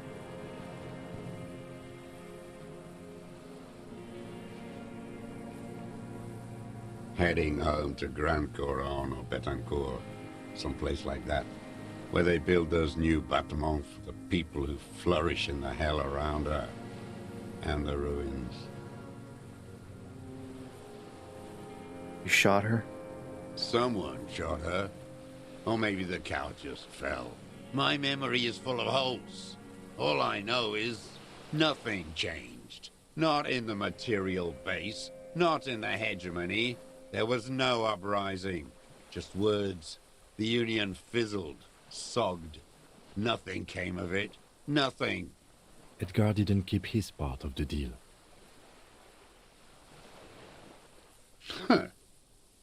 If you were to testify to this, give the RCM something on Edgar, you could walk. The lieutenant says in a voice even calmer, as if it were nothing at all. We would strike everything you've done and process you as a POW. You were in a war. You were on assignment. We could even extradite you to the Samaran People's Republic. Alright, Steven. A degenerate worker state. Goat shit. No, thank you. I'm Revacholian. My days are short. I will rot away here, in a moral intern cell. I will not testify to anything. Well, you did do it. I saw it happen, and I liked it. That's all I have to say. I didn't live and fight for 40 years to end up as a collaborationist. I've heard it on Channel 8, 40 AM, Radio Revachol, late night. Everyone is a blobber in this world. Everyone betrays everyone. They're all already locked up for betrayal. The best ones, the ones with heart, were slaughtered, trampled. The same old freezing hatred. There is plenty here to work with once he's in custody, and the lieutenant knows it. He gives you a little nod to proceed. I'm glad we talked about this. Now, Glad? It's all gone. he stares into the dust at his feet, gray and dirty spring grass all over. Assesses body language. What strikes you about this gaunt man is not the stomach pain, or the cough, or the malnutrition. For a man who's spent 44 years hidden in the urban wild, He is surprisingly okay. indeed, he speaks fluidly. His movements are rapid, if erratic. His voice, despite the cough, is there. It is capable of expressing complicated ideas. Above all, he seems animated. Animated? By what? It's a mystery. This animation comes at a cost too. Erratic hand gestures, thought processes cut off like threads, as he just stares at the logs or the reeds. He also suffers mood swings, bubbling to the surface, unconstrained by his nervous system. Dementia? You've seen demented people before. This feels similar, yet different. When his thoughts move, they are lucid, keen even, not senile. Mr. Dross, are you okay? How's your memory? No, I'm not okay. I shit blood, and I'm surrounded by insane people. There it is again. Erratic hand motions, bouts of rage, and the stomach thing too, of course. I'll go gardening. Have a good night. Have a good night. Or take care, Hot Night. What if I just leave him? That's it for now, old man. Stay put. I ain't going anywhere.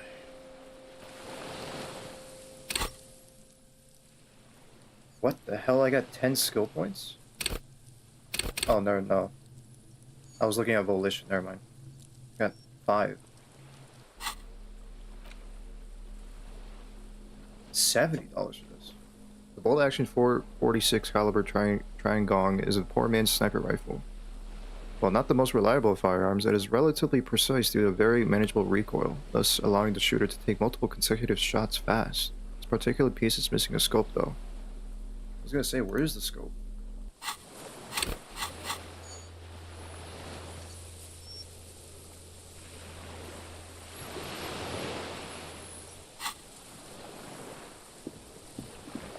I'll be honest, I feel like I want to like...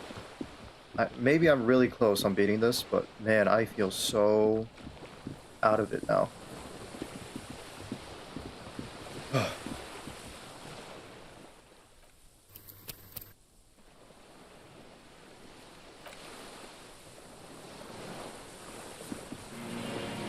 The old man stares despondently at the logs. It's like he's forgotten you're there. I feel like maybe it should not take too long, and maybe I am really close. Yosef Lelian-Yovich Gross, you're under arrest for the murder of Elise Courtenaire. What? But you said I would be taken to the... This terror is the sum of all the uncontrollable movements and mood swings he's been exhibiting. Your Wayfarer rights have been suspended. Information provided to the officers on the scene will be used against you by the prosecution. You will be given legal counsel within 1 week and must face court in 44 days. Do you understand? He seems in distress there. Do you understand? But... Do you understand, sir? No, I don't want to. I have to stay here. He looks at the reeds, eyes submerged in growing terror. He is a brave man. Why is he unraveling? He's sweating. Beads are forming on his forehead. Your confirmation is not required, sir. Now on to the boat. Wait. First say, does it have room for 3? Not really. We could escort him to the pier, then either one of us can take him inland while the other stays here, but... But then, who watches him while you're coming back here? Who watches him there while I come back for you? You come back for me? How about I go and send a boat back for you? What is this farce? Is this a fucking farce? I can't. Lillian, you could ask her maybe. Maybe I could just ask that net picker to watch him. This is no harmless old man. The lieutenant shakes his head. This fucking world. This world. What is this? Below the confusion and rage, a fit of Yama's view, like yours, the thought passes more pressing matters than takes its place. No, listen. Listen now. Shit.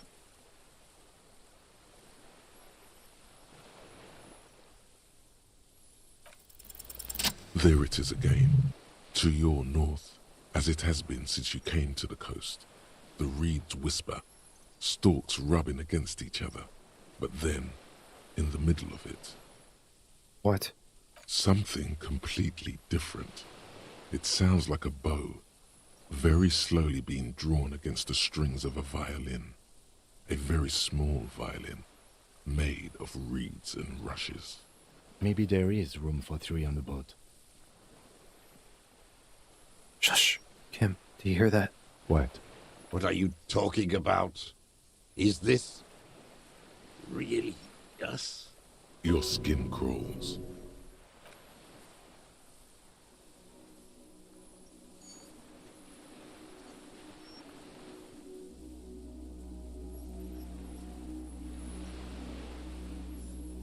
No fucking way. What is happening? A delicate tangle of arms and legs unfolds No. from the reeds, limb by limb, Fucking way. to then just What stand is there, happening? moving its side-like arms What? in ghostly silence. No, I'm going crazy. No. That is the insulating phasmid.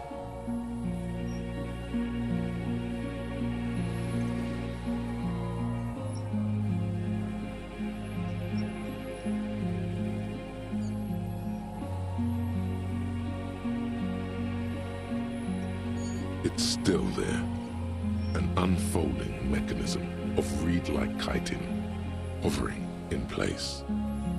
What is that? What are you talking about? Giant stick insect. There's nothing there. The stick insect is over 3 meters tall. It looks straight at you with its tiny pinprick Kim, you're eyes seeing this, right? and its Am I grotesquely just small the only one being crazy here? You feel your legs shaking under you and your gun hand move to your holster to grab the gun.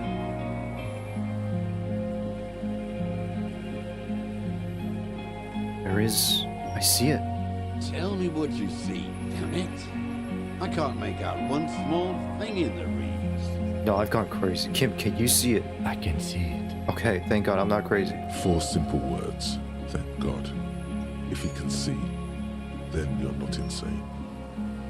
But that means it's really there, spinning slowly, in absolute silence, its limbs long and slender. Be very, very careful. The lieutenant whispers and takes a step towards a giant arthropod. Oh my god, man. What the... This is so random. Fuck.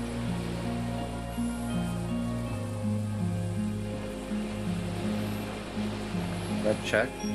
I'm not that far from the save, so it's fine.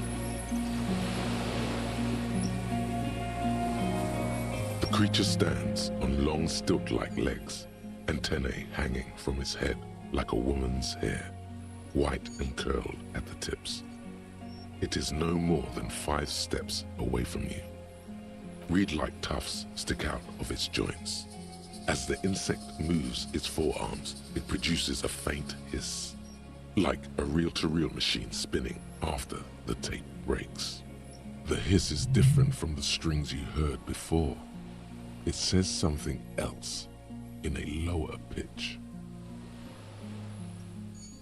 Lena's childhood experience. Your course will be marked by stars.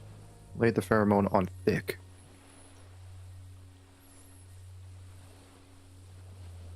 This is crazy.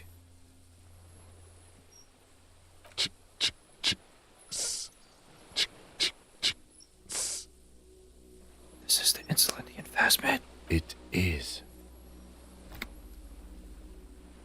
The lieutenant whispers behind you. You hear the familiar ring of his jacket unzipping slowly, painstakingly so. You glance over your shoulder. The lieutenant holds a piece of milled aluminium. He begins to pull it open, extremely carefully. It's the camera. Are you sure you won't scare it off? We need a photo. No one will believe us. Oh, now he's interested. He continues to pull the lens open. From the corner of your eye, you see a sudden cascade of motion ripple through the phasmid's limbs. A series of ultrasonic clicks fills your ear. Shit. Stop. Let me approach it first. I won't be one of those fools who didn't take a picture. He stopped fiddling with the camera but does not put it down. He's letting his pride get in the way. You see the phasmid turn to him, its mandible antennae reaching out. Its motions are quick, sudden. Who cares what they think, Kim? Understood. Of course. The spindly mechanism turns itself back to you, its antennae taking their measure of the air, slowly. Yeah, let's not do that yet.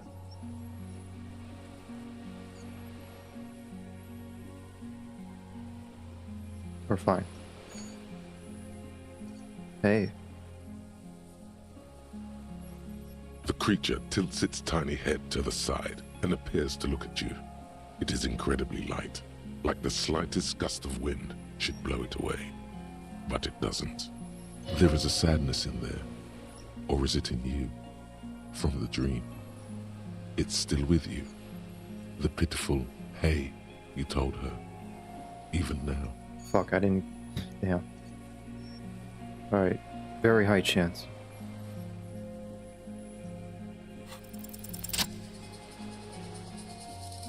Slowly, with your breath held, you take 2 small steps toward the phasmid. The That was creature so lets close out to being a series of snake eyes. ultrasonic clicks that swarm around your head like swallows. Like laughter, a sort of happiness. Sweat drips from your brow, soaking your chest. You reek of it, your chemicals. Hissing and clicking, it extends its mandible-like antennae to greet you. You're right below it now, looking up at the colossal chitin of its white limbs. The head of the creature is crowned by reeds, and its eyes are like small droplets of water.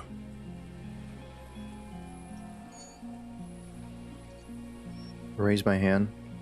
Slowly. The insect stops its stridulation, seeming to observe you. Below its crown of reeds, little pinprick eyes detect motion, glittering. The world stands still around you. Suddenly, there is silence. Raise the other hand too. As you do, the invertebrate comes to life, its limbs moving independent of each other, as if each has a mind of its own. They are white, like stalks of porcelain, knitting above you, praying to you.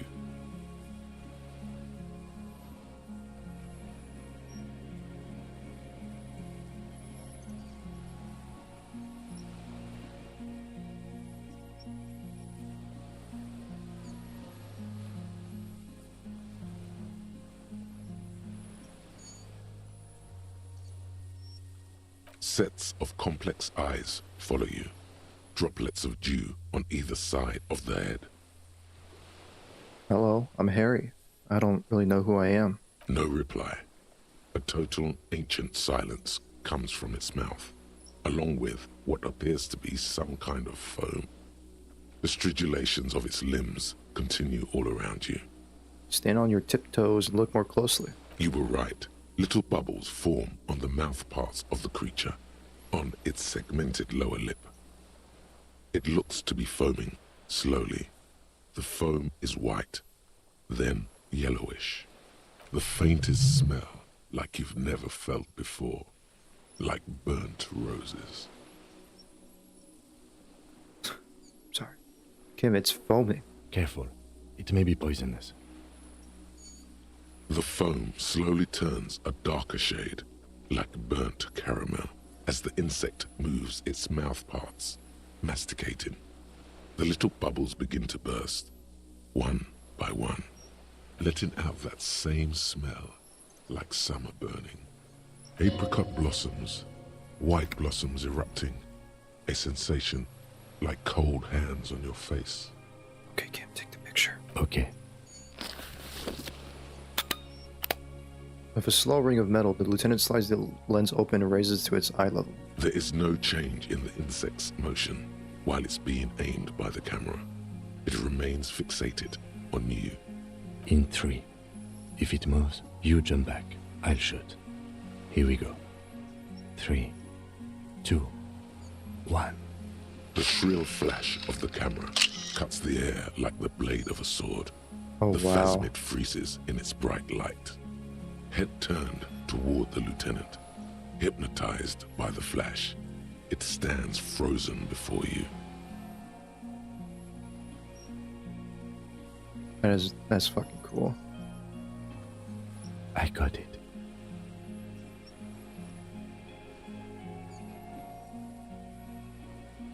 You hear the lieutenant whisper as the creature's shape develops onto the photo paper in his hand. A polychrome ghost of a white streaks against the reeds in the sky. And you, as a shadow before it. Immortalized. For all time.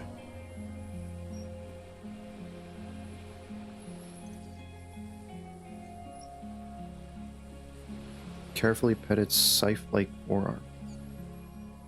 The antennae hang from a great height. With your hand shaking, you barely touch the tip of the left whisker. On contact, the chitin curls into a spiral, like the tip of a poison ivy. Its touch on your fingertip feels cold, ticklish. It is surprisingly delicate, the curly end of the whisker, like a young vine. It's even a bit wet. Be careful, detective. It's moving. You were right. It glistens with some kind of moisture. The creature in front of you stays frozen. Lick my finger. It tastes like sugar, very faint. The anthropod towers above you, tufts of reeds pointing from limb and head alike.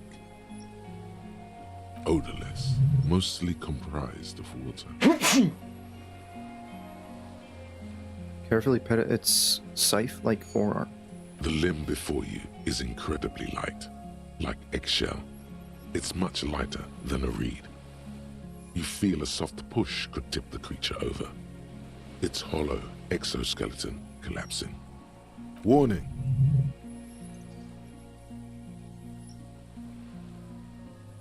Warning what?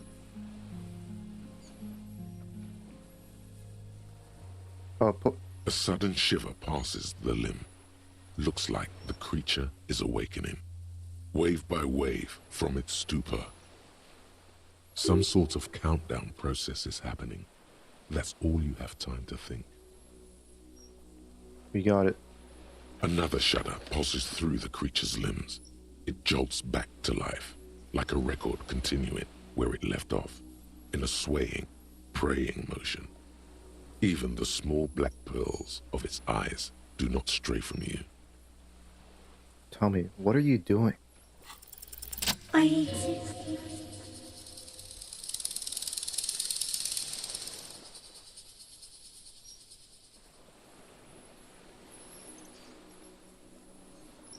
I exist too.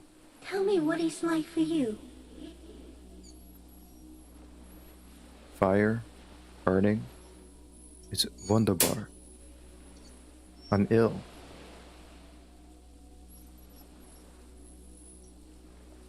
It's warm out tonight, 67 degrees.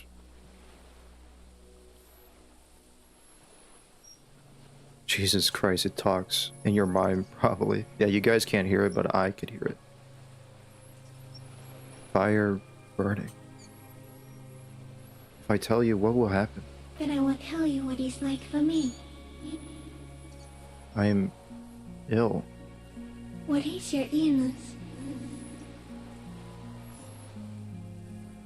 In my heart, for me, it's sadness. Input after input. For me, it is not like that. I have states, not the emotions. For example, I experience excitement at unexpected sugar rewards. But that is not important.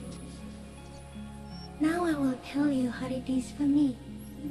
For me, it is a series of half-lit images, a kind of darkness, being intruded upon, transient, dim, moist. Intruded upon by what? Shapes of plants and animals, and internal sensations. A swarm of sounds, tiny vibrations on the inside of my forearms. All speak of complexities totally beyond my understanding. I am at the end of a narrow funnel, weightless, so light, it only feels like something to be me. In truth, perhaps I'm nothing. I certainly do not have a soul, and if I did, it would never ache. You're the type of animal I would like to be. I've got to be me, an incredibly sensitive instrument.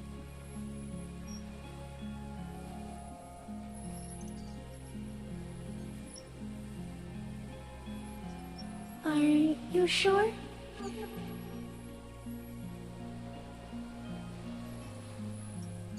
I don't know.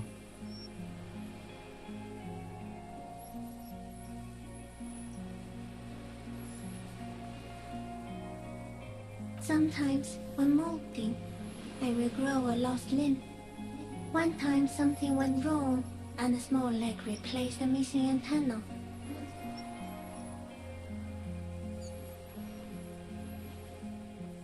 Yes, the leg tried to move around independently, making it hard to walk. You don't have a foot there now. Yes, thankfully someone ate it. The next time I molded, I grew an antenna again. I'm a detective. So am I. I was born to detect sucrose rewards and semiochemicals. What were you born to detect? The killer. He's in a bad state, deteriorating fast now. He thinks I am beneficial to him, but I am not. I only quicken his deterioration. You're destroying him? Very slowly, and only because he won't go away. It is meant to keep them from noticing me, to interfere with the pictures in their heads. But he has looked at me for too long, and I am destroying him. Maybe that's why you keep saying you can't see anything. Is this a dream? What is happening? No, you are awake. I am real. Light is forming me. This is real. Where did this come from? All this around us, the world. Not even the birds know that. Not even the water lily. We need to know. Perhaps it's sent to us by God. And all we could do is beat our fist against it, day after day, with no answer. You can also eat it. If it's a leaf, you can put it in your mouth. Yum yum. Or read. Wait, so... So you like to eat... So you like a reed, and you eat reeds? Yes, they don't mind. Have you accidentally eaten another reed, Phasmid? Yes, I once cloned myself and ate the little ones. It was winter, and I woke up at the wrong time. It was an accident. Oh, I'm sorry. The game's getting philosophical. Philosophical. What exactly are you? I am an unknown species of the order Phantasmadia, endemic to the Insulindia Isoma. For the last 350 years, I have hidden in plain sight, masquerading as the reeds, molding, cloning myself, unfolding at night to play with trash bins and boys. I went unnoticed by the first settlers and the land surveyors of the suzerain, also by the soldiers of the revolution and the officials of the occupation. Even the Seminese islanders who came here first, but did not stay, have not seen me. I have stayed hidden through 4 forms of government and 2 scientific revolutions, until I was accidentally discovered by a detective of the citizen militia in Rebelshaw, district of Martinez, March 51. That's insane. No, you are. The moral of our encounter is, I am a relatively medium life form, while it is you who are a total extreme madness. A volatile simian nerve system ominously new to the planet. The Pale too came with you. No one remembers it before you. The Nidarians do not. The radially symmetrics do not. There is an almost unanimous agreement between the birds and the plants that you are going to destroy us all. Wait, Pale is a human maid? It is a nervous shadow cast into the world by you, eating away at reality. A great, unnatural territory. Its advent coincides with the arrival of the human mind. It's like a ghost, you could only see it when it wants you to because it's always hiding. I don't have that kind of power. You're a violent and irrepressible miracle. The vacuum of cosmos and the stars burning in it are afraid of you. Give me enough time, you will wipe us all out and replace us with nothing. Just by accident. How? We suspect it will be something like the oxygen holocaust that wiped out anaerobic life 2.6 billion years ago, when organisms first started breathing. Only much worse. Instead of air, you exhale thoughts. There are no trees that eat thoughts. Worse how?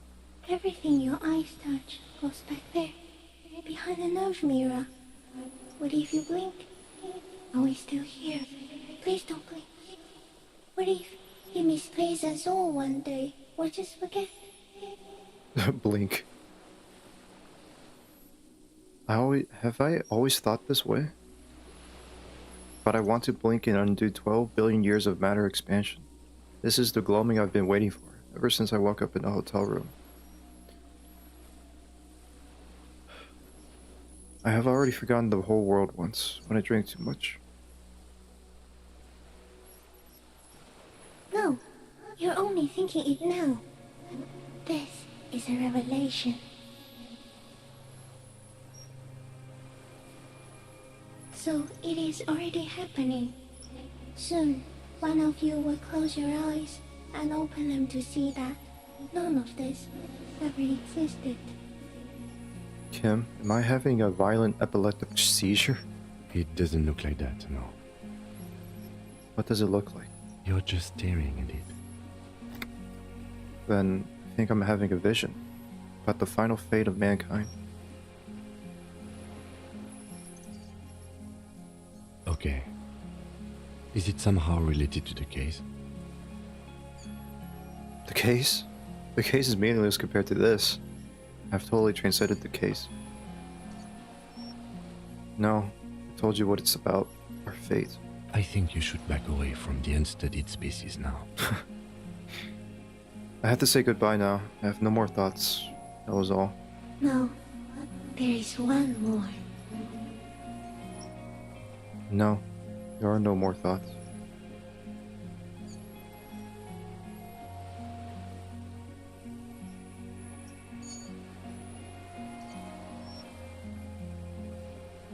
Of all the creatures I've met, you are the kindest. Of all the creatures I've met, you are the scariest. Of all the creatures I've met, you are the most beautiful. Thank you. I also have one more thing to say to you before you go. That woman. Turn from the ruin. Turn and go forward. For all mankind.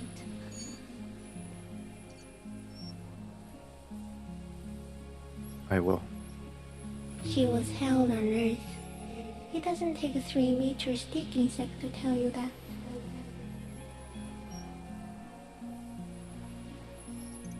As you're turning away, the phasmid mirrors your movements, stepping on the water, the long limbs carrying its feather weight without breaking its surface.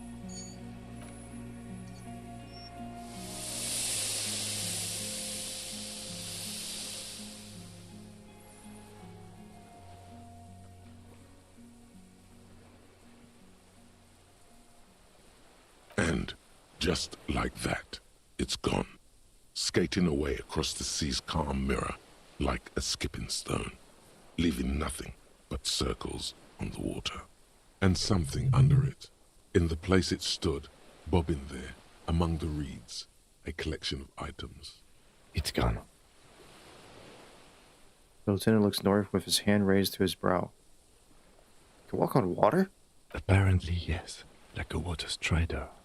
Only, I've never seen anything like that in my life. What's that in the reeds? Looks like a nest of some sort. We should have a look. What now? What now? The old man behind you repeats suddenly.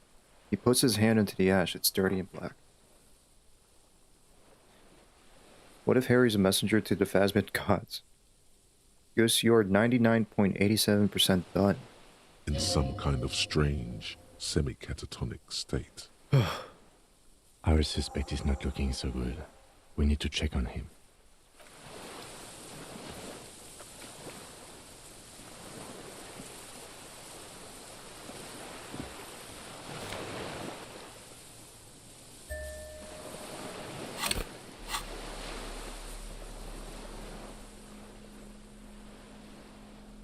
Common 30mm sniper scope attachable to almost any bolt-action 4.46 caliber. It uses an older style non-dotted range-finding reticle. Seaweed is still stuck on the lens, and it suffered water damage from its time in the phasmid's diary.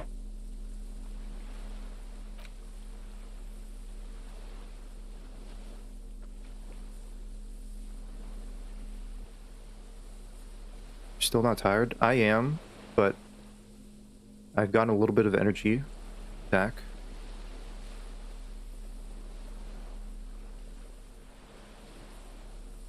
I am going to beat this game. This monstrous looking bug-eyed ceramic helmet was in a phasmid's nest. It still has some reeds sticking out of it. It smells of seawater, but it's otherwise wearable, if not exactly comfortable. Putting on feels scary somehow. Holy shit, is that— oh my god, it's the armor that Kuno kicked into the bay.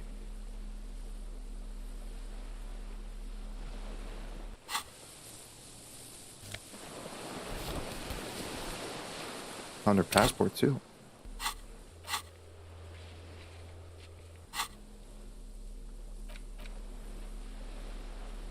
It's a well-traveled passport with visas stamped into it. It is issued by the Republic of Oranje. You found it in the phasmid's nest on the island. You can open it for more details. This passport, issued by the Sovereign Republic of Oranje, is issued to a black-haired woman called Katarzyna Alazie. Classius hidden documents from the MT boy. Look at the photo. It's Klasia, with short black hair and glasses. She looks boyish, younger somehow. What was this doing in the phasmid's nest? Maybe our man, Mr. Dross, took it from Classius, or whatever her name was. Hiding place, or...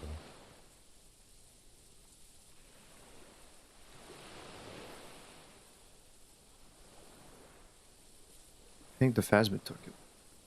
Like a magpie? What a coincidence. Then it would also have collected the other objects, which would be highly unusual. I can see how the helmet could wash up on the island, and the scope.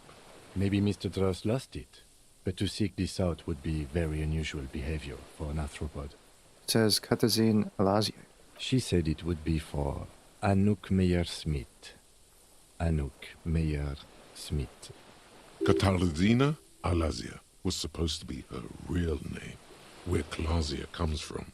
Remember? God damn it. I told you she kept lying to you.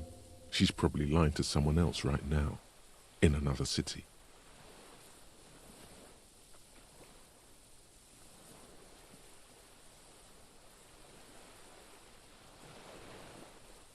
Katarzyna Lazia was supposed to be her real name. She lied to us. Yes, somehow she managed to lie to us one more time.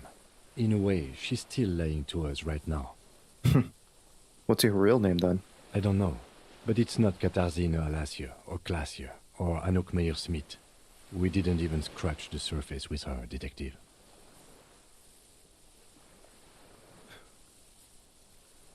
There's that word again. Scratch. Even if he's not here, he's still here somehow. Perhaps it's better that we didn't arrest her. Who knows what hell she'd be raising in my district by now.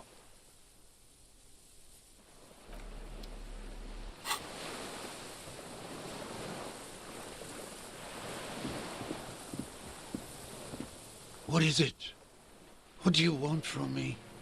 I can't go. Something is very wrong with him now. Sir, how could you not see the phasma? See? He stares at the reeds and falls silent. Mr. Duras? The man does not respond. He keeps staring, black eyes glazed over and bulging from their sockets, his gap-toothed mouth shaking.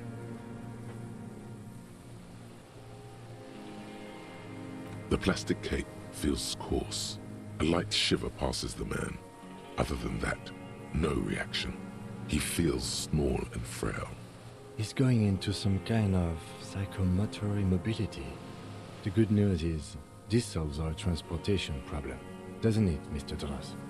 The trembling mouth appears to sigh.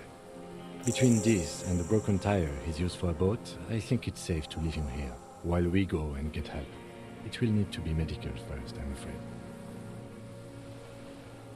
What has happened to this man? Old age and shock. Old age and shock, yes. I think it's the phasma.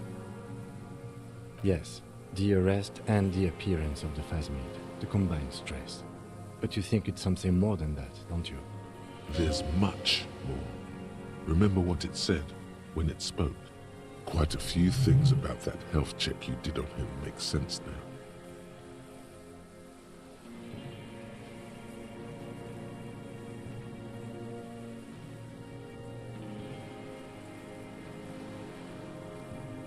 Couldn't see again, just reads. That could be part of the shock. But you're right, something is off here. Mr. Duras? No response.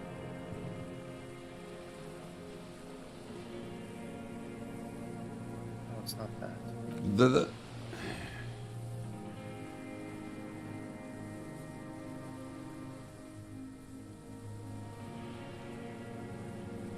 Before, when I evaluated his state, he seemed strangely animated. He was energetic and articulate. After all these years alone, with little hygiene or medication, I would expect worse.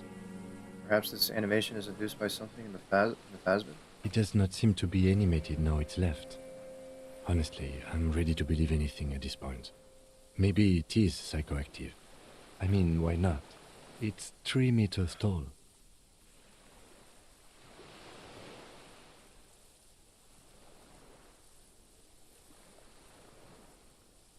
You mean pheromonal? He seemed a little off for a man his age, Randy. The scope? Knowing of her bruises? His disposition toward Miss Orania? I see what you mean. I talked to the phasmid and said it was destroying him.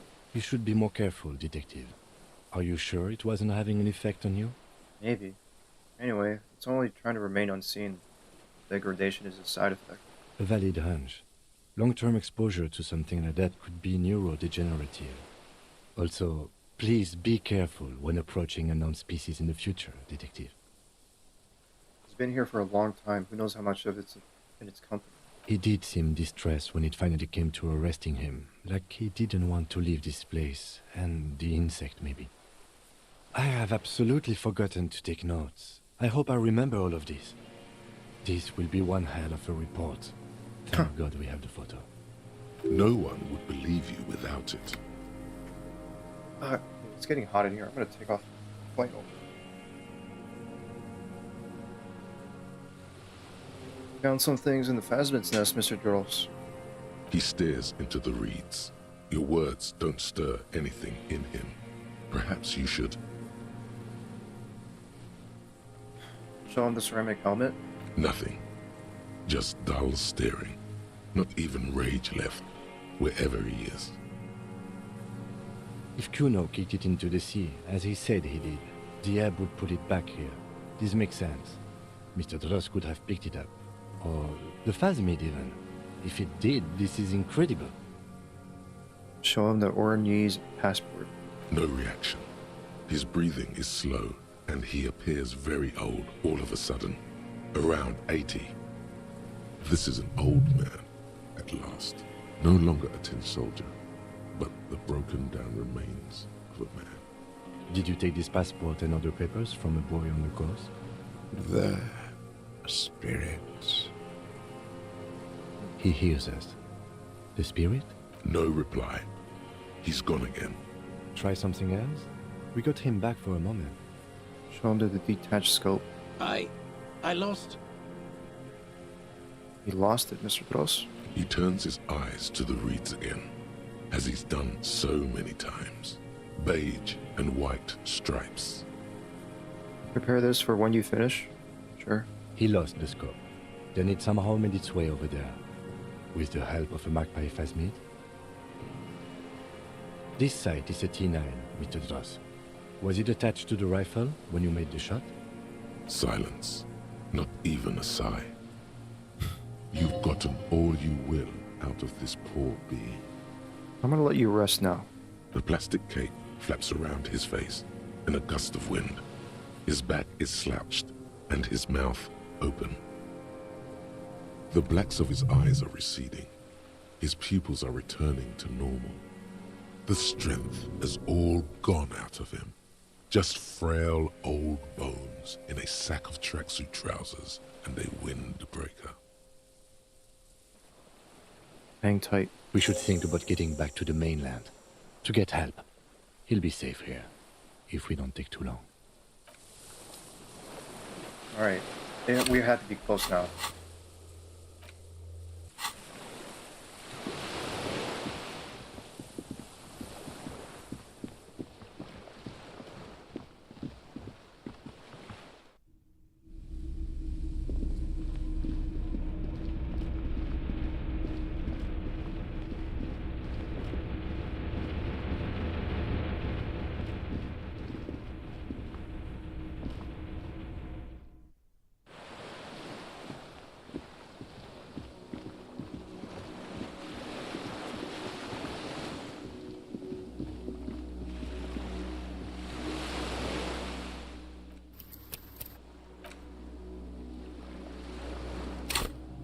That's 5 skill points. Might as well spend it on something.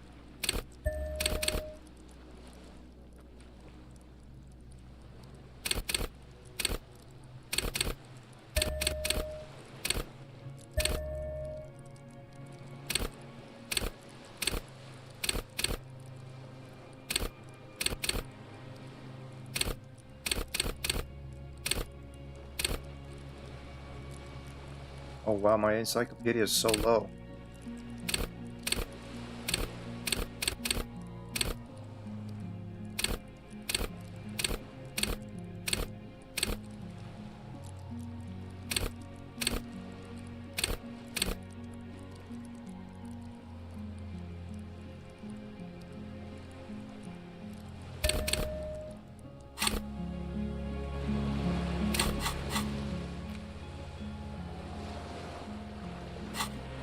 Just in case.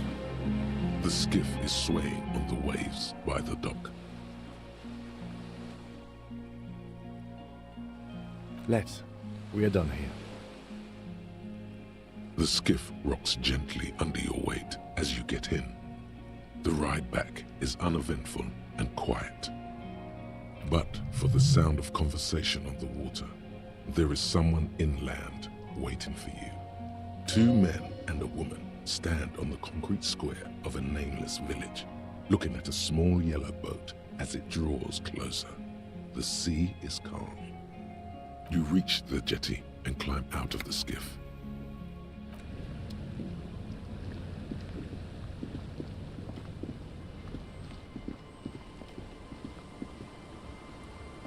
Look what the tide brought him.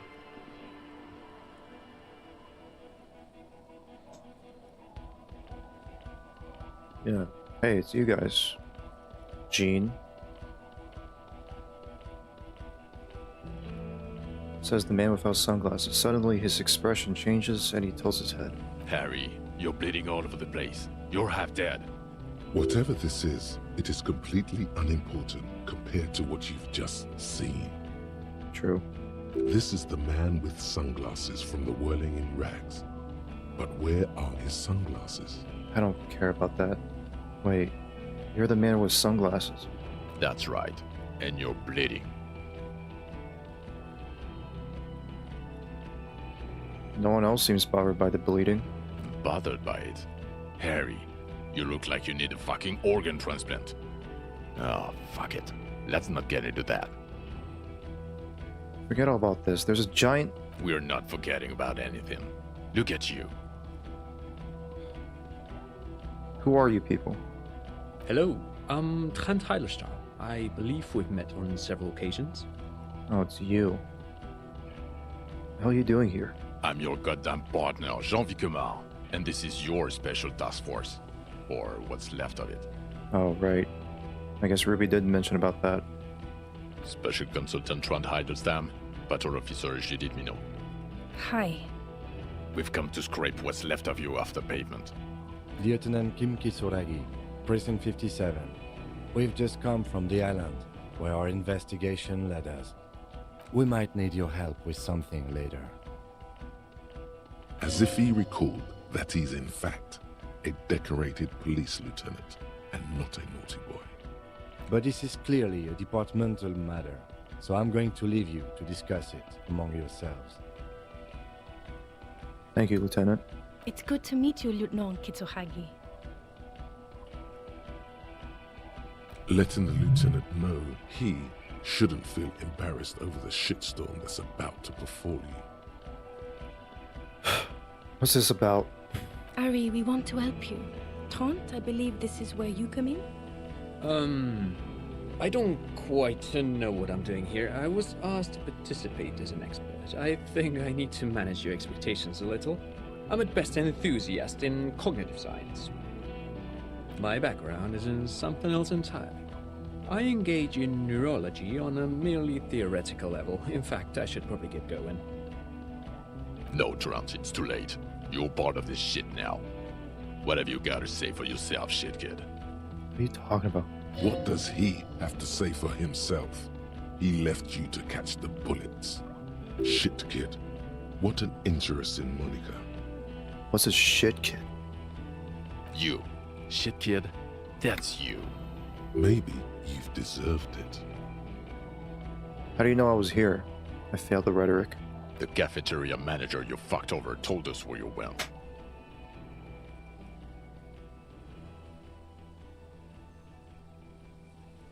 Damn you, cafeteria manager. You've betrayed me for the last time. Okay, I understand. Okay. Dart told you. And people on the street helped us too, with your whereabouts. You're a legend among the drunks, Harry. A legendary local drunk. You aren't the man with sunglasses at all. You're not even blonde. Guilty as charged. I heard you'd lost your mind and your memory. I wanted to see if it was true. And it was. Good work, Harry. You're insane now. There's one less person for me and everyone else to rely on. He was too sarcastic for you to realize who he was.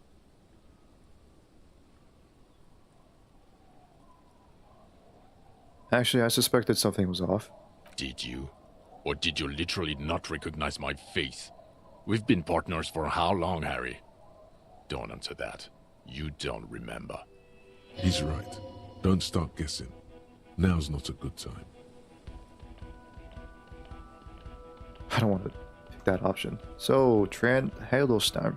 Turns out to be Special Consultant Trant Heidelstam. Yes, I'm Trant Heidelstam.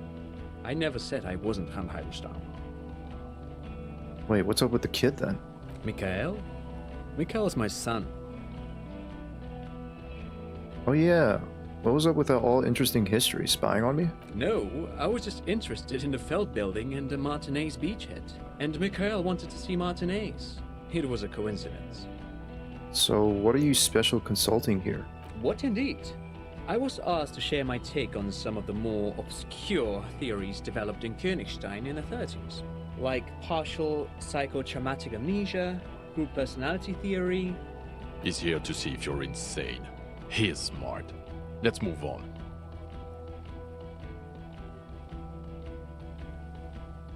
You mentioned a task force. Yeah, Major Crimes Unit, under Lieutenant Dubois and Vicomar. Ring any bells? Refresh my memory, who else is in this? Refresh your memory? It's a goddamn Major Crimes Unit.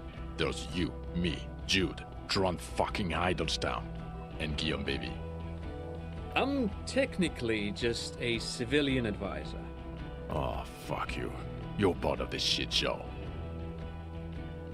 Yeah, first, who's Guillaume Bevy? Oh, that's an interesting story, actually. Guillaume Bevy is a police reporter who joined our team. He was really good. Then he left because he lost faith in your ability to lead the unit. Other people have left too. Good, smart people. People we won't get back. Only me and this really patient patrol officer are still here. And Trant because I'm forcing him to stay. Is this Guillaume Bevy blonde and partial to sunglasses? Is this Guillaume Bevy blonde with sunglasses like you were? See? There. He's getting it. I was impersonating him. Look at me, I'm G. Bevy. It was going to be funny, but then you really did have brain damage. So not so much anymore. He sincerely thought it was going to be amusing. For both of you. Okay, so what does the unit do? Do? It's a major crimes unit. We clear the desk of cases so Precinct 41 doesn't look like the worst station in town. We are shit tier now, Harry. Because of you. They're your posse. Or what remains of it. Hand-picked. Hand-lost. The 41st isn't...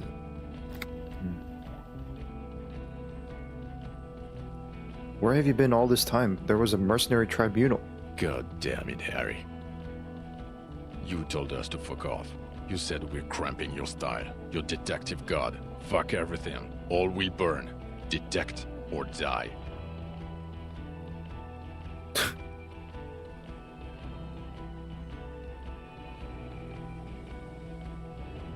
I said all those things. I'm not like that anymore. Sure.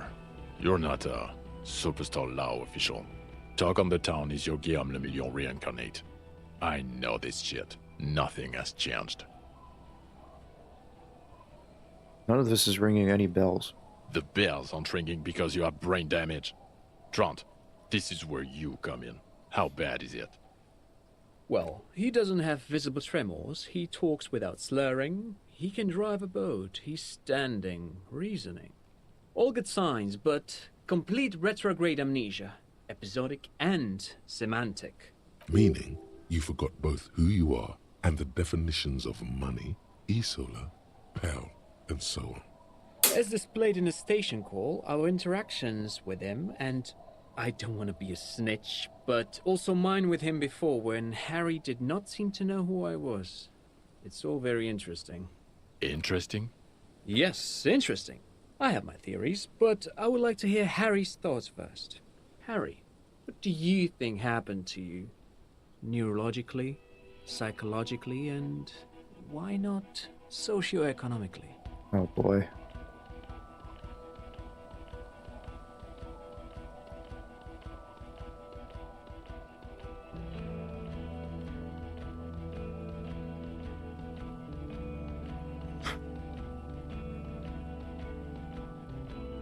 Fuck.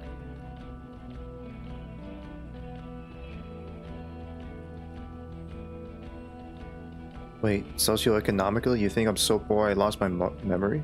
Not when you phrase it like that. But I don't think critical theory, I know everyone thinks this is far-fetched pink academia, but still, I don't think it should be off the table here. What? He lost his memory because of capitalism? No, not like that. I'm not talking Vredefort's core here. But Harry, I asked you, what do you think happened? It might have something to do with an anomaly in the church now. I'm a highly experimental detective. This was a method I used to solve this case.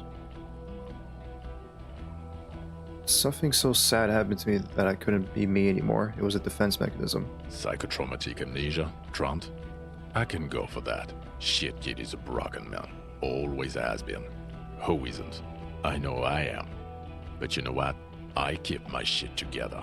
Also, I know a person can't wipe their own mind, however traumatic it gets. That doesn't happen. You're lying, or insane, or both. But Detective Vigmer, he has blanked out before. I have? Yes, a couple of times. After some of the more serious benders.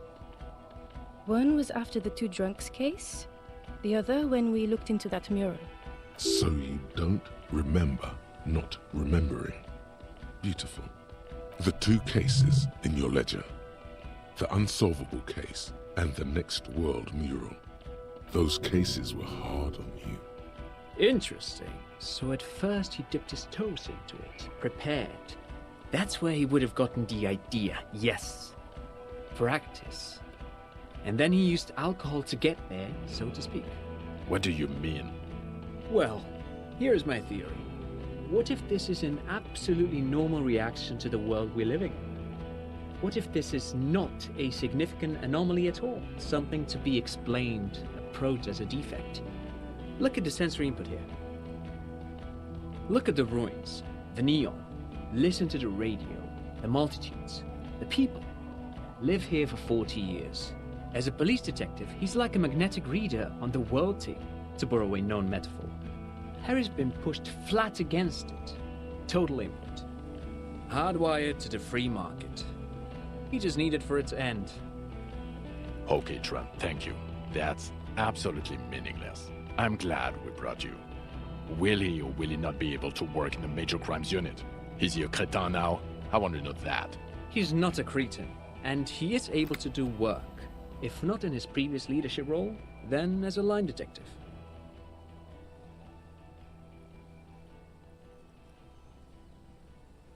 What now? I'm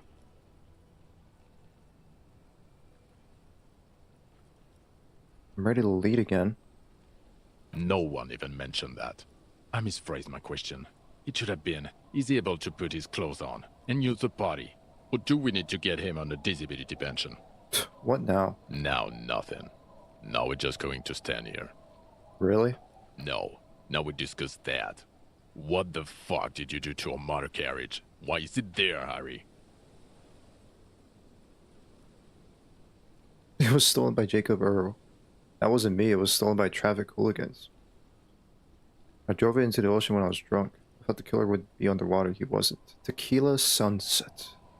I also jumped the canal, by the way.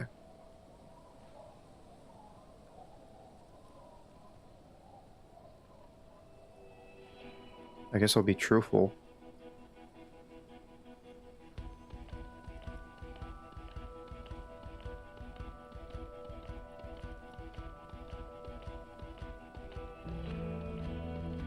This is also kind of true. Tequila Sunset. I also jumped the canal, by the way. Ha ha ha. Ho ho ho. Tequila Sunset. Jump the canal. So funny, Harry. Thank you for fucking me. He grabs his stomach and the humorless laugh. Thank you for destroying 45,000 real of police property that's coming out of my payslip. You know that, right? You're gonna get fired, and I'm gonna pay till I die. It doesn't matter. Your badge, Harry. Show me your badge. I have no idea what you're talking about. Okay, so that in that moment, it didn't happen in the game, but like I drove my car into an ocean. That's pretty much it.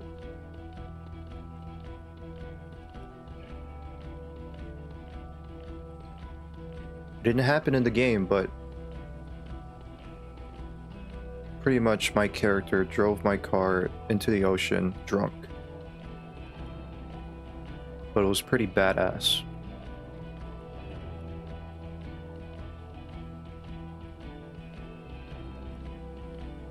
I got my badge right here. Wait, my badge? The thing that tells people you're a police officer. I got my badge right here. In a rush to demonstrate your badge, your eager fingers can't sustain a grip on the smooth plastic, and the badge slips out of your hand. Catch it.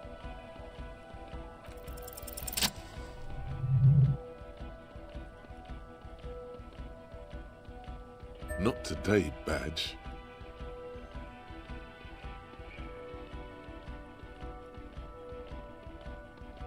Did I get the badge? You got it all right. You're showing it to him, victorious. There, see him, the badge. The drama is unnecessary. I got the badge, all is well. Behold, my badge. And your gun? Yes, unimpressed by the piece of plastic in your hand. As if having your badge and gun are natural states, not achievements. What is it with all these material objects? Gun. Gun. Just repeat, gun. I upgraded my gun to the rifle. Gun, badge, car, these are all things. Things don't matter, people do. Gun's right here. He has it. And he didn't drop it. You're drunk like a bum, Harry. Put that thing away before you kill someone.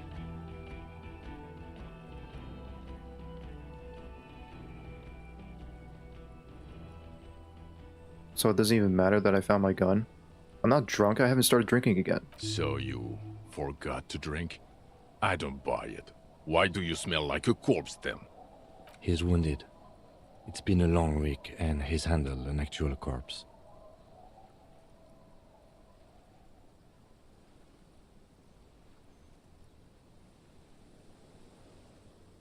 Oh yeah, I found the... Yeah, guys, I found the phasmid. What made you think it would not stink? I don't know.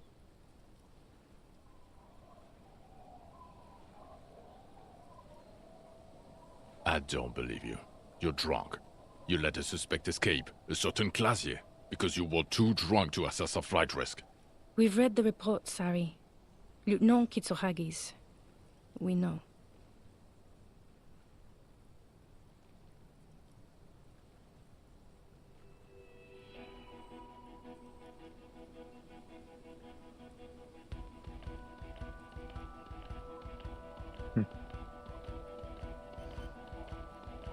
Not taking her in was the right thing to do. She gave us a vital clue that led us to the island. Oh well, if she was nice. I'm not even gonna get into the other suspect, who also escaped. Yeah, Ruby something. Or the fact that you very likely sold your gun for booze. That's peanuts. That's nothing. That's a humorous anecdote. Compared to the 8 people who were gunned down. The streets are literally red with blood, Harry. It was fucking mass murder. He did everything he could. We did everything we could. The company hired unvetted mercenaries. Lieutenant Dubois got between them and the locals. Here comes the cavalry. He did so at considerable risk to his own life. He was shot, not once, but twice. We stopped an execution, not a negotiation. The loss of life was minimal compared to what it could have been. Thanks, kid.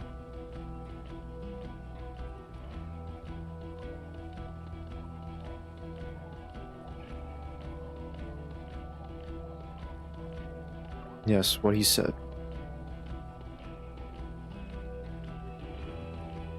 Yeah, it was a massacre. We got wiped. Where the hell were you?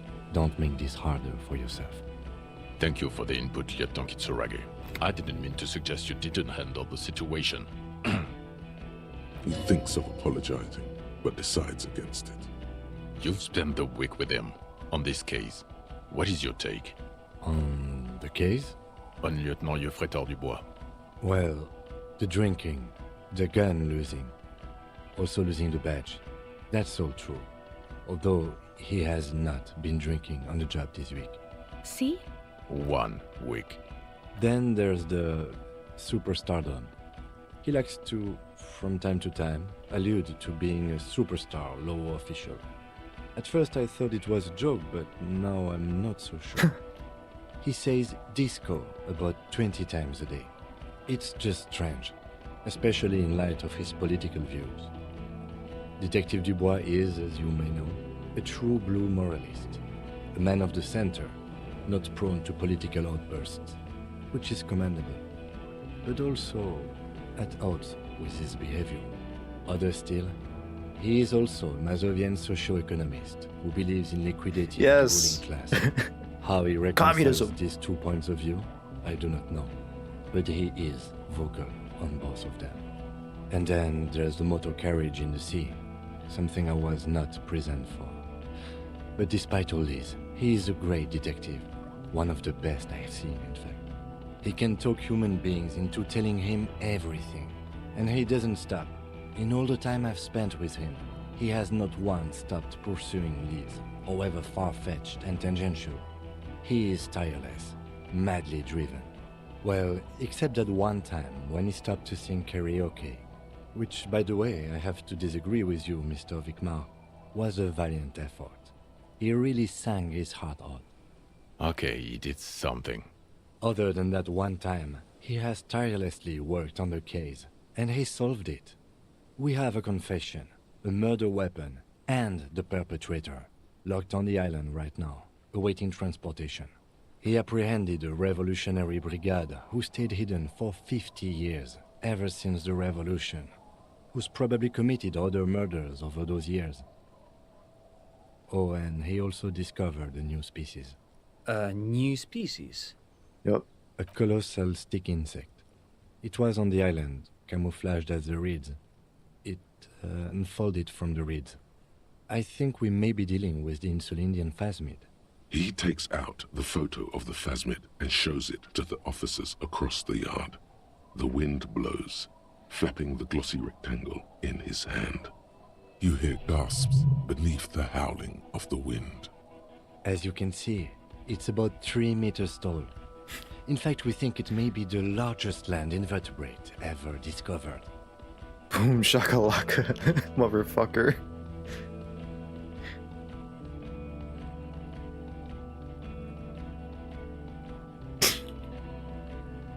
Fucking hell is that? Is this somehow connected to the case? Detective?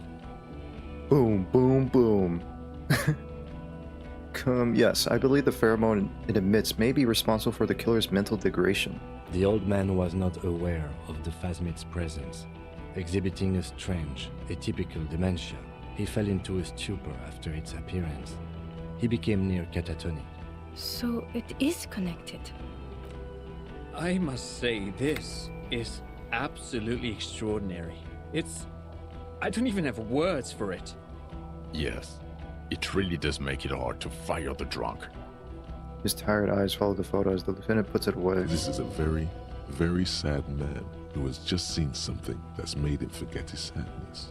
Now you make your case. Now is the time. Now or never.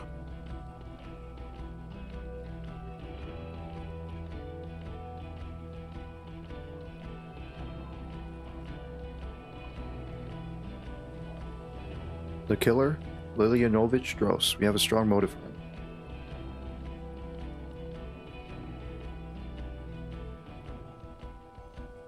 Previous head of the Durbarton Union was decided by our killer. This is a conversation for when we are no longer out in the open.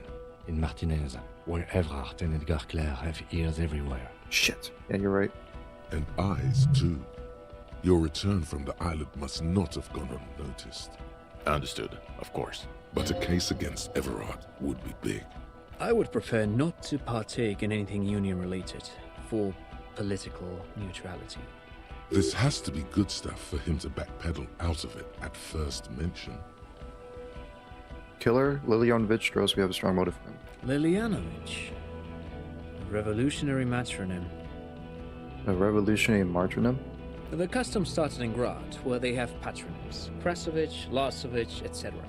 The revolutionaries saw this as a chauvinist atavism, so they used matronyms, derived from the mother's name instead. This man's mother was Lilian, his Lilian's son, Lilianovich. The custom was overturned after the revolution failed, but not before it made it to Revachol. So, it is what a soldier of the ICM would be called. Thank you, Trant. Thank you for that piece of cultural theory. You said you have a motive? Of course, excuse me, I just thought it was noteworthy. He wasn't quite sure about the straggler before he heard this detail. It must have convinced him.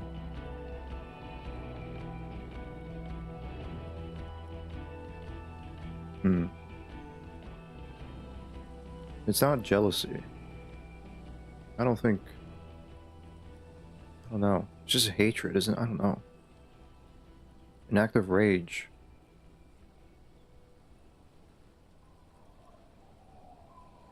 Was it 2? I don't think it was 2. Because, yeah, he didn't work with, Edgar. Possibly induced. But even without that, these men spent 50 years on the islands in the bay, in solitude, loathing what Revachol has become. There's plenty for prosecution to pick from in terms of motive. Also, we have a sniper's nest with full view of the room in which the mercenary died, right on the island, and 2 officers on the scene that Mr. Dross confessed to. It's a clean win. Oh, it's way more than that. Way more. It's way more than that. A perfect folding mechanism, like the Phasmid. It's way more than that. I'll win her back with this. It's my masterpiece. They'll teach us in cop school. I did all I could. Every second was a struggle. Oops. Perfect folding mechanism. Get over yourself, Harry. I can still smell the booze on the wind. God damn it. Doesn't it ever leave? It is there. Like in your bones or something. It will pass in time. Also, the Phasmid was female. The reeds are its nest. Female? What makes you think so? You had to see it. It had the subdued colors of a female. And the nesting behavior too, I think. Incredible. Were there eggs in the nest? Not as far as I could see. There were other things there, though. Yeah, I think she ate her babies. It's interesting time. Forget about the rest.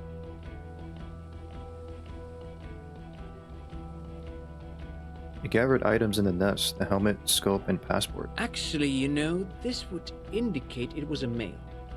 This is far from anything in my field, but I think such nests are called bowers. They are for attracting mates. I still think it was a female. Of course, as I said, I'm only guessing. I didn't see it. It must be robust if it can move a whole helmet with its limbs.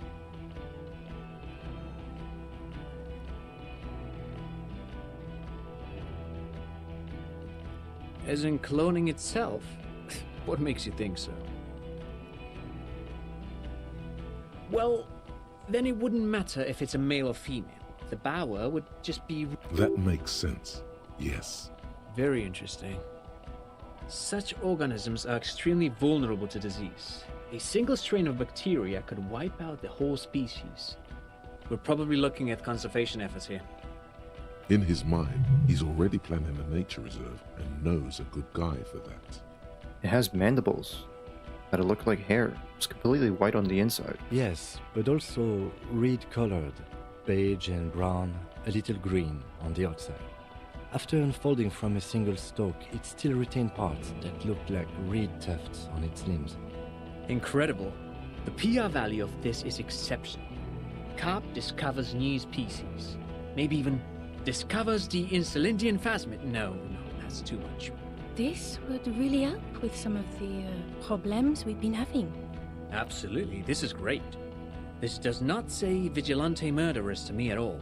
This says science, news, human interest. You know, it's a really good thing you have that photo. Without it... You're doing good here. Perhaps only for a moment, but still. Quit while you're ahead, or no.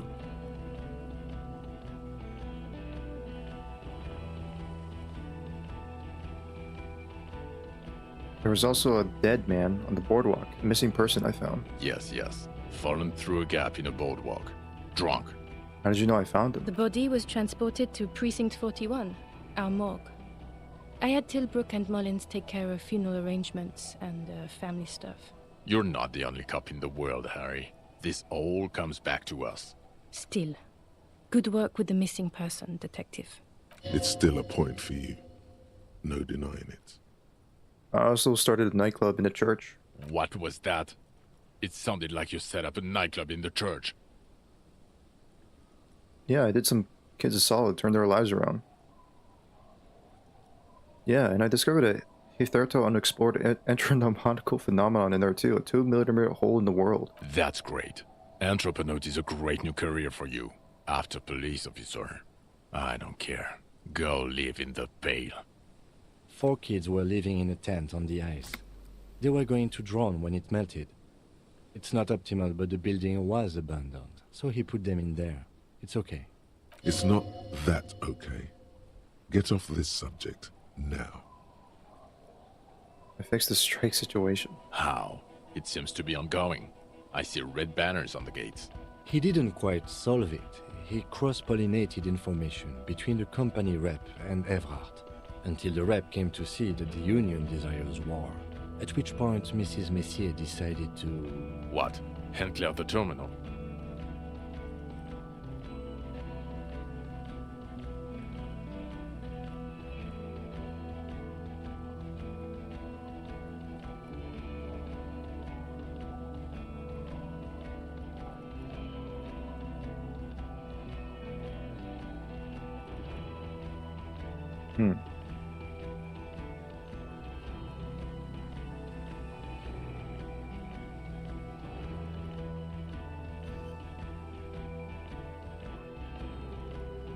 You bet it was.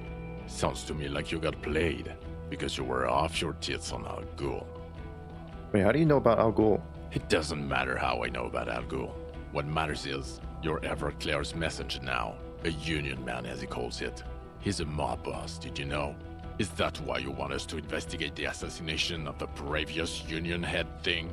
To get off Everard's hook? Wait, I just told you about that topic. No, it's nothing like that. He was reckless with information, but ethical. We don't owe anyone anything. This allowed us to stabilize things in Martinez. God, calm down, Jean. Silence. Good. The man doesn't know what to say. Also, I looked into Mystery of Doom, the commercial area. I don't know what a Doom commercial area is. Rue de Gislaine 10, commercial building where all businesses go bankrupt. I looked into it. Why? That's not what you were supposed to do here. There was a fridge we needed and a possible witness. He was just chasing a lead and ended up advising a local shopkeeper. It was okay. Of course. Call it community outreach, right? Dodged the bullet there. For a moment, it seemed like you were just wasting time. I confiscated drugs from Kuno's dad. Who's Kuno? You don't want to know. You're right, Lieutenant. I don't. You snorted the drugs, I know you did. It's alright. I'm in. At this point, anything is but the drink. So what do you say? Want to take this hotshot back? I don't want to, but you discovered a new species and solved the murder. So I have to. Jude? Anything that ends the trial is okay with me. You haven't been drinking, she thinks. So, maybe this time. Agreed. The public relations potential of this is too valuable to let go. Okay. We have vehicles in the square, and the perpetrator needs to be taken into custody. Let's go. Now you will finally get to know who you are. Wait, I have a few questions before we go. About who I am. The man looks westward, impatiently, jingling his car keys in his pocket. Who am I? Who are you? You're a gym teacher, Harry. What? Well, obviously you're not a gym teacher anymore, but... But before? Before you were a cop, you were a gym teacher in Coron. It's getting really cold outside. Should we maybe... That does explain a lot. Harry, it explains everything. The running around, the jumping, the shot put. Your inexplicable facial hair. Collection of found sportswear I've amassed. The fact that you don't seem to know what homosexuality is, and how you're able to perform a 360-degree spin kick too. Yeah, the important part about it. The incredible stamina output. The fact that you don't know, you don't seem to know about what homosexuality is. Also, this guy. Just everything about this guy. God, even this javelin throwing freak hair. When was this? When was I a gym teacher? In your 20s or late 20s. You've really let yourself go since then. You said in Curon. I was a gym teacher there? Yes, you taught gym in Cool. I believe that's the term. Taught gym at a high school. You were a high school gym teacher. The smell of sweat and glue. The worn floorboards. Shit. Yeah, I remember that. Yeah, I remember that. High school. Harry, your goings-on with Kuno, Andre, Acel, the whole thing on the ice. That's why you are so juvie. His smirk suggests barely contained laughter. Why did I join the RCM then? The regular. You found some chick. She inspired you to fight the big fight. Be more than you are. All that. You, every morning, walking from Voyager Road to teach gym. She, leaving for the academy with her spring coat on. The air filled with the smell of smoke and raspberries, and incredible hope. An ocean full of hope. Okay, I see now. I knew it. I knew no normal human being can run like that. He's an honest-to-God gym teacher. Why am I like this? It's not a mystery. Some chick fucked you over. Also, you were drunk. You really went with it too. Really maximized the damage. Really? Some chick? Who? Dora something. Dora England. Yeah, you mentioned her name. Not Dora Dubois. Hey, Dora England. Something like that. Half-Vasen. So we weren't even married. No one is married anymore. This is Revachol. When was this? God, I don't know. 6 years ago? She was way before my time. 6 years and you haven't gotten over it? What the hell is wrong with you? 6 years? Yeah.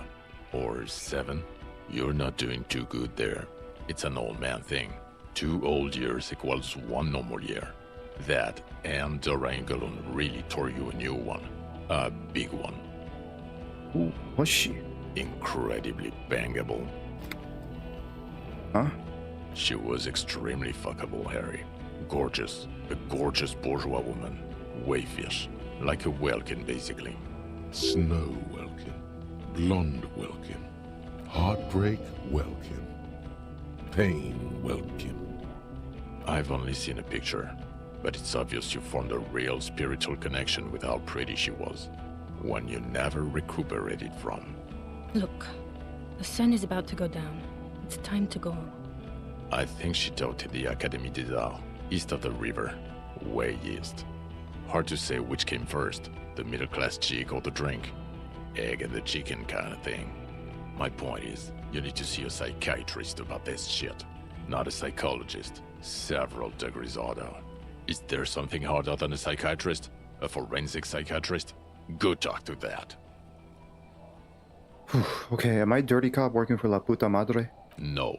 No? Because the suspects seem to think. You're too unstable to work for a mob boss. You're suicidal, Harry. No mob boss would take you. I assure you, I wouldn't consult for a corrupt unit. He would immediately backpedal out of it. I told you it's not that bad.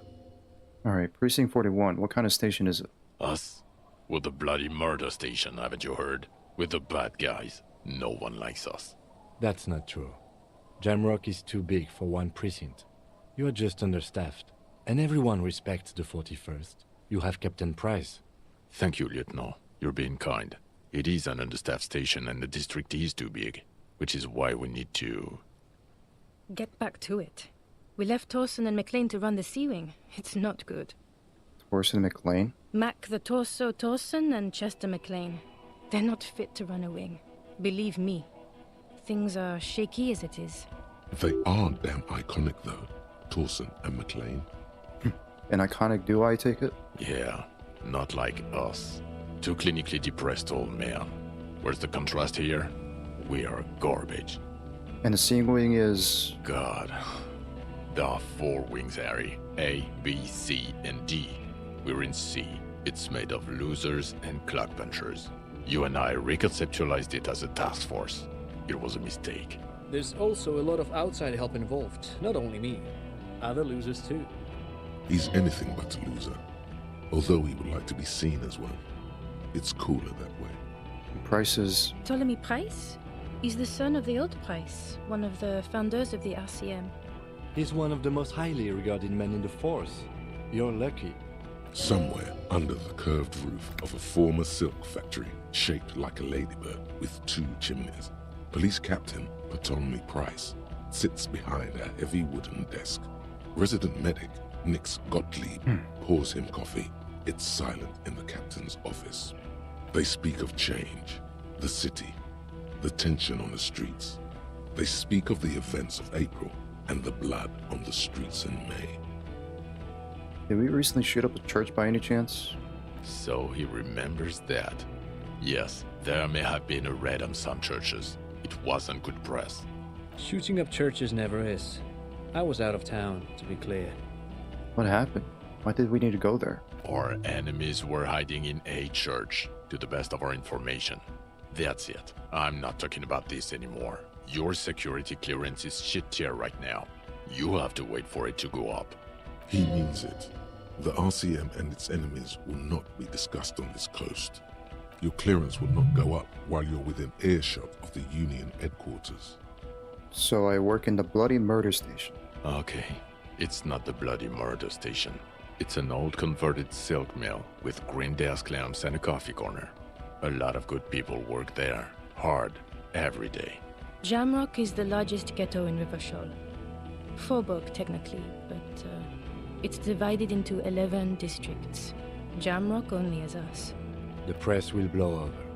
Jamrock is lucky to have you, and it's often considered to be the greatest of the districts. You're lucky to have it. Thank you again, Lieutenant. Because you ruin your sleep schedule? This is technically like 2 streams in 1. I think 2 streams in 1 today. So technically maybe Scratch was right. Maybe on technicality it is kind of like 35 streams, but this is like 34. Whatever. The Phasmid, I need to tell Lana about this ASAP. Who is Lena? A cryptozoologist. She lives in Jamrock on Tabernacle Road. She told me about this Phasmid. Tabernacle? It's on the way over. Near where you live on Perdition. Fine, if we're gonna drop you off anyway. Got the music ready? I gotta go back and see the title, because I forgot the title of the song. She and her husband were conducting the search for the Phasmid. It's their discovery, in part. They should know as soon as possible. It would do you good to deliver some positive news for a change. She is going to be over the moon. Watch out, or she'll faint. Lieutenant Kitsuragi, what will you do now? Well, first I will go back to my station and write the most detailed report anyone has ever seen. It will have to be good to cover all these. Then I will have a serious talk with my captain. It's Midnight City?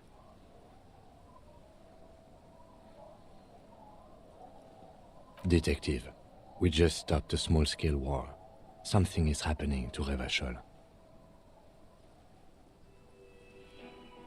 He pulls up his collar and looks around. Cold spring light reflected in the lens of his glasses. I don't know what yet, but it's going to be a hard spring for the RCM. We need to get ready, infiltrate, investigate. Want to do that at Station 41? Talk to Captain Price? I'd rather not ruffle the feathers of 2 captains with my doom-mongering. No, I meant investigate. Come work in Precinct 41. Work with Price? I'm flattered, but I don't know if I... Would fit him. and crazy enough, can take the stress. He doesn't know how to finish the sentence. This truly came as a surprise to him. Not a bad one, but he's at a loss. Flattered? Your Lieutenant Kitsuragi. We would be flattered if you even considered. I would have to tie things up in GRIH first. But, I mean, whatever is coming, Jamrock will be more central to it than the harbor. And we also have a huge caseload, Lieutenant. Piles that we need to get back to. Mountains, even. I do like the sound of that. Nice. He's really considering it. Well, I'm ready. Good. Fuck it, let's go. Tron brought his motor carriage. It's a 20-minute drive to Jamrock. Under the evening sky, the great district turns on its lights. A chessboard of wooden houses, 80,000 living souls inside. Fire traps as far as the eye can see, from Main Street to Precinct 41 atop the motorway, to Boogie Street forking into the dark horizon. You close your eyes and hear the dogs bark. A lone woman sits by a factory window, dreaming of meteorite strikes. On Rue de Saint-Jérôme, a square bullet slides into a square-shaped chamber. In Old South, a man without eyelids smiles. Spring has come. It's time. Dawson? Yes. McLean? Yes. Heidelstein? No. Vicmere? Yes. Dubois? Of course. Really? Nix Gottlieb looks up from the list. I hear he's unstable. You say that like it's a bad thing. Captain Potomac Price gestures with a ballpoint pen. It's dim in the office, and the curtains are drawn. Harry's our man. He'll pull through. When he does, he'll side with the RCM. Understood. Gottlieb returns to the list. Minot? Of course. Wonderful. Then can we please just go back to Jamrock now?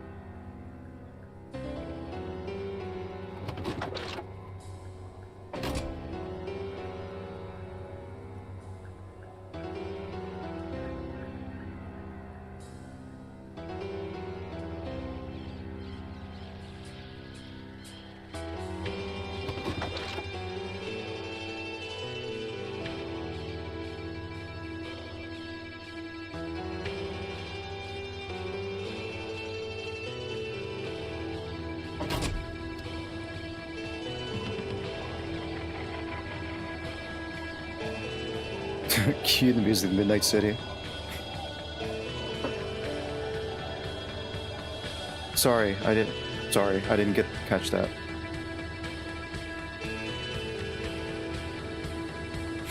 No, it's too late.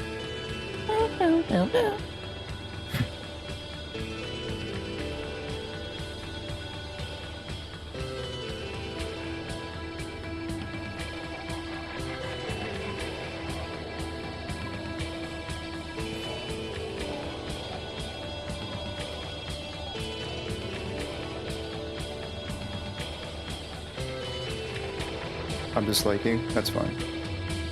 That's my fault.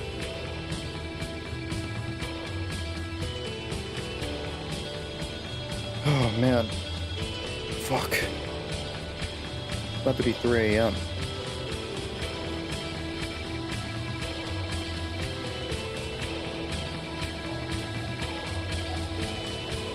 I guess I have to watch this credits.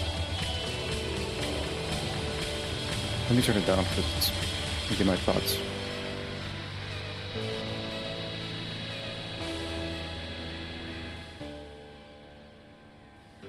Oh man, yeah, what a journey. It was quite a journey. I could have just, I don't know. Honestly, I could have probably done this. I could have probably finished this at the end. Like, I could finish this tomorrow. But then again, I feel like I probably wouldn't, because I probably won't be streaming that long tomorrow. But man.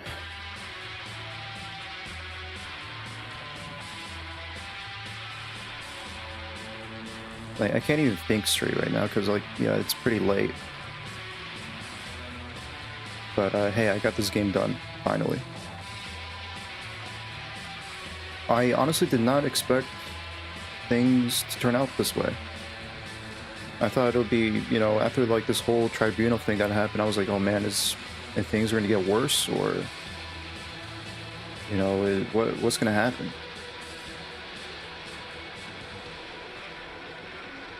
Like, but hey, I mean, it added, and like, you know, with the whole like case and like mystery and like, you know, behind on like the killer, like, oh man, like how deep does it go?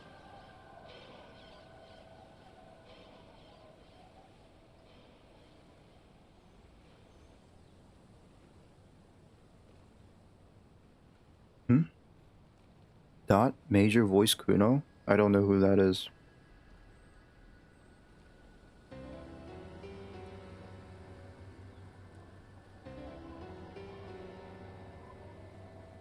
But I'll probably have to sleep on this, you know, try to gather my thoughts or whatever. Just, man, this game is, it's quite the game.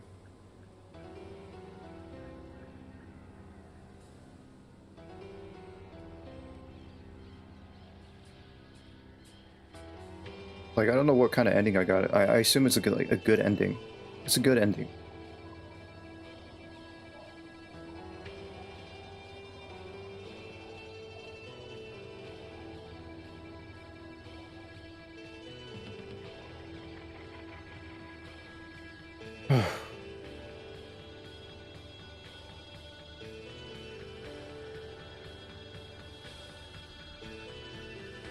It's probably the best ending.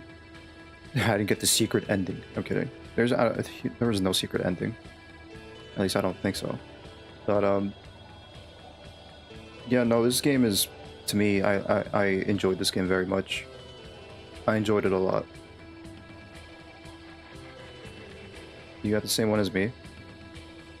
I want to go, of course I want to go back and play this in my own time, you know, and like do some other options, like pick out the, you know, different options.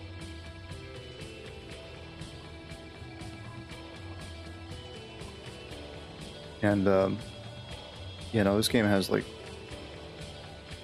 tons of different routes you could go to.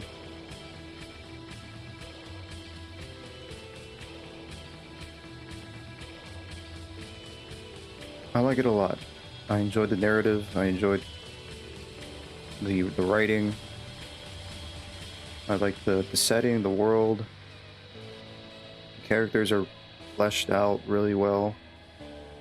I like the gameplay, like, you know, skills and like this kind of like RNG roll, like dice checks and whatnot. It also tells like political commentary and, you know, all that.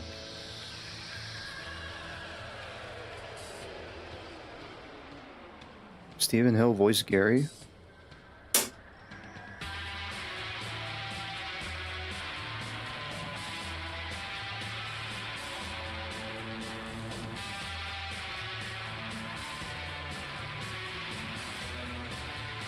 I don't know what else to say, really. I really have to gather up my thoughts.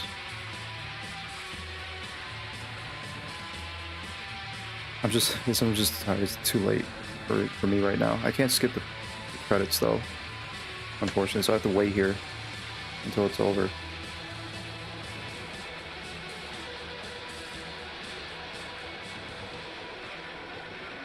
Oh, man. Now that I finally beat Disco, though, I should get ready, and I'll probably take a couple days off from playing. I already am taking days off already. But I guess maybe I should say maybe I won't be jumping into Bully. Not yet, at least. I mean, I'll have to get the games ready and all that. So, and then I gotta finish some other stuff around the house.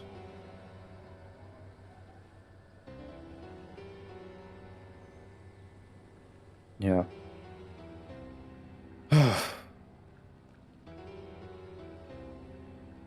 I think I'm gonna be playing more Monster Hunter.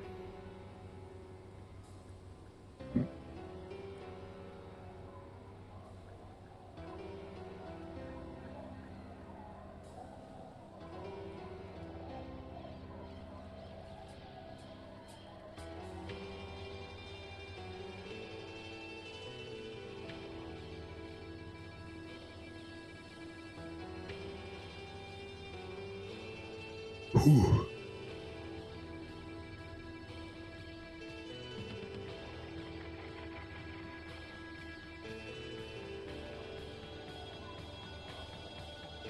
I don't know how long these credits will take, but I don't think there's like anything. There's no after credits, so they'll probably just put me back in the main menu. But yeah, I really messed up. Thank Julian. Hold on. Thank Julian Champenos for letting you have Kim. Well, thank you, Julian Champenos. Thank you. Yeah, no, Kim is like definitely my favorite character in this entire game.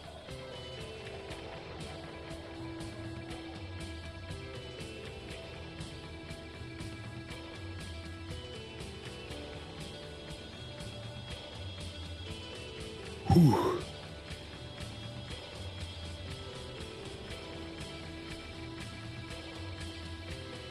I really should get some water.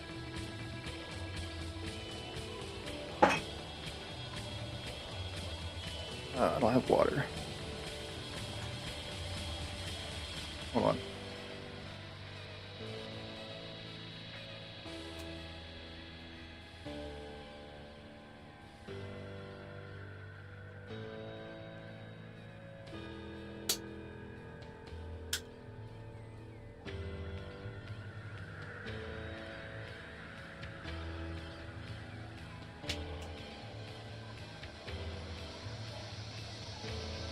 Oh.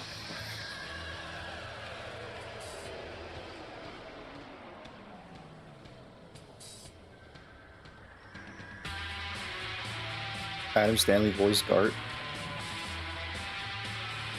Man, it's 6 hours. It's been 6 hours with this game. Yeah, this could have been like another stream. I could have done it yesterday, honestly, but oh well.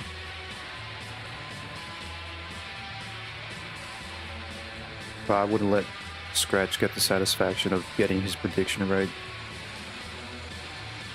35 streams, man, I could not let him. I will never let him have that.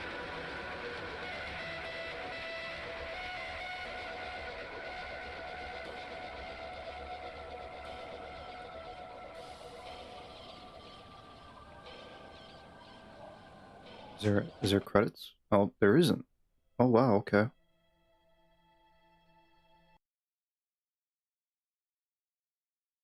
Did you know this game has 1.2 million words? That's no, I did not, but yeah, that's fucking crazy. Oh man. Wow. What a game.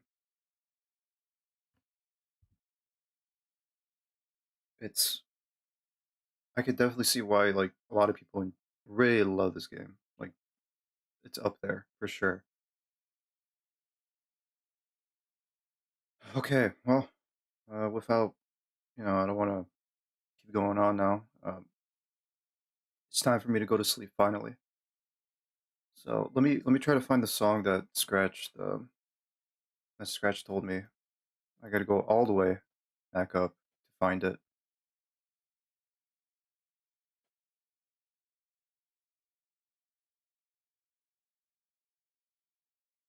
Want to be free by Sea Power.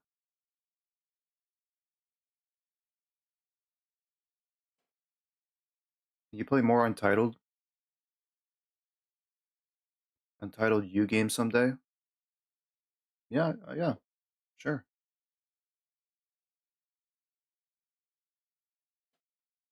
Yeah, I will. Someday I will.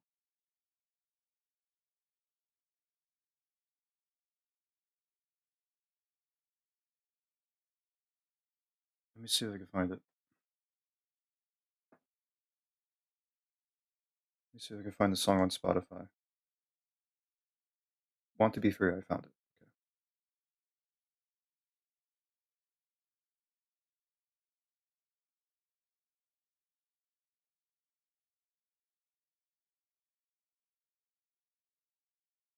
Okay. Oh, man.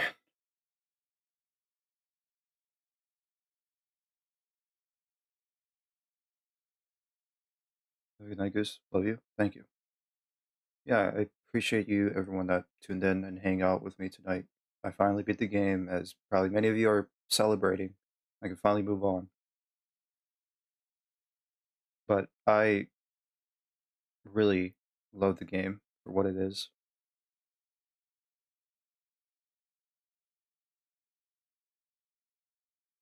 What a long journey. All right.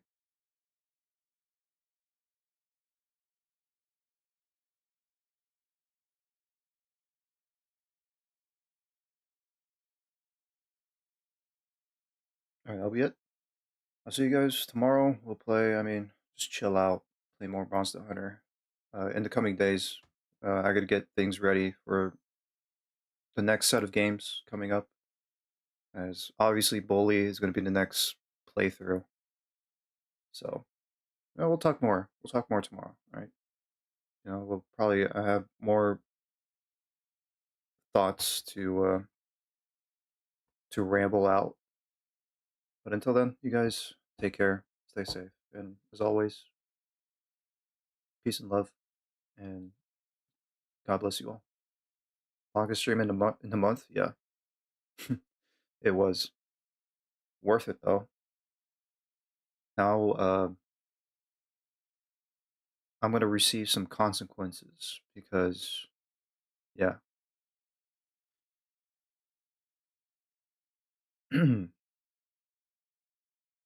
Because yeah, Scratch told me that.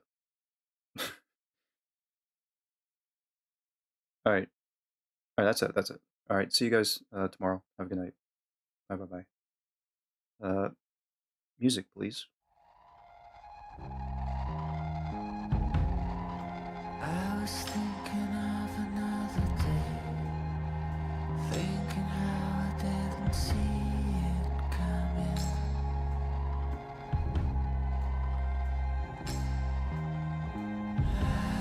The gander and the hunter and the gatherer feel like a traveler from another planet.